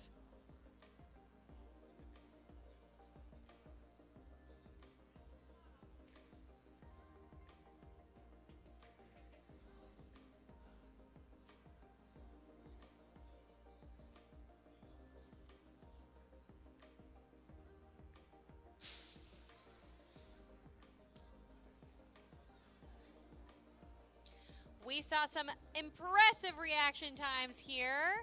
Over from Longhorns Racing, we have a .163 reaction time, and at Manic Racing, a .186 reaction time. That is insanely close, you guys. That is so close.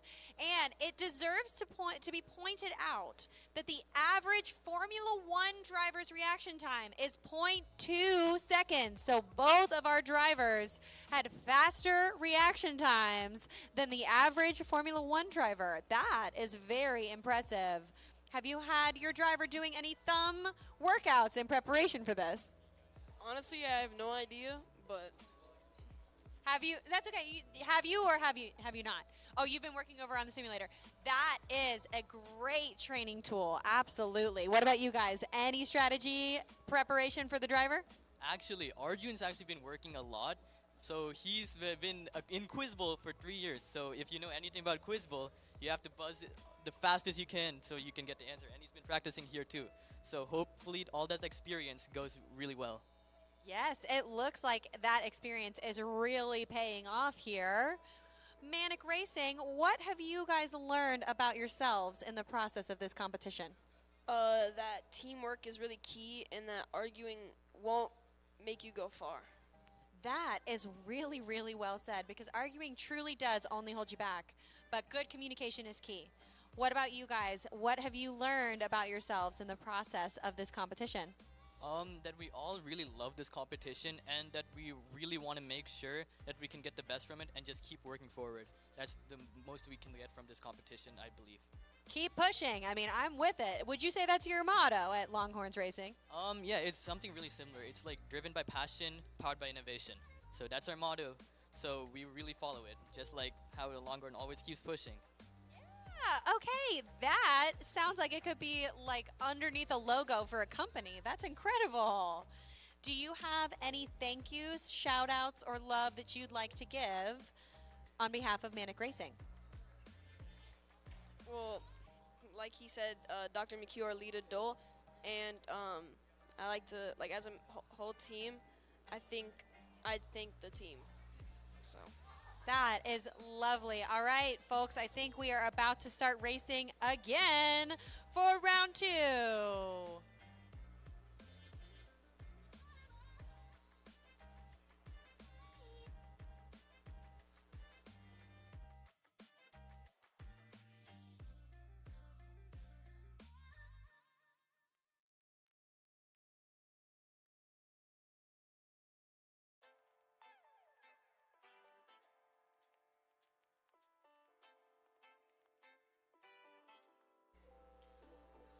That was some incredible reaction times from Longhorns Racing. We saw 0.151 reaction time, and from Manic Racing, we saw a 0.166 reaction time, with the final lap times looking like it's 1.539 from Longhorns Racing and 1.543. Wow, that was really close, you guys. That was less than 1/100th of a second. That is some very competitive, close racing we are seeing over here. Longhorns Racing, do you guys have any thank yous, shout outs, or love that you would like to give on behalf of your team? Yeah, I have two before I pass it on to Siddharth.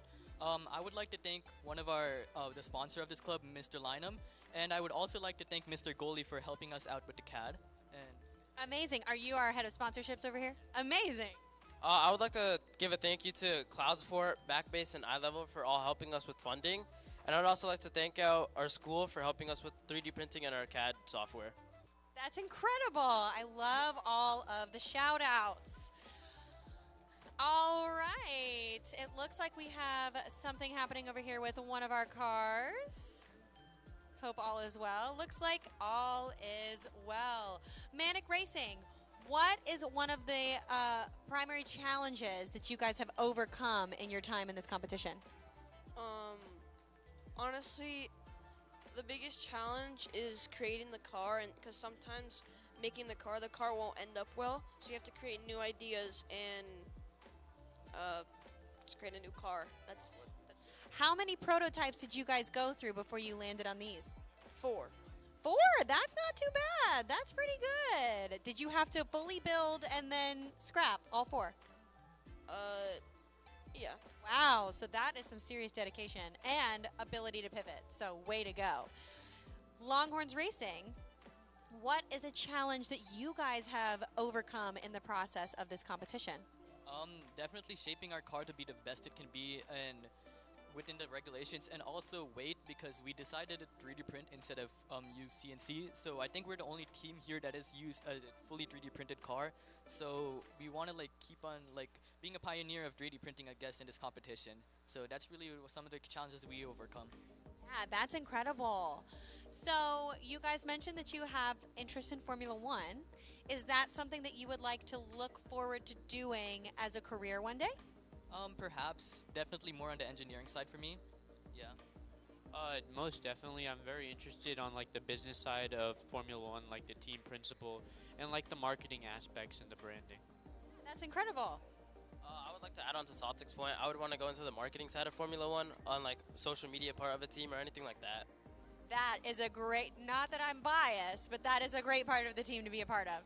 Honestly, I'm pretty interested in it.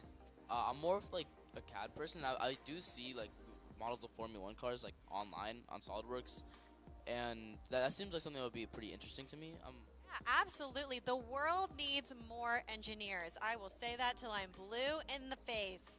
Manic Racing, are you interested in pursuing this in the future? Yes. In what capacity could you see yourself doing this? I don't know, maybe like in high school as well and then college, just like, yeah. How has it been competing against a lot of high schoolers? It kind of feels like surreal. Yeah. Positive. Yes. That is a really, really refreshing approach to take. Way to go.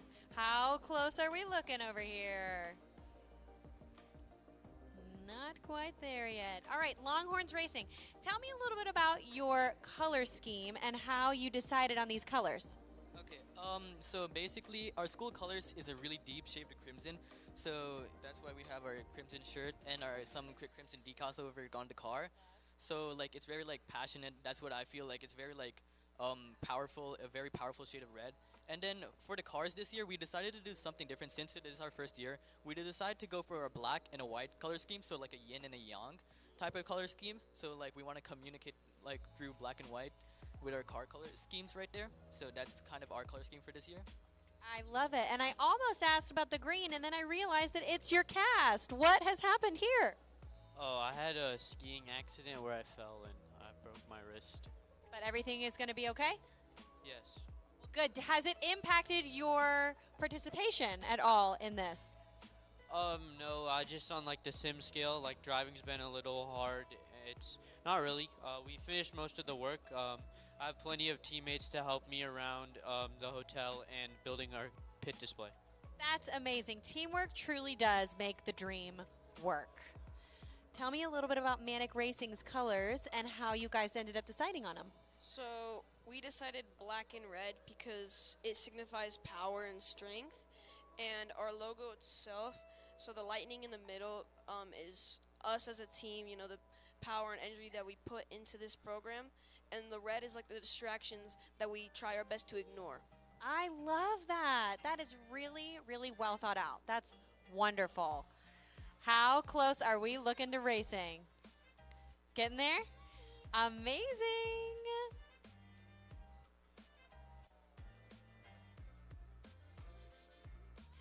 All right, Manic Racing, one question. If you had advice for a team that came to you and said, hey, I want to compete in this next year, what would your advice be? Just remember to never give up and find friends in this experience because it will really help you go through it. Yeah, absolutely. Friends are so important. And it looks like we are about to race.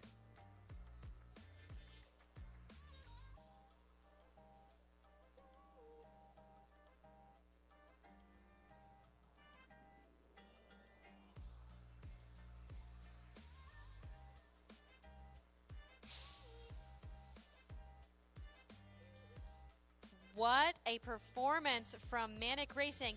And it deserves to be pointed out that Longhorns Racing has a .142 reaction time.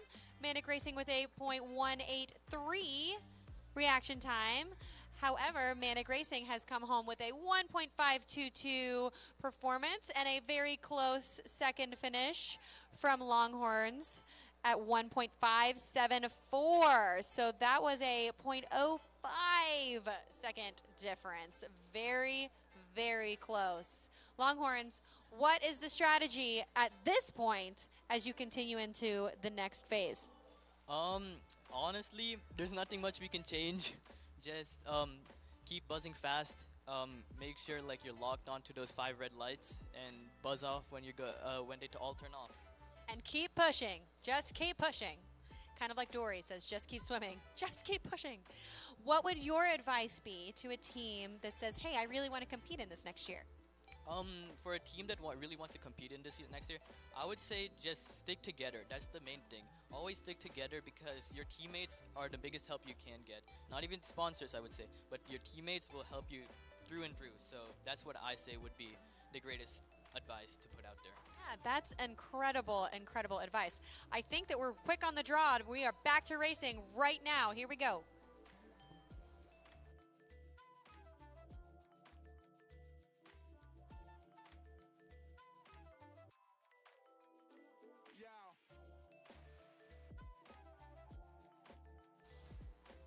Wow, what a stellar, stellar reaction time. We saw Longhorns racing reaction time with a .166, and we saw the Manic Racing reaction time of a .196, with Manic Racing finishing at 1.585. I think that says that. Maybe it's 5.65. And the Longhorns finishing at 1.617. So again, this racing is nail-bitingly close and very, very exciting. But congratulations on that finish. How are you feeling? Feeling great. I feel happy that our car is fast. Yeah, what would you say was the key element to getting your car as fast as it is? Aerodynamics and the use of like a raindrop shape. Oh, okay. So did you guys test out multiple different shapes in the process? Yes, but we decided on that because it wasn't that it like lifted the car up too much, and it didn't put the car on the track super hard where it would create drag. Yeah, it was the perfect medium. Well, congratulations. It clearly seems to be working for you guys, which is very, very exciting.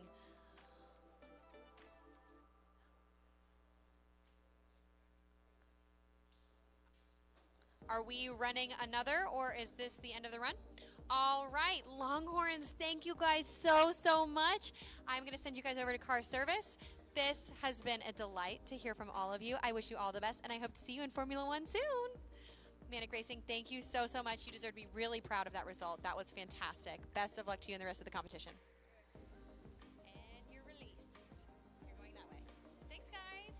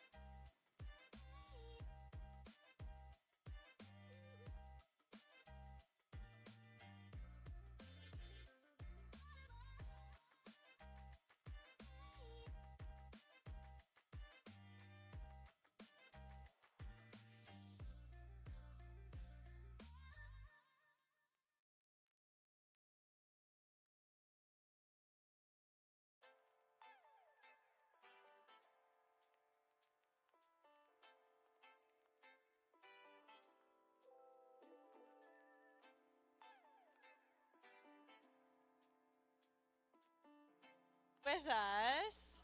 If you need to file in, I was going to say, well, if you're your team's driver or your team's chaser, you are not here with us. You should watch your step, watch your step. You should be over yonder, if you will, to catch and or launch your car. So that should fix our seating problem. Welcome, welcome, you guys. How are we feeling? We're feeling good. I think we're a little nervous, but good. Okay. Pretty nervous, but we're still feeling good, yeah.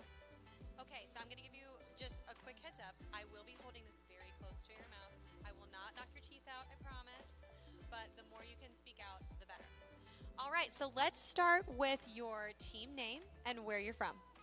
We're Sunflower Racing, and we're from Villanova, PA. Ooh, okay. We're the Silver State Racers, and we're from Las Vegas. Another team from Las Vegas. Have you guys had the chance to attend the Grand Prix?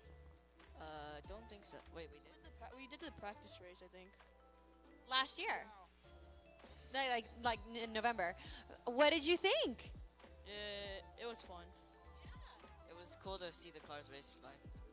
It's so exciting to see the cars racing. And it looks like, speaking of cars racing, your cars are about to race right now.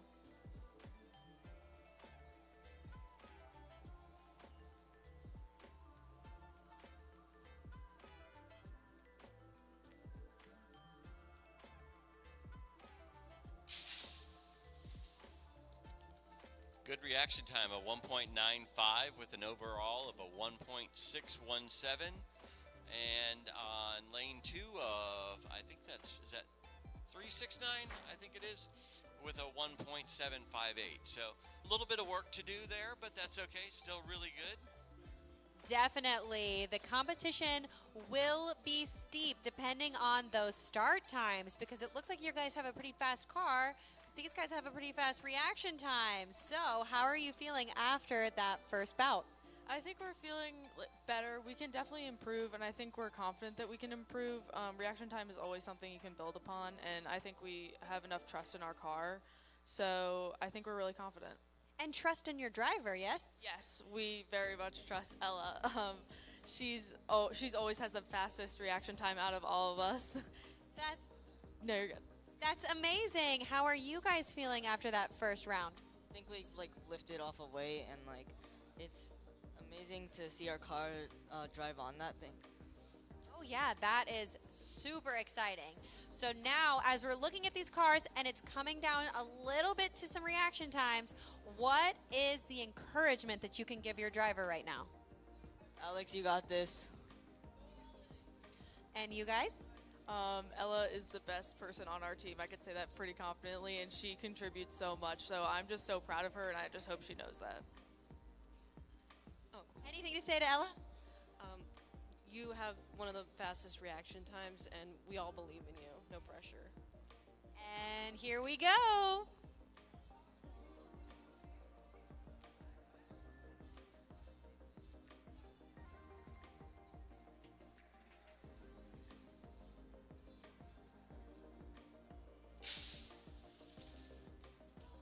Oh, see, came right That back. was impressive. To a 1.83 with a final of a 1.495 to take the win on that. So again, you never know where it's going to come from. You never know where it's going to come from and how far encouragement from your team can go. So, what a great response. Sunflower, what are you guys thinking? I think we're just happy that we're able to be here. This is our first year ever having a team, and we started 19 days before regionals. So we've had more of a time crunch than I think some other teams, and we have no background in any of this at all. It's my first time doing anything with sponsorship or marketing. I think it's our first time for most of our engineers, so it's really a fun experience to explore what Formula One jobs we could have in the future if we do get there. Oh, we will get into that. But first, I'm going to hop over here to our Silver State. Correct? Did I say that right? Silver State. What are you guys thinking after that second round? I believe in Alex's ability to have a fast reaction time, and I'm proud to have him as our person to race our car, because he's like we've had so much fun with him, practicing with him, and yeah. Alex, you have so much support, and they believe in you so much. You're doing a great job. All right, you mentioned that you've kind of dipped your toe a little bit into this prospect of working in Formula One. Tell me a little bit about that. I think working in Formula One would be so cool because I've been a fan for about 2 years now.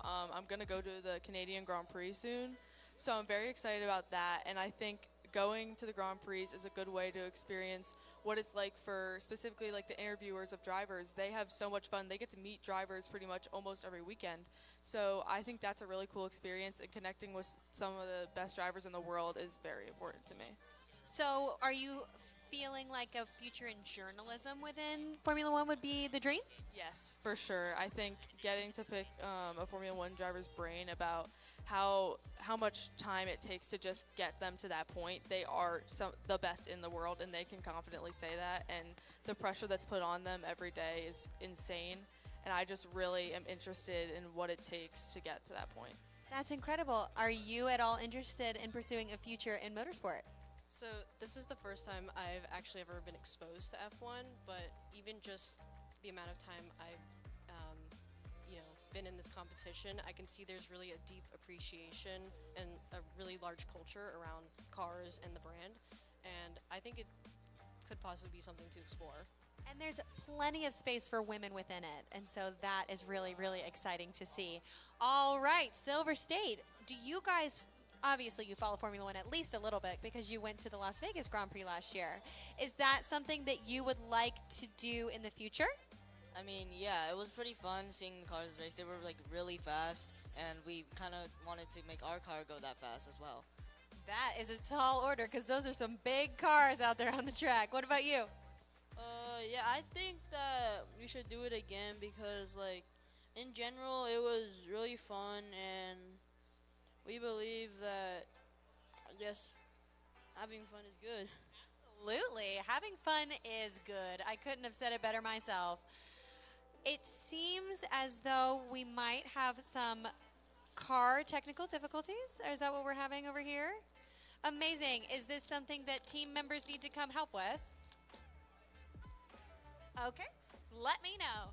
Now, you mentioned that it would be something that you might be interested in. Is there any specific part of working in Formula One that interests you? Well, I just think it's really cool how fast the cars can go and like how they make it to go that fast. Like the engineering side? Yes. That's amazing. I want to drive because, yeah, like, it seems like a lot of fun racing down the track. I know there's some risks, but still, it's fun. Is there a team that you would dream of driving for? Yes. McLaren. McLaren. Would you say that Lando or Oscar are your favorite driver? Lando. That is a very good favorite driver to have this year. What about you guys? Do you have a favorite team and or driver? My favorite team is McLaren as well, and I am a diehard Oscar Piastri fan. I was very happy when he won the Hungarian Grand Prix. I too am a not so secret Oscar Piastri fan. What about you? Since I'm new to F1, I do not know a lot of F1 drivers. Here's a tip. If anybody asks you what you're a fan of, you say Ferrari, because everybody is a Ferrari fan. So nobody will question you if you say you're a Ferrari fan. So what team do you like? Ferrari. Great answer. You crushed it. Well done. All right. Silver State. What is a challenge that you guys have faced in the process of this competition? So, like, a week before the competition, our CNC machine broke down. So, and all of the wings were, like, too thin, so we weren't able to create a new car. So we just had to break off the wings and then 3D print them. From scratch? That is incredible. And how was the process overcoming that challenge? Like I said, we just like 3D printed the wing because it's just the wing that was wrong, like the back wing, because it was too thin. We just 3D printed it thicker, and then yeah. At first, we were pretty anxious about it because like we made the entire car out of foam before, so we decided to just think of something. We brainstormed and we came up with 3D printing. Yeah, I mean, that is some serious problem solving. We are now ready to race. Here we go.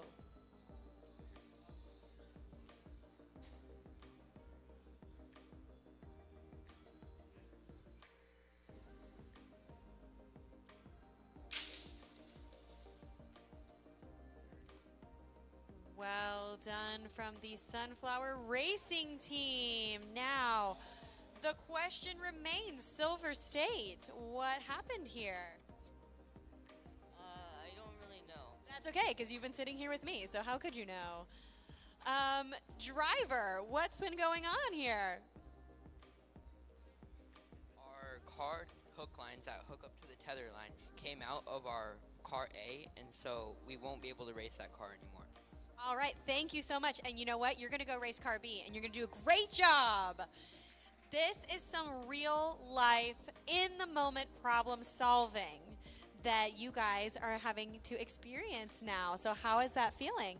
It's kind of like, yeah, it's nervous. It's going to make us nervous, but because this car B, its axle for like one of its, like I think it's the backside, its axle is a little bit off, so it's gonna, it might affect how it races.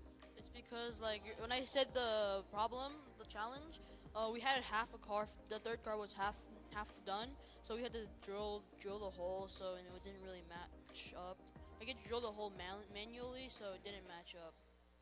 I understand completely. And you know what? The good news is that you will have time to head over there when we're done to service the car and fix and correct whatever you need to fix and correct. So there's no need to be nervous. You can take a deep breath.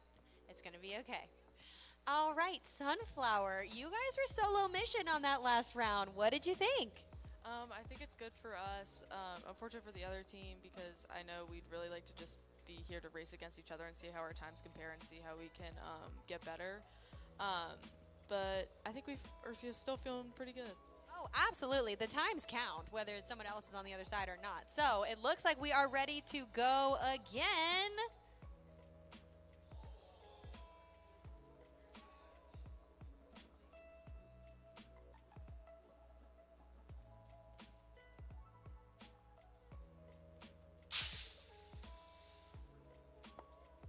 And what a great reaction time and result. Talk about rising from the ashes, Silver State. How does that feel? Feels amazing because even after that last setback, I think we can continue off like this on a good note. Absolutely. And as for my Sunflower team, you guys have been steady, calm, and consistent through this bout. What encouragement and words of praise do you have for your driver? I think she did a great job, and I think that we can always improve on our reaction times, but we can clearly see that our car is very fast. Very fast, very consistent, definitely something to be proud of. Do you guys have any thank yous or shout outs or love that you would like to give? I would like to thank both of our team leaders, Miss Weston and Mr. Lindblad, for all their help. And of course, everyone that couldn't come to the competition today, specifically our engineers. We are without engineers at the moment, so it's been hard for us, but I think we've persevered in a remarkable way. Oh, absolutely. I have to point out, you guys have had some really amazing, supportive adults here with you guys. They seem really lovely, so be sure to thank them at the end of the day. What about you guys? Any love, shout outs, and thank yous? I would like to shout out our teacher, Dr. McHugh, for everything, helping us create our car. Well, she guided us a lot along the way, but sadly she wasn't able to make it because she got sick, so she had to go to the hospital. Yeah, and also all of our friends and family that couldn't make it here because of other matters, I would like to thank them. Amazing. Do you have anyone you'd like to thank? No, not really. Just Dr. McHugh. She helped us a lot. Like whenever we had a problem, she'd be the first one to try to solve it. Yeah, so. Shout out to Dr. McHugh. I believe that concludes your round of racing this time around. So I will release you guys. You'll head through that door over there to go for car service parts. But first, be sure to just check in with your teammates over here. Make sure everything is kumbaya. But on your way there, make sure you go around and behind Chris. Thank you guys so much.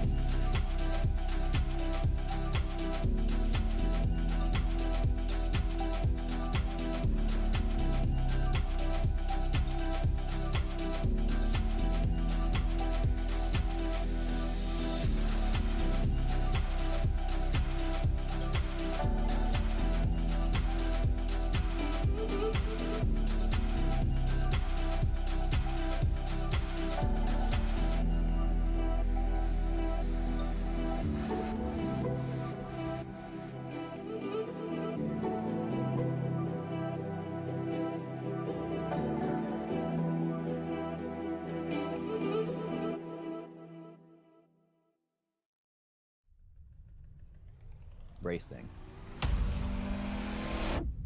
It's one of the most exhilarating sports in the world. It's also one of the most expensive. For aspiring drivers, the cost of a single season can be staggering. The grueling physical and mental demands and the pressure to sell yourself to sponsors, it's no wonder so few ever get their shot at greatness. What if we could change that?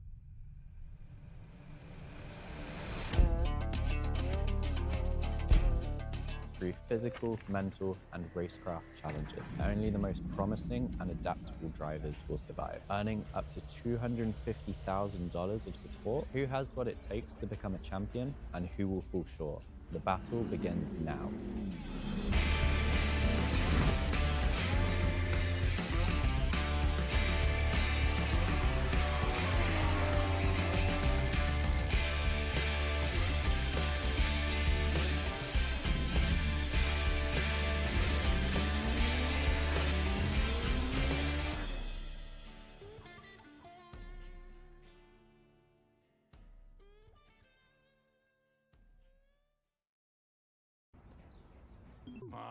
Come on.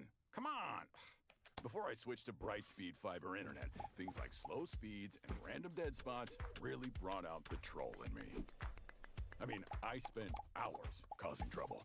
But then I switched to Brightspeed's fast, reliable fiber internet, and the rest is sunshine and unicorns.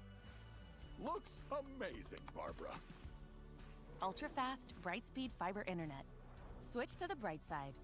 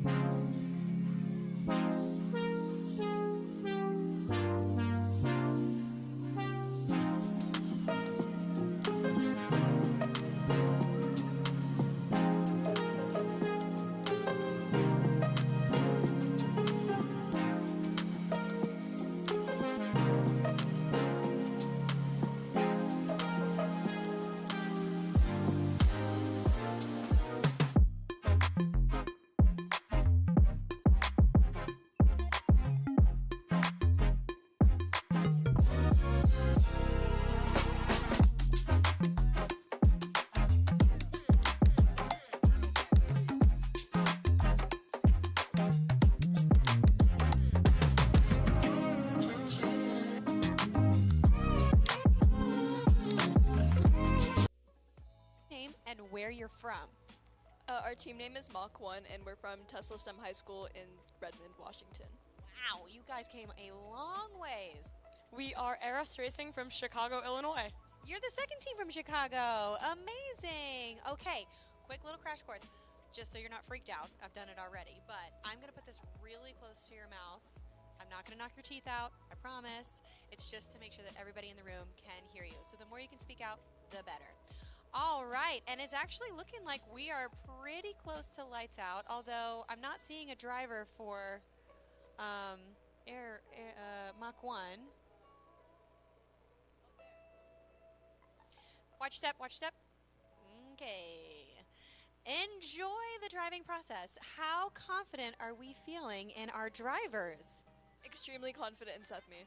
Okay. Yeah, Zan's been posting some really fast reaction times, so we're super excited. I saw you guys running some test runs over here, which is very smart to just get the jitters out and get ready to race. So, do you have any expectations or strategy coming into this first race? Honestly, like, this is our first year doing F1 in school, so we just want to race, yeah. And I'm so glad you're here to race. That's amazing. What about you guys? Any strategy? Before our race, we do something called a neuro run. It just gets the blood moving, the heart rate up, so we're just getting the jitters out of Zan so that he can perform the best as possible. So what did that neuro run look like? I jogged around with him for about 5 minutes. We chatted, just got a little bit of the nerves out. Pretty simple. Very nice. I'm loving all of these pre-race rituals I'm seeing from the teams. There was 2 teams that ironically, I don't think that this was planned beforehand. Both of their drivers race with headphones in. And they were the only ones I've seen all day that do the headphones, but they looked like professional esports racers getting up there with these headphones. So, what words of encouragement do you have for your driver before they press the button? Good luck, Seth me. Stay calm, Zan. You got this. All right, it looks like we are getting closer as we're handing over the buttons, and we are ready for the first race.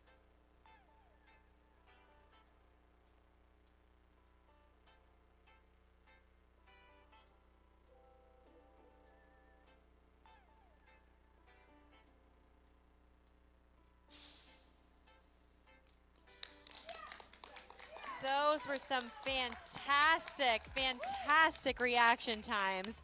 For those of us in the audience, we are looking at .145 with a reaction time from Arrows Racing, .232 reaction time from Mach 1, a 1.517 from Mach 1, and a finishing time of 1.249 from Arrows Racing. Those are some close numbers. I've shared this stat a little bit so far today, but it's worth pointing out that the average Formula One driver's reaction time is 0.2. So your driver was faster than the average Formula One driver's reaction times. The average human reaction time is 0.25. Your driver was faster than the average human, aka yours truly. Way faster than me. So as we are setting up this second run, what are your thoughts and feelings on that first run? That was really exciting, and we are so glad to be here. We actually don't have a track at our school, so it's really cool to just see it. Isn't it amazing to see all of the hard work and the late nights and long hours come to fruition, and that it works? Yeah, all of the late nights really paid off, and we are so happy to see our team actually being here and performing. Your car quite literally crossed the finish line, and that is all we can ask for. All right, what are your impressions after that first run? We could not be more excited. That 1.104 raw track time is faster than our car at Globals ran. So it's great to see such significant improvements over these last 3 months. We put in so much hard work to get ready for Nationals. So we're just so excited, and we're so proud of Zan for his quick reaction time. Speaking of, they are about to be put to the test again. So let's race round 2.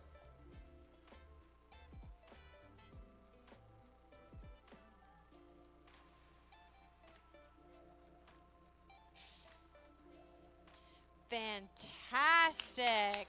We saw a .158 reaction time with a finishing time of a 1.2, I think that says 95.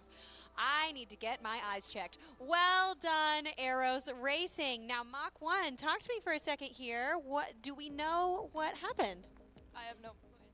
I mean, how could you? You're sitting here with me. If I don't know anything, you probably don't either. Driver, what's going on? We do not have a second car. Hey, that's okay, because you have a car, and that car is going to run twice. So we'll see it again this next round, but every team has to have all the times brought in, so Arrows Racing will run one more time after this next round. But you guys get to stay here and hang out with me, which is nothing to complain about. All right, Eros Racing, have you guys faced any challenges coming into this competition? Yeah, so when we were thinking about our design process for our car, it was really difficult trying to determine like what we wanted to prioritize. Did we want to prioritize weight? Did we want to prioritize like adding in cool aerodynamic concepts? And so I think that balance was one of the biggest challenges we came into. Also, we only had 3 months to prep for this entire competition. I know that a lot of teams here had the privilege of going to regionals and getting to compete there. We unfortunately didn't, and so nationals is our first competition of the season. So this is our first time seeing our cars on track. How exciting to see it working and working so well. So congratulations. What was the process like for you guys overcoming some of those challenges? I think a lot of it was overcome by our really strong teamwork and team connection. We've tried to be as open and as like communicative as possible. Just trying to make sure that everybody is able to express their opinions and that everybody can sort of provide input into all aspects of the project. Absolutely. Teamwork really, truly does make the dream work. All right, Mach 1, what challenges have you guys been facing in the process of this competition? I think we are like the first team in our state to like actually join F1 in schools. So a lot of the challenge was actually like bringing it to a point where we can actually come to nationals. And we're actually helping a few more other teams start in different schools in our area. So we really want to spread the word about this competition, and I'm sure like many people from our area would love to join. Absolutely. The more competition, the better everybody gets. Competition is not the enemy. Competition is your partner in the dance, if you will. All right, Mach 1, tell me a little bit about your color scheme and how you guys decided on these colors. Well, we really just, first we were initially going to go with yellow, but we decided on red because it's more like attractive to audiences, and we just like the values of red, like the definition, so. We also took a lot of inspiration from Lightning McQueen. It's really like a huge part of our childhoods, like Lightning McQueen. Do you guys look at each other before each meeting and say, speed, I am speed? I guess. I love that so much. Well, Anne, do you follow Formula One at all? Yeah, we follow Formula One, but she's like the biggest fan. The big Formula One fan? Well, they say in Formula One that everybody's a Ferrari fan, and so wearing the red is a natural selection there. So let's head over to Eros Racing. What is the story behind your red? Maya, do you want to talk a little bit about our color psychology? Hey, I'd love to. So we did a little bit of research on color psychology, and we found that red and black, so black represents discipline, and then red is just like a very vivacious color, brings a lot of attention. And we were actually inspired by that Ferrari quote. So Enzo Ferrari said, give a child a car, they'll color it red. I'm a huge Ferrari fan, just in terms of Formula One, so red made sense. Red made sense. Are you guys all Ferrari fans? And I will tell you, there is a right answer. Yes. It's okay if you're not. I'm just joking. All right. So you mentioned that you follow Formula One. Do all of you follow Formula One? Is that something that is the dream to work in someday? Yeah, I mean, for me this summer, I'm planning on doing an internship within Formula E, so trying to get stepping my toe in the water into the motorsports industry. That's incredible. Within Formula E, is there a certain team and or aspect you're working with, or are you working with Formula E corporate? I'm really trying to push into the communications aspect, so like the PR, the digital media, and then also like working within like equity and thinking about like how can we bring more opportunities to underrepresented groups, like women in motorsports, but also people who are living in underprivileged communities. There are some really, really incredible people in Formula E that I really hope you get a chance to work with because you would be amazing. What about you guys? Yeah, so I'm really interested in environmental sustainability, and so when we're thinking about Formula One, it does produce a lot of carbon emissions. So thinking about, how can we make this beautiful sport more sustainable? Yes, preach.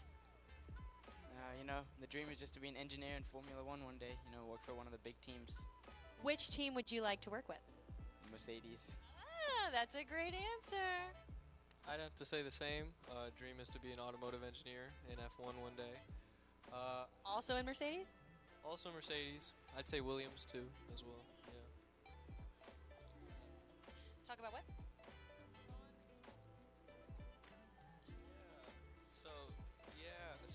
the World Finals, Williams held an assessment center and took on 10 F1 engineers or students. I was one of those people. So. Massive congratulations. Well, the Williams group is lucky to have you. I believe we are now at race 3, and here we go.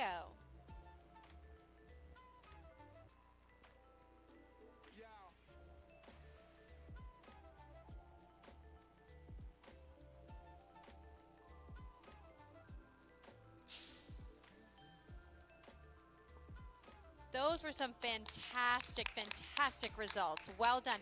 And I want to point out, I believe Mach 1 saw an improvement in those reaction times. So, pats on the back for Mach 1. We also saw a .189 with a finishing time of 1.351 over here from Eros Racing. And it was a close fight there within .1 seconds of each other with Mach 1 and with Eros Racing. So, now as we prepare for the 4th and final run, as I understand, you guys will not be running in it. However, I still want to ask, what are your dreams and goals for the future? I honestly want to be a mechanical engineer. I don't really know what that would entail in the future, but I would want to build, like, cool stuff. Yeah, I love that. So I want to just be in general mechanical engineer in the automotive industry, and also some sort of like side job in soccer because my brother wants to be a soccer player, so I think it'd be cool to support him like on the field. Absolutely. There's definitely plenty of crossover in that, and the world needs more engineers. I've been saying it all day. We can deserve more engineers. Always, always. Now, I don't know if you know the answer for your driver, but do you know the answer? I don't want to take you. Well, actually, you can come over because I don't think you're running this next race. So come on. Yeah, come around this way. Come along, Miss Driver. Tell me a little bit about yourself and your dreams for your future. So I want to become an aerospace engineer. It's kind of random in comparison to the formula, but I really love F1 as a sport. I think it's like insane how like the engineering behind it works. I'm also the team engineer, the lead engineer of this team. Honestly, I just like think it's really cool to be here and like see all the cars and stuff. And yeah, and I hope to one day work for a company like Lockheed Martin or Boeing. That's incredible. So I do believe we have some representatives here from Gulfstream, which is something to also consider. But they mentioned that you're the F1 nut on the team. Do you have a favorite team and or driver? Yeah, so my favorite team is, of course, Ferrari. I'm a Ferrari fan since I was younger. I have like a Ferrari collection. My wallpaper on my home screen on my laptop is Ferrari, like everything. But yeah, I think my favorite driver right now on the track, I feel like I love Sonoda. I feel like his driving style is really nice and clean, especially considering he's driving a little bit of a car that's on the more tractor side for most of his career, until recently he transferred to Red Bull. And also, I really like Carlos Sainz because I feel like he does a lot of impressive things in cars that aren't necessarily suited the best for him. I could not agree more. Carlos can make just about anything out of any car. Speaking of cars, we are about to run our 4th run. Here we go.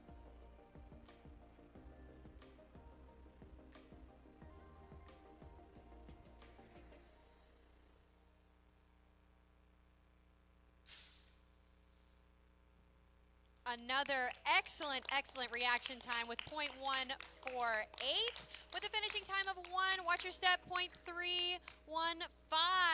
Well done. All right, team, what do you have to say for your driver? We are so proud of you, Zan. Thank you for staying consistent. Yay! And over here? Despite like the challenges, I'm really proud of you for like getting here. Yeah. Amazing. Before I release you guys, because I want to give every team the opportunity to do this, do you have any thank yous or shout outs that you need to make sure that people hear? Shout out to Dr. Renchi for supporting us throughout the process. She's our mentor, and I think she left, but. Amazing. And Eros?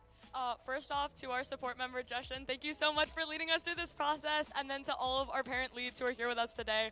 We don't actually have any team coaches, but also to all of our sponsors for supporting us throughout this entire process. It could not have been possible without y'all.